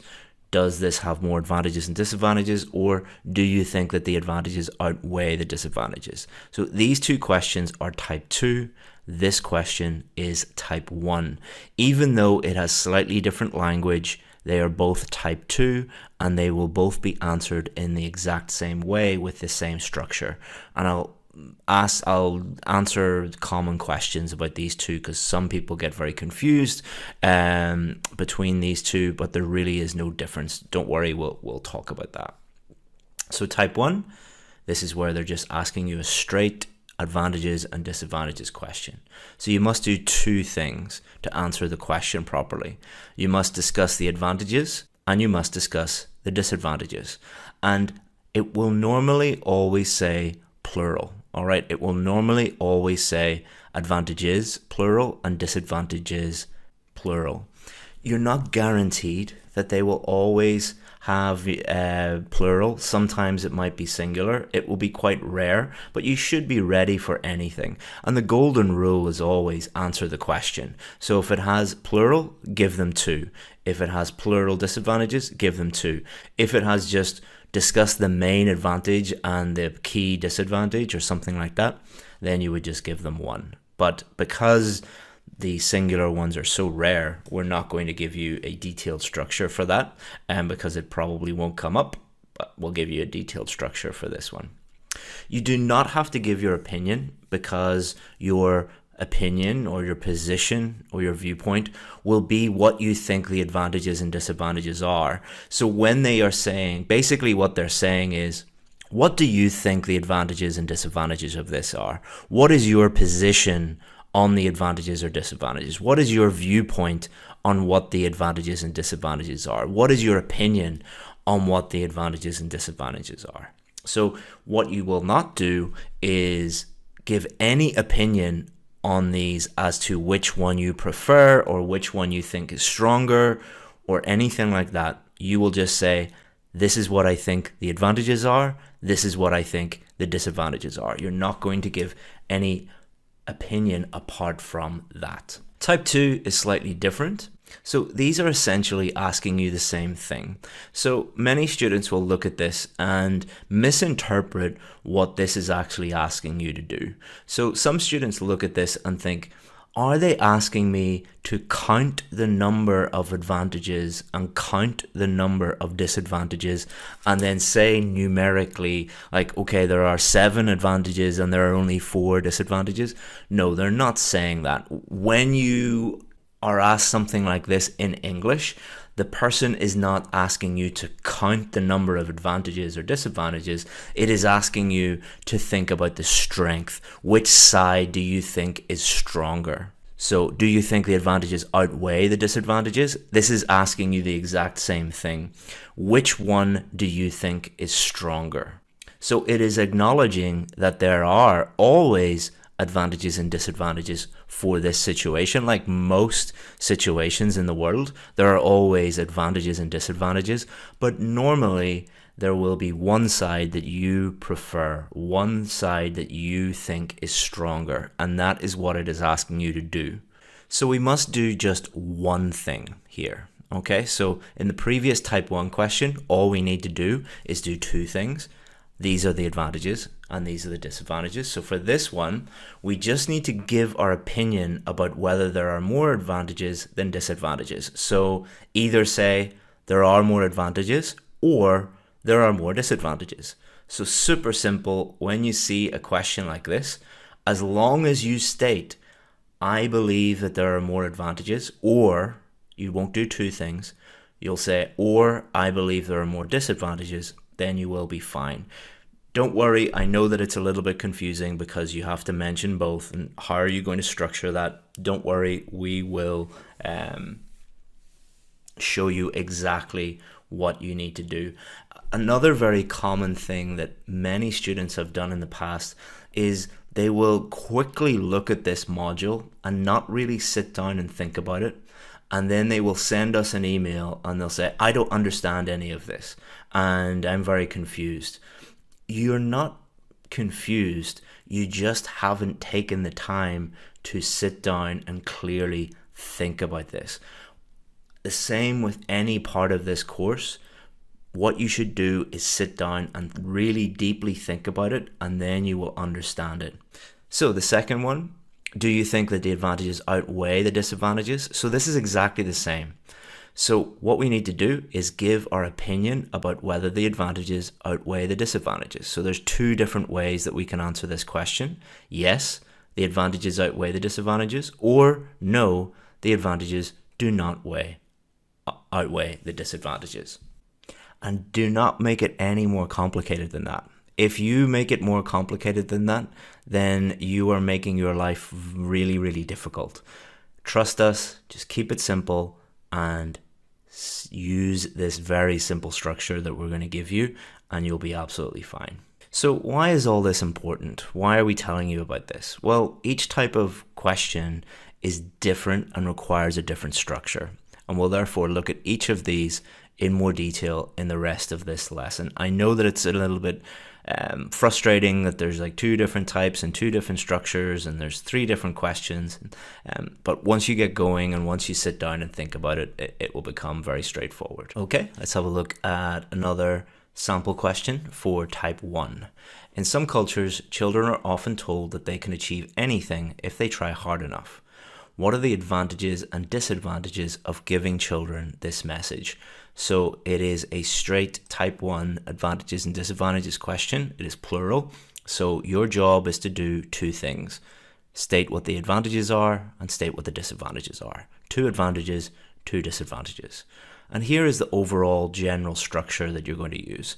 You're going to have a 4-part structure, a 4-paragraph structure, your introduction at the start, your conclusion at the end, and in between your 2 supporting paragraphs. That does not change for any of our structures. Supporting paragraph 1, you're going to state what the advantages are. Supporting paragraph 2, you're going to state what the disadvantages are. Don't overcomplicate it by saying, well, can I put the disadvantages here and the advantages here? You're making it more complicated for yourself than it needs to be. Just clearly state what the advantages are, clearly state what the disadvantages are, write your conclusion, and then you're done. Okay, so here's the structure for this type of essay. Introduction, we're going to, as always, just simply paraphrase the question, and then we're going to take our 2 advantages and our 2 disadvantages that we have planned out, and we're going to put these into our introduction just by outlining them, just stating them briefly. Paragraph 2 will be our first main body paragraph, and we're going to take our 2 advantages and we're going to go into detail on these. So first sentence, just simply state what that first advantage is, then fully explain that first advantage, then state the second advantage, explain that second advantage, and then give an example for that second advantage, and simply pick the advantage that you feel you're most comfortable with, that you can easily think of a relevant example, and put that one in there. Paragraph 3 is our disadvantages. So we're going to do exactly the same thing, the same structure, but for disadvantages. So state the first disadvantage, explain that, state second disadvantage, explain that, and then give an example for a second disadvantage. Finally, paragraph 4, we're going to summarize those advantages and disadvantages in our conclusion. So these are the 3 things that we're going to do in our introduction. We're going to paraphrase the question, outline our 2 advantages, and outline our 2 disadvantages. The question has always asked for plural, so we will give 2. I have never seen a question, an advantages and disadvantages type 2 question, where they just ask for 1. It could happen in the future. In that case, 1 would be fine, but it's never happened before, so we're just going to stick with this. Remember, your main job is always to answer the question. If it states plural, answer plural. If singular, answer singular. If you ever get stuck with a question and you're unsure of what to do, just remember this. My number 1 job is to answer the question that is being asked. So there's our introduction. In certain places, young people are brought up to believe that if they have a strong work ethic, they can be whatever they want to be. The main benefits of this are higher self-esteem and the development of grit. However, the key drawbacks are delusion and poor job prospects. So the main benefits, the advantages of this are higher self-esteem and the development of grit. This is advantage 1 and advantage 2. However, the key drawbacks, the disadvantages, are delusion, drawback number 1, disadvantage number 1, and poor job prospects, disadvantage number 2. So paraphrase, outline the advantages, outline the disadvantages. So this is what our main body paragraph is going to look like for advantages. Instilling the belief that a child can achieve their dreams with hard work helps children build confidence in themselves. So that's our first advantage. Then we're going to explain that. Striving for a goal and seeing sacrifices pay off is incredibly rewarding. And each time a child sees this reward, they become more confident that they can repeat this success. Next, we're going to move on to our second advantage. Furthermore, this builds perseverance, resolve, and determination, otherwise known as grit, which are essential characteristics for success in life. Then we're going to explain that. Once a child understands that their hard work and effort is what dictates success, they never give up until their goals have been achieved. Example, in her book called Grit, Angela Duckworth studied achievement and concluded that determination was essential for accomplishment.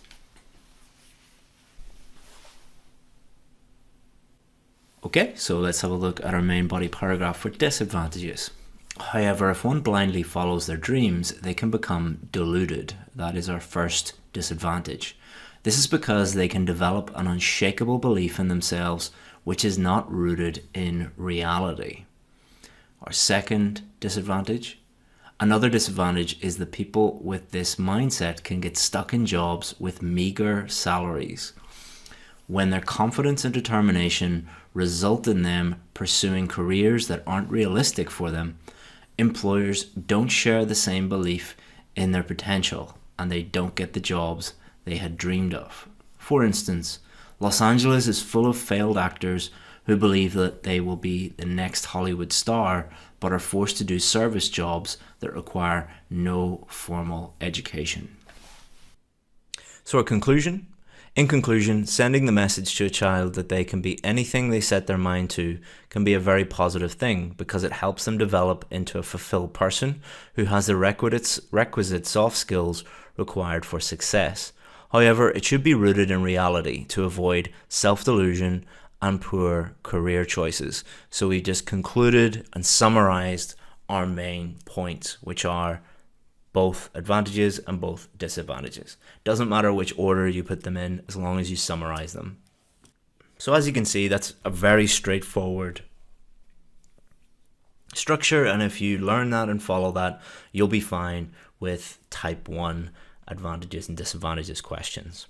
Type 2, Some people think that computer games are bad for children, while others believe they are useful. Do you think that the advantages outweigh the disadvantages? So they're asking you which side is stronger. So the structure we're going to use, as always, a 4-paragraph structure. Introduction at the beginning, conclusion at the end.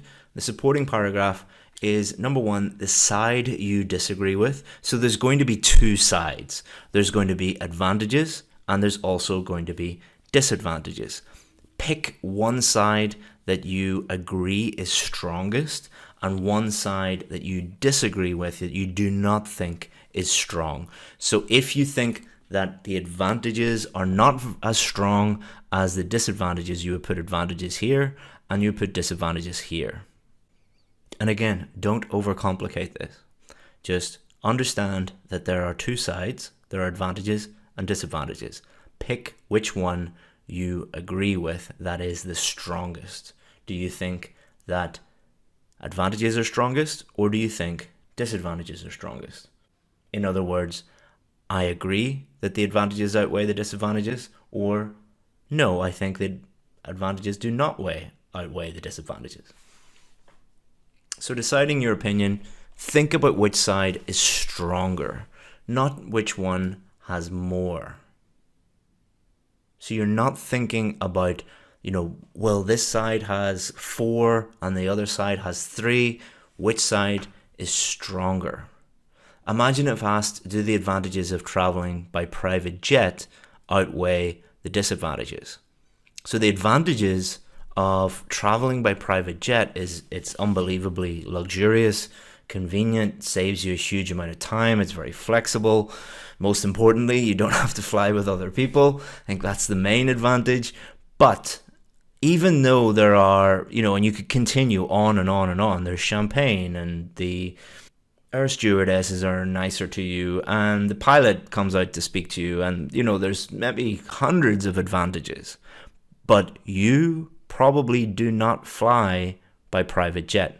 Like the rest of us, there's a huge disadvantage, which is it costs an unbelievable amount of money. So even though there is only one disadvantage, the disadvantage is way stronger for the vast majority of people on this planet. There are advantages, there are disadvantages, but this is stronger. If you are a billionaire, this is much stronger because this doesn't really mean much to you. $50,000, $100,000 is nothing, but this is much stronger for you if you're a billionaire. I don't think any of us are billionaires, if they probably don't have to do the IELTS test. So I'd say for most people, they would say the advantages of traveling by private jet do not outweigh the disadvantages, because the disadvantage is money. Okay, so let's have a look at the structure for this one. So in the introduction, as always, what we're going to do is we're going to paraphrase the question. And then what we're going to do is we're going to say, although, plus the side you disagree with, plus your position, plus the main reason. Don't worry if that is a little bit confusing right now. What we're going to do is show you samples and everything, so don't worry about that. And as always, if you need any help, just get in touch with us. But try and look at the samples and everything to understand first. It should be very clear. Paragraph 2, what we're going to do is we are going to start off with the side that we disagree with, the weak side. It's important that you start your first main body paragraph with that one, because the structure won't really make sense if you do it the other way around. So the topic sentence, state main idea for disagree side. So this is the main idea for that weak side. Explain that, give an example, and then what we're going to do is we're going to put our own personal opinion in there, and I'll show you how we will do that in the sample. Paragraph 3, we're going to put the agree side or the strong side. We're going to state the main idea for the agree side in the topic sentence, explain, example, and then opinion. All right, so we're going to give our personal opinion at the end there. Paragraph 4 is a conclusion, which is going to be summarize main points and state position clearly again. Okay, let's have a look at our type 2 introduction. Some people think that computer games are bad for children, while others believe that they are useful. Do you think the advantages outweigh the disadvantages? Many people believe that video games are not suitable for children, while many others think that they help their development. Although they can help build coding skills, I believe the drawbacks outweigh the benefits because they harm social skills. So we have paraphrased the question. Although they can help build coding skills, I believe the drawbacks outweigh the benefits because they harm social skills. So let's have a look at a second one. Many people work long hours, leaving very little time for leisure activities. Does this situation have more advantages or more disadvantages? So many workers decide to dedicate themselves to their jobs, but this means they have fewer hours of free time. So we have paraphrased the question. Although, okay, so we're going to always start it with although. This can help their careers. All right, so we're going to state that in there. So that is the weak side. So although plus the weak side. Now we're going to state the stronger side. I believe that there are more drawbacks because why are there more drawbacks? It will negatively impact their health. Okay, so the weak side is it can help their careers, and the strong side is it's bad for their health. Okay, so although plus weak side, I believe there are more drawbacks because stronger side.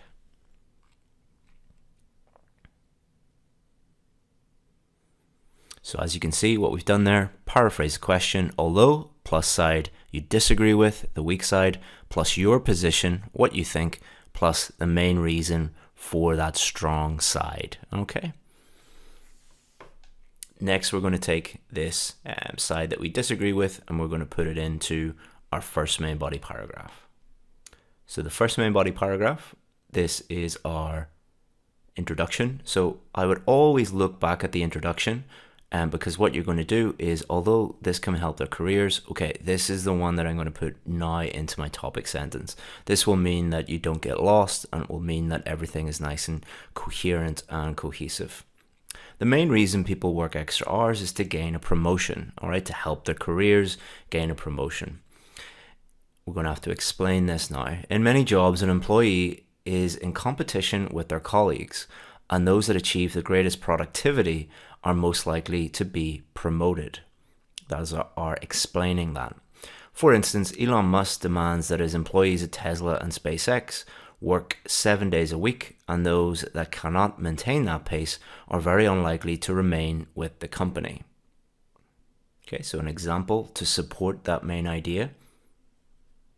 Now we're going to give our opinion. All right, so what do we think about this? So what we're really talking about here is, why would people believe that this weak side? Why do most people believe this? And then we're going to say what we believe. All right, so sometimes people get a little bit confused about this because what they think is, well, I'm going to put in what I think about this, and then if I contradict that, it won't make any sense. Well, from the up until the full stop here, what we're talking about is why most people or why other people would believe this. And then we're going to state why we disagree with this. However, I believe that any promotions earned will be short-lived, as working in this way is not sustainable. So it is not sustainable to work 7 days a week. So it doesn't matter if you get promoted, you'll burn out and your health will suffer. So it doesn't really matter.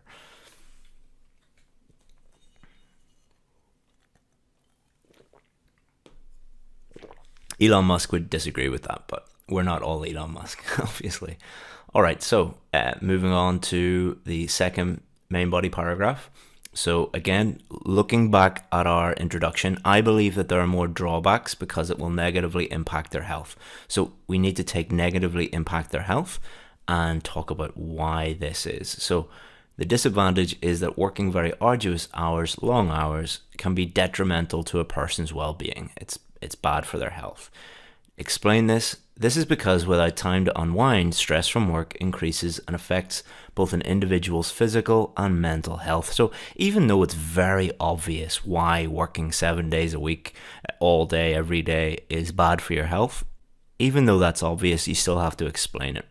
For example, many lawyers leave the profession well before retirement because of the negative health implications of being expected to work more than 80 hours per week. And this is very common, not just amongst lawyers, but any profession where you have to work very, very long hours, and that is just the norm, that is the culture. So, for example, investment bankers work extremely long hours, and most of them never make it to retirement. Same with lawyers. Many doctors leave the profession, especially if they work in somewhere like the emergency room or something like that, where they're just working all the time. So it's very common. You can pick any profession. Entrepreneurs, a lot of them retire early as well, because most business owners have to work 80, 90 100 hours a week, most good ones anyway. So as maintaining a healthy body and mind is so important for human beings, I'm of the opinion, so this is my opinion, that working long hours has too many disadvantages. So I'm agreeing with this point. I'm giving my opinion in here.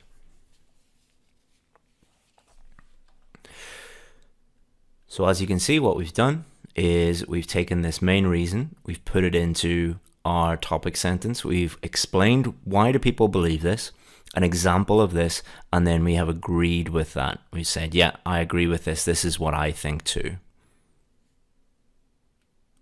Paragraph 4, the conclusion, summarize main points and state position. So we're going to have a look at the conclusion now. Again, always look back at the introduction. In conclusion, although it might be tempting to make career advancement the #1 priority by working extra hours, one must consider the sustainability of such an approach due to an increased likelihood of poor well-being. For these reasons, the negatives far outnumber the positives. So in conclusion, what we're going to put in here is, although the side that is weak, the side that we disagree with, so we're acknowledging that side. All right, so we're saying, yeah, I'm aware of this side. However, I agree with this side. All right, so we're going to state the stronger side, the side that we agree with, and then you can put something in here at the end. For these reasons, the negatives far outweigh the positives.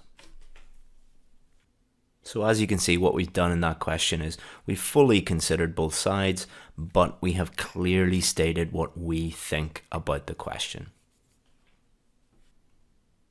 So in this module, we looked at what an advantages and disadvantages question, what those are. We looked at the two different types, how to tell the difference, how this affects our opinion and structure, and examples.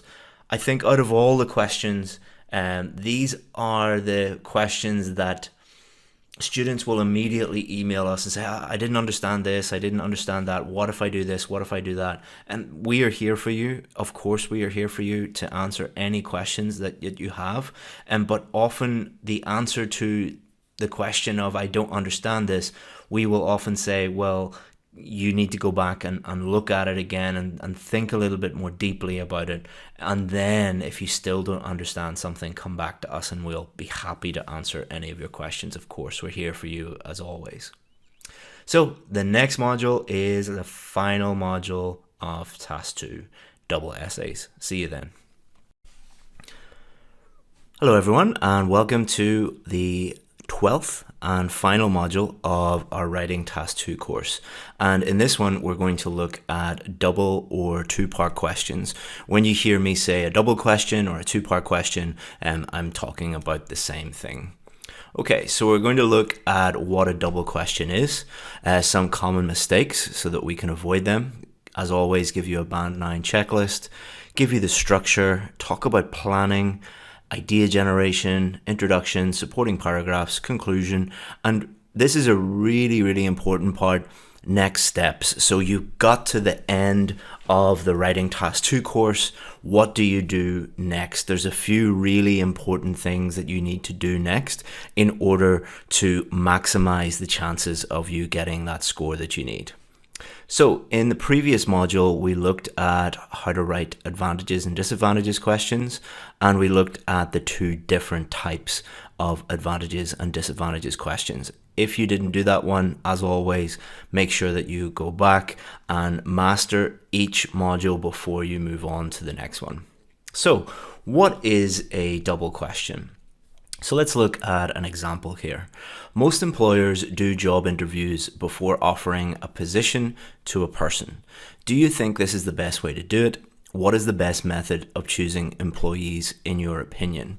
So the format will always be, as always, they will have the question statement, and then they will ask you 2 questions. Now, in other types of questions like problems and solutions, or causes and solutions, or different questions that have 2 questions, we would not describe those as double questions because they're very, very specific. Double questions are when you have normally 2 direct questions. They're asking you a direct question, normally with just, you're going to give one answer. So, do you think this is the best way to do it? There's only one answer to that, really. Yes, I do think this, or no, I don't think this. So they're asking you directly, what do you think about this? And then they're asking you another direct question, what is the best method of choosing employees in your opinion? So again, there's only really one answer to that question. Outside of an IELTS context, of course, there are hundreds of different ways that you could answer that question. But in the IELTS context, you're just going to pick one method. So you're just going to say, I think this method A, whatever you pick, is the best way of choosing it. So you've answered both questions directly. So here's another one. It is important for children to learn the difference between right and wrong at an early age. Punishment is necessary to help them learn this distinction. To what extent do you agree or disagree with this opinion? What sort of punishment should parents and teachers be allowed to use to teach good behavior to children? So again, they're asking you 2 direct questions. Now, this is a good example because students will look at this and go, oh, it looks like an agree or disagree question. Do I need to do a full agree or disagree question for this? Write 2 paragraphs why I agree or 2 paragraphs why I disagree. No, when you see a double question like this and it says, to what extent do you agree or disagree with this opinion? You would just simply say, I agree, and you would give one idea why you agree, or I disagree and give one idea, because IELTS know, Cambridge know that you just do not have time to write a 250 word answer to this and then a 250 word answer to this.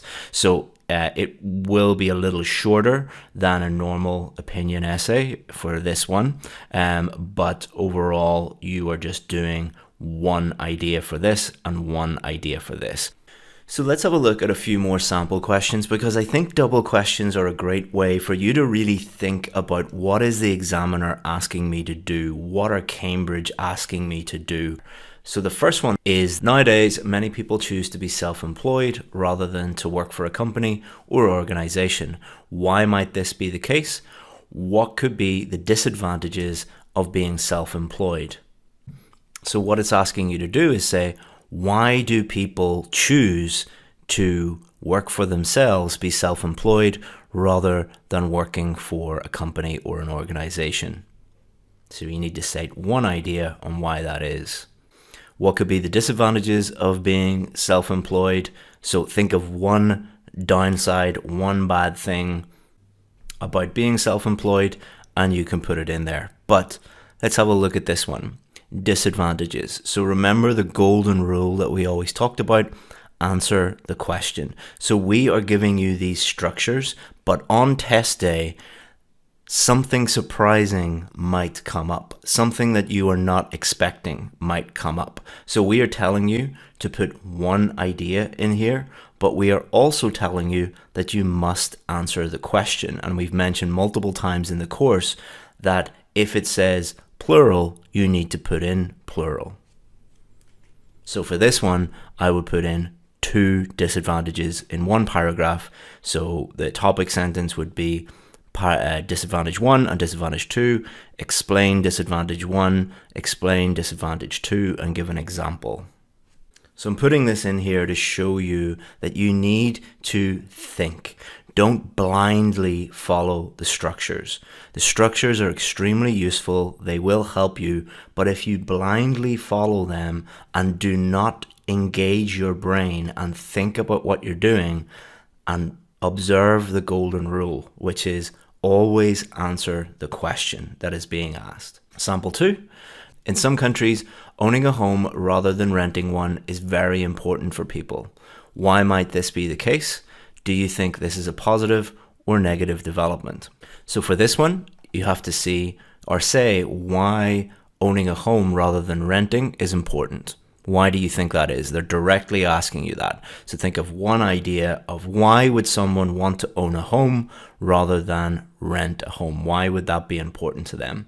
And then do you think this is a positive or negative development? For this one, there is just a direct answer, which will be, I think this is positive, and one idea why you think it's positive, or I think this is negative, and one idea why. You do not have to say, well, some people think it's positive and write a whole paragraph about that, and then some people think it's negative and then a whole paragraph about that, and then a third paragraph about this is what I think. That is going to result in a 6 or 7 paragraph essay, and you simply do not have time to do that. Sample 3. In many countries today, crime novels and TV crime dramas are becoming more and more popular. Why do you think these books and TV shows are popular? So one idea, why do you think they are popular? What is your opinion of crime fiction and TV crime dramas? So your opinion will normally be, I like them, or I dislike them. Or it could be your opinion is, I think that they are a waste of time, or I think that they are really too violent for me. But keep it simple. I like them. Why do you like them? Or I dislike them. Why do you dislike them? So common mistakes. Not answering both questions in the introduction, i.e. giving your opinion and outlining your main ideas. Remember your position, what you think about the question. They're asking you a question directly. So you need to state what you think about the question. What is your response to the question? And that needs to be clear throughout the entire essay. So put it in the introduction. That's also going to help you stay on course and write a clear, coherent, cohesive essay. A lot of students focus on just one of the questions. So they will give a very detailed, thorough answer to one question, and then they will pretty much ignore the second question. They might address the second question a little bit, and this is normally one of two things. Either the student runs out of time, or the student feels very comfortable with one question and they don't feel comfortable, they don't really understand, or they can't think of an idea for the second question. And what they try and do, their strategy is, let's just focus on the question I feel comfortable answering. That is not going to help you. You need to fully address both questions. Also, many students try and answer these like an opinion question. So you'll often see students just taking one of the questions and then talking about like, I agree or I disagree, when it might not actually ask you whether you agree or disagree. Now, if it asks you, do you agree or disagree with this, or what is your opinion on this? Feel free to give your opinion. But if it's just a total direct question, or it says, what are the advantages of this? Then you're not going to be saying, in my opinion, I agree with this or anything like that. Again, answer the question directly. Always answer the question. And then we've already talked about this. A lot of students will see a double question, and one of the questions will be, is this positive or negative? Or do the advantages outweigh the disadvantages? Or some people believe this, some people believe that. And what they will do is try and answer it like a discussion question by saying, well, some people think A, other people think B, I think C, and then you end up running out of time because you've just try to attempt a 7 or 8 paragraph essay, and you just don't have time to do that. Use the structure that we're going to give you. So, Band 9 checklist: give a clear position, viewpoint, or opinion in the introduction for both questions. Have 2 separate supporting paragraphs for each question, and if you do that, you're making it super clear to the examiner that this is a double question and you're addressing both questions. Fully develop main ideas in each supporting paragraph. Paragraphs should be relatively equal, not exactly equal, but relatively equal. Don't worry about counting the exact number of words or anything like that, But if the examiner sees that your first paragraph is like 120 words long, and then your second main body paragraph is only 40 or 50 words long, that is a clear indication that you have focused on the first question and you have just addressed the second question, but you haven't really fully developed the second question. And then a short conclusion summarizing your main points and reiterating your opinion, your position, your viewpoint for both questions. So here's the overall structure. You should always use this structure. There are no exceptions to this for double questions. No matter what the questions say, always use this 4-paragraph structure. Introduction at the start, conclusion at the end. Supporting paragraph 1 is your first question. Supporting paragraph 2 is your second question. Here's the sentence by sentence structure. Introduction, paraphrase question, then you're going to directly answer both questions. By directly answering both questions, you're giving your position, your viewpoint, your opinion on each of those questions. Then you will take the first question, your topic sentence will be you directly answering that, explaining your answer and giving an example for your answer. Paragraph 2, exactly the same. Second question, directly answer it, explain, example, and then your conclusion, summary for both questions. I think these are really simple to answer.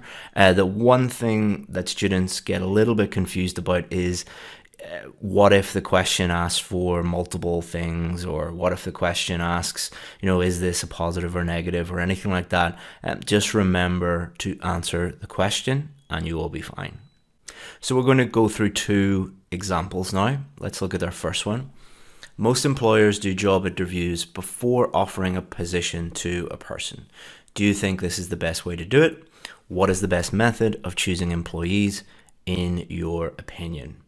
Okay, so let's have a look at the introduction. So of course, we're going to paraphrase our question statement in the first sentence, and then we have answered the first question. This essay will argue that it is not the most appropriate way to recruit people because an interview is not a true reflection of a person's ability. So we've answered the question and given a clear main idea. And then we have given our position on the second question. The best method is to give people standardized tests designed to assess on-the-job performance. So we've answered question 1 and answered question 2. So we're making it really clear to the examiner that I have understood these questions. Here is my position on both questions. And then you take your first question and go into your main body paragraph number 1. So here's our topic sentence. Conducting interviews is not a very effective recruitment method because it does not give the interviewee a chance to show how good they really are. So this is our topic sentence. We've answered the question. Now we need to explain that. The skills tested in an interview, such as the ability to communicate in a friendly manner and answering questions without any assistance, are the opposite of those required by many jobs. So what's an example of that? Help the reader understand what you mean by giving a clear example. For example, a skilled computer programmer or lab technician may be socially awkward and used to consulting the internet before answering a question, and they would never be able to show how technically proficient they are. So supporting paragraph 2, so we're going to answer the second question in our topic sentence here. A better way to find new employees would be to test them on things that they will actually be doing on the job. This is more reliable because it tests the specific skills they will use on a daily basis and not just an interview technique. Often companies will invite someone to their offices for a whole day and ask them to complete routine tasks and ask a manager to give feedback on their performance. For instance, Facebook gives potential programmers a real program to debug or ask them to hack into their system. So we've explained things here, and then we've given an example to help the reader, the examiner, understand the answer to our question. In conclusion, interviews have limitations because they often test interviewing skills rather than job-related skills, and a better test would be to give prospects a challenge that simulates the real job.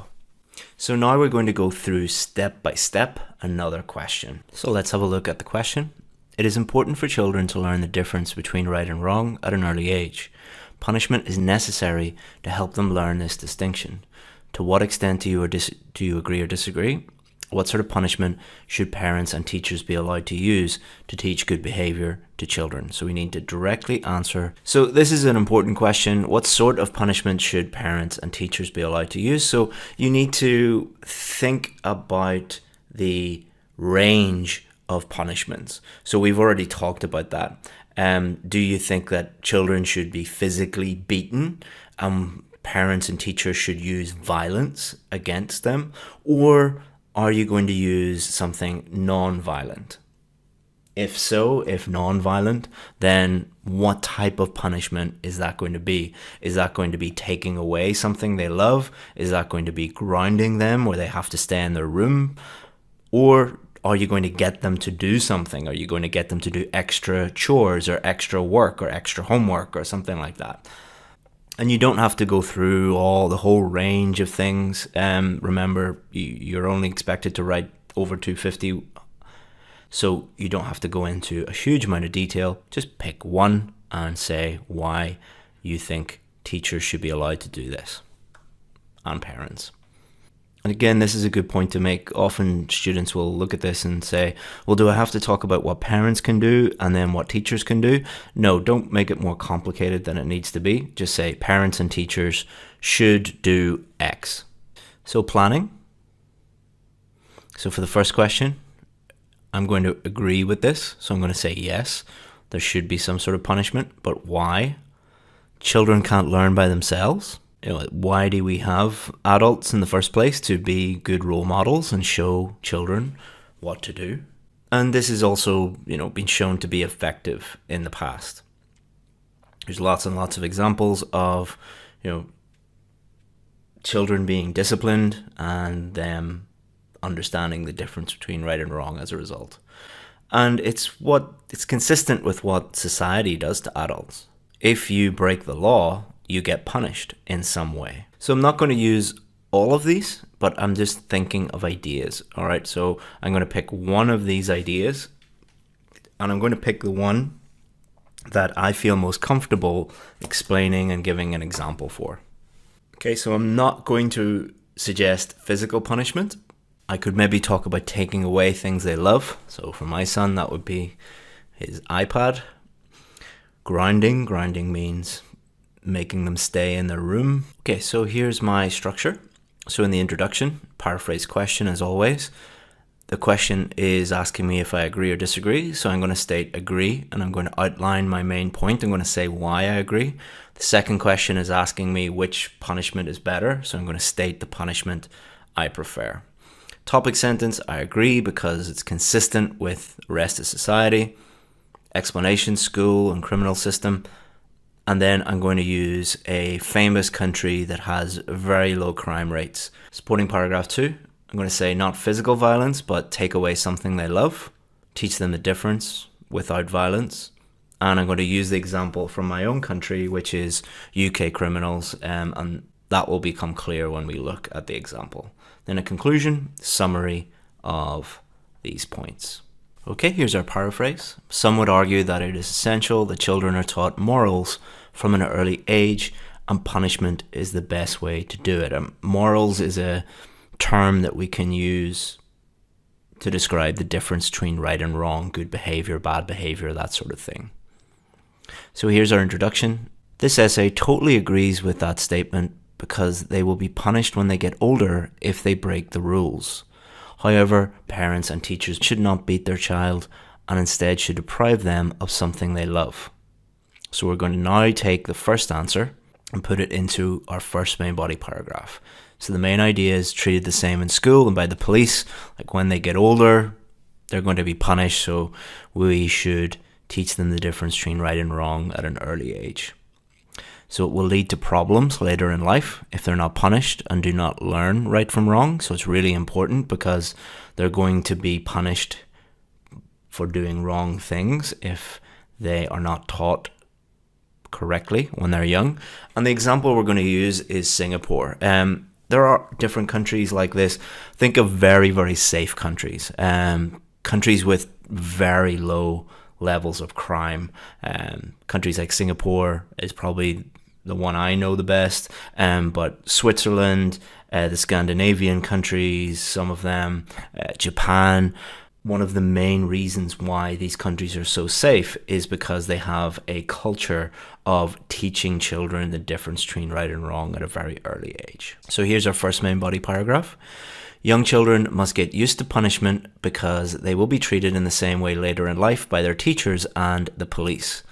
A lack of discipline at home often leads to delinquency later in life because the person has not been taught that there will be consequences to breaking the rules. Therefore, parents have a responsibility to punish their children to help them become responsible citizens in the future. For example, Singapore has one of the lowest crime rates globally, and this might have something to do with the fact that children see signs all over the country on a daily basis, reminding them of heavy punishments for even petty crimes such as littering or chewing gum. So I've answered the question, explained it, and gave an example to help provide evidence as to why I believe this to be true. Supporting paragraph 2. So I'm not going to advocate physical violence. Instead, I'm going to say, okay, we can take away something they love. I'm going to clearly explain that violence only teaches them violence and will lead to more violence in the future. And it's better to punish them in a way that makes them really think about their actions. So if you beat someone, they just think about the beating. But if you take away something they love, they think about that and they don't do it again, hopefully. And I'm going to use an example from the country that I currently live in, the UK, which has lots of very violent criminals in prison, and most of them suffered some kind of abuse when they were children. So violence begets violence. Violence leads to violence. So let's have a look in detail. However, punishment should never be violent because it teaches the child that the answer to a problem is to beat someone, resulting in a young person becoming prone to violence. A better punishment is to take away something the child treasures, such as their favorite toy or TV show, or stopping them seeing their best friend. This allows the child to think about what they did and learn from the experience without physical abuse. For instance, most violent offenders in British prisons experienced physical abuse as children, demonstrating that the victim can often become the perpetrator. So the conclusion, so our first question, second question, we need to summarize these. In conclusion, discipline should be instilled from a young age because it will teach the child what is acceptable and unacceptable later in life. However, this should always be non-violent. The best way to punish a child is to deny them something they have a deep attachment to. So make sure that you give a clear opinion in the introduction. Opinion, position, viewpoint. Clearly answer both questions in the introduction. Have 2 separate paragraphs for each question. Fully develop the main ideas. Paragraphs should be relatively equal, not exactly equal, but relatively. Short conclusion summarizing your main points and reiterating your opinion for both questions. And if you do that, you will have clearly answered the question. You will do well for task response, you'll do well for coherence and cohesion, and as long as your grammar and vocabulary are on point as well, you will do very well for these types of questions. So don't go away yet, there's some important things at the end of this video. So we looked at what a double question is, common mistakes, a band 9 checklist, structure, planning, idea generation, introduction, supporting paragraphs, and conclusion. So you are now at the end of the Task 2 course, but there's some really important things. So this is an interesting picture. All right, so imagine you get to the top of a mountain and you start to celebrate and you think that you're finished. But really, your main goal is to get to the top of this mountain in the distance. So in order to get to this mountain in the distance, you have to climb and continue to climb and put in more hard work. This is a very common mistake that many students make when they get to the end of this Task 2 course. They think because they have completed the course that they are now ready for the test. Really, you're only about halfway through and you have a few more mountains to climb. So do not think that you can just automatically go and do the test and you're going to be guaranteed to get a high score, because this is just one of the key steps and you have a few more key steps to go. So your next steps: review any modules you have not yet passed or understood completely. You will know this by if there are any modules that you are unsure about, that you haven't completely mastered, or there were assessments that you did and you didn't pass the assessment at the end of the module. If there's anything you're confused about, you need to go back and review this. Your goal is not to just get through the course. Your goal is to understand everything in the course, because you need to apply this, all of the lessons, all of the strategies, all of the techniques in the next step. I would also put your notes together. So at the beginning of this course, I told you that you should be taking notes throughout the course. A really good review technique is to go through those notes and put your notes all together. That could mean rewriting your notes, or it could just mean adding in some extra notes or organizing them. That is a really good way to put your thoughts and your knowledge on paper, because if you can do that, then you have mastered the strategies, and it is a really good way to review everything.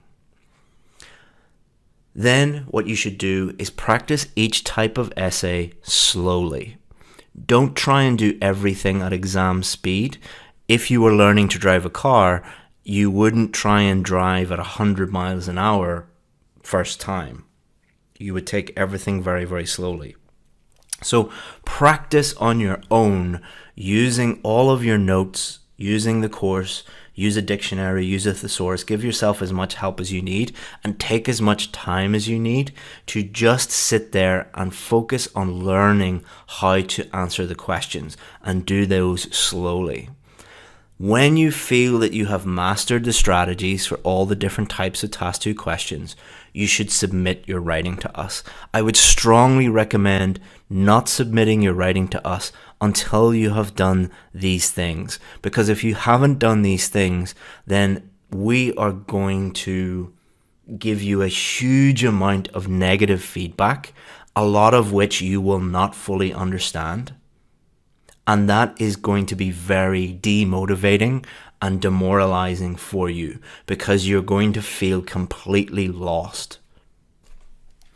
So this is why I say make sure you understand everything in the modules, put your notes together, practice writing, and then submit it, because then the feedback that we will be giving you will be much less, and we will just be focusing on your remaining weaknesses, and you will totally understand where you're going right and where you're going wrong. If you don't understand the modules, then you won't understand the feedback. When you get feedback, do not worry if you get negative feedback. This is totally normal, and you should welcome negative feedback, because use each piece of negative feedback as like a golden nugget. This is great. Now I know my mistakes, I know my weaknesses, and I can get better. Use feedback to work on your weaknesses and improve. Do not think that just submitting essay after essay after essay after essay is going to help you. It will not.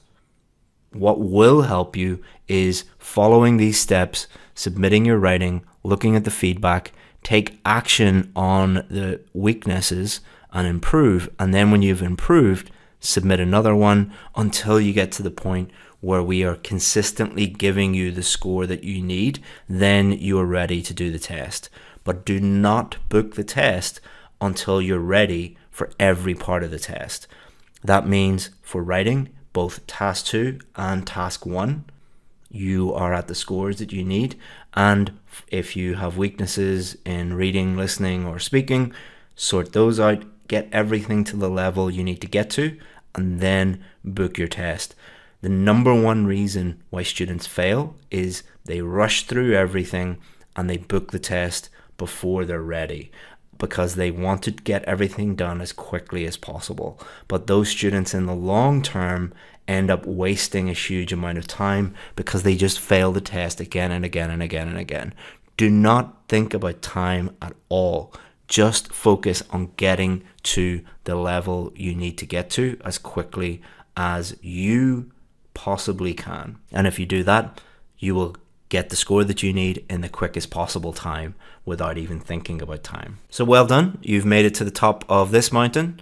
Now you've a couple of more mountains to climb, and I'll see you at the top of the next one. Congratulations for making it this far, and keep going.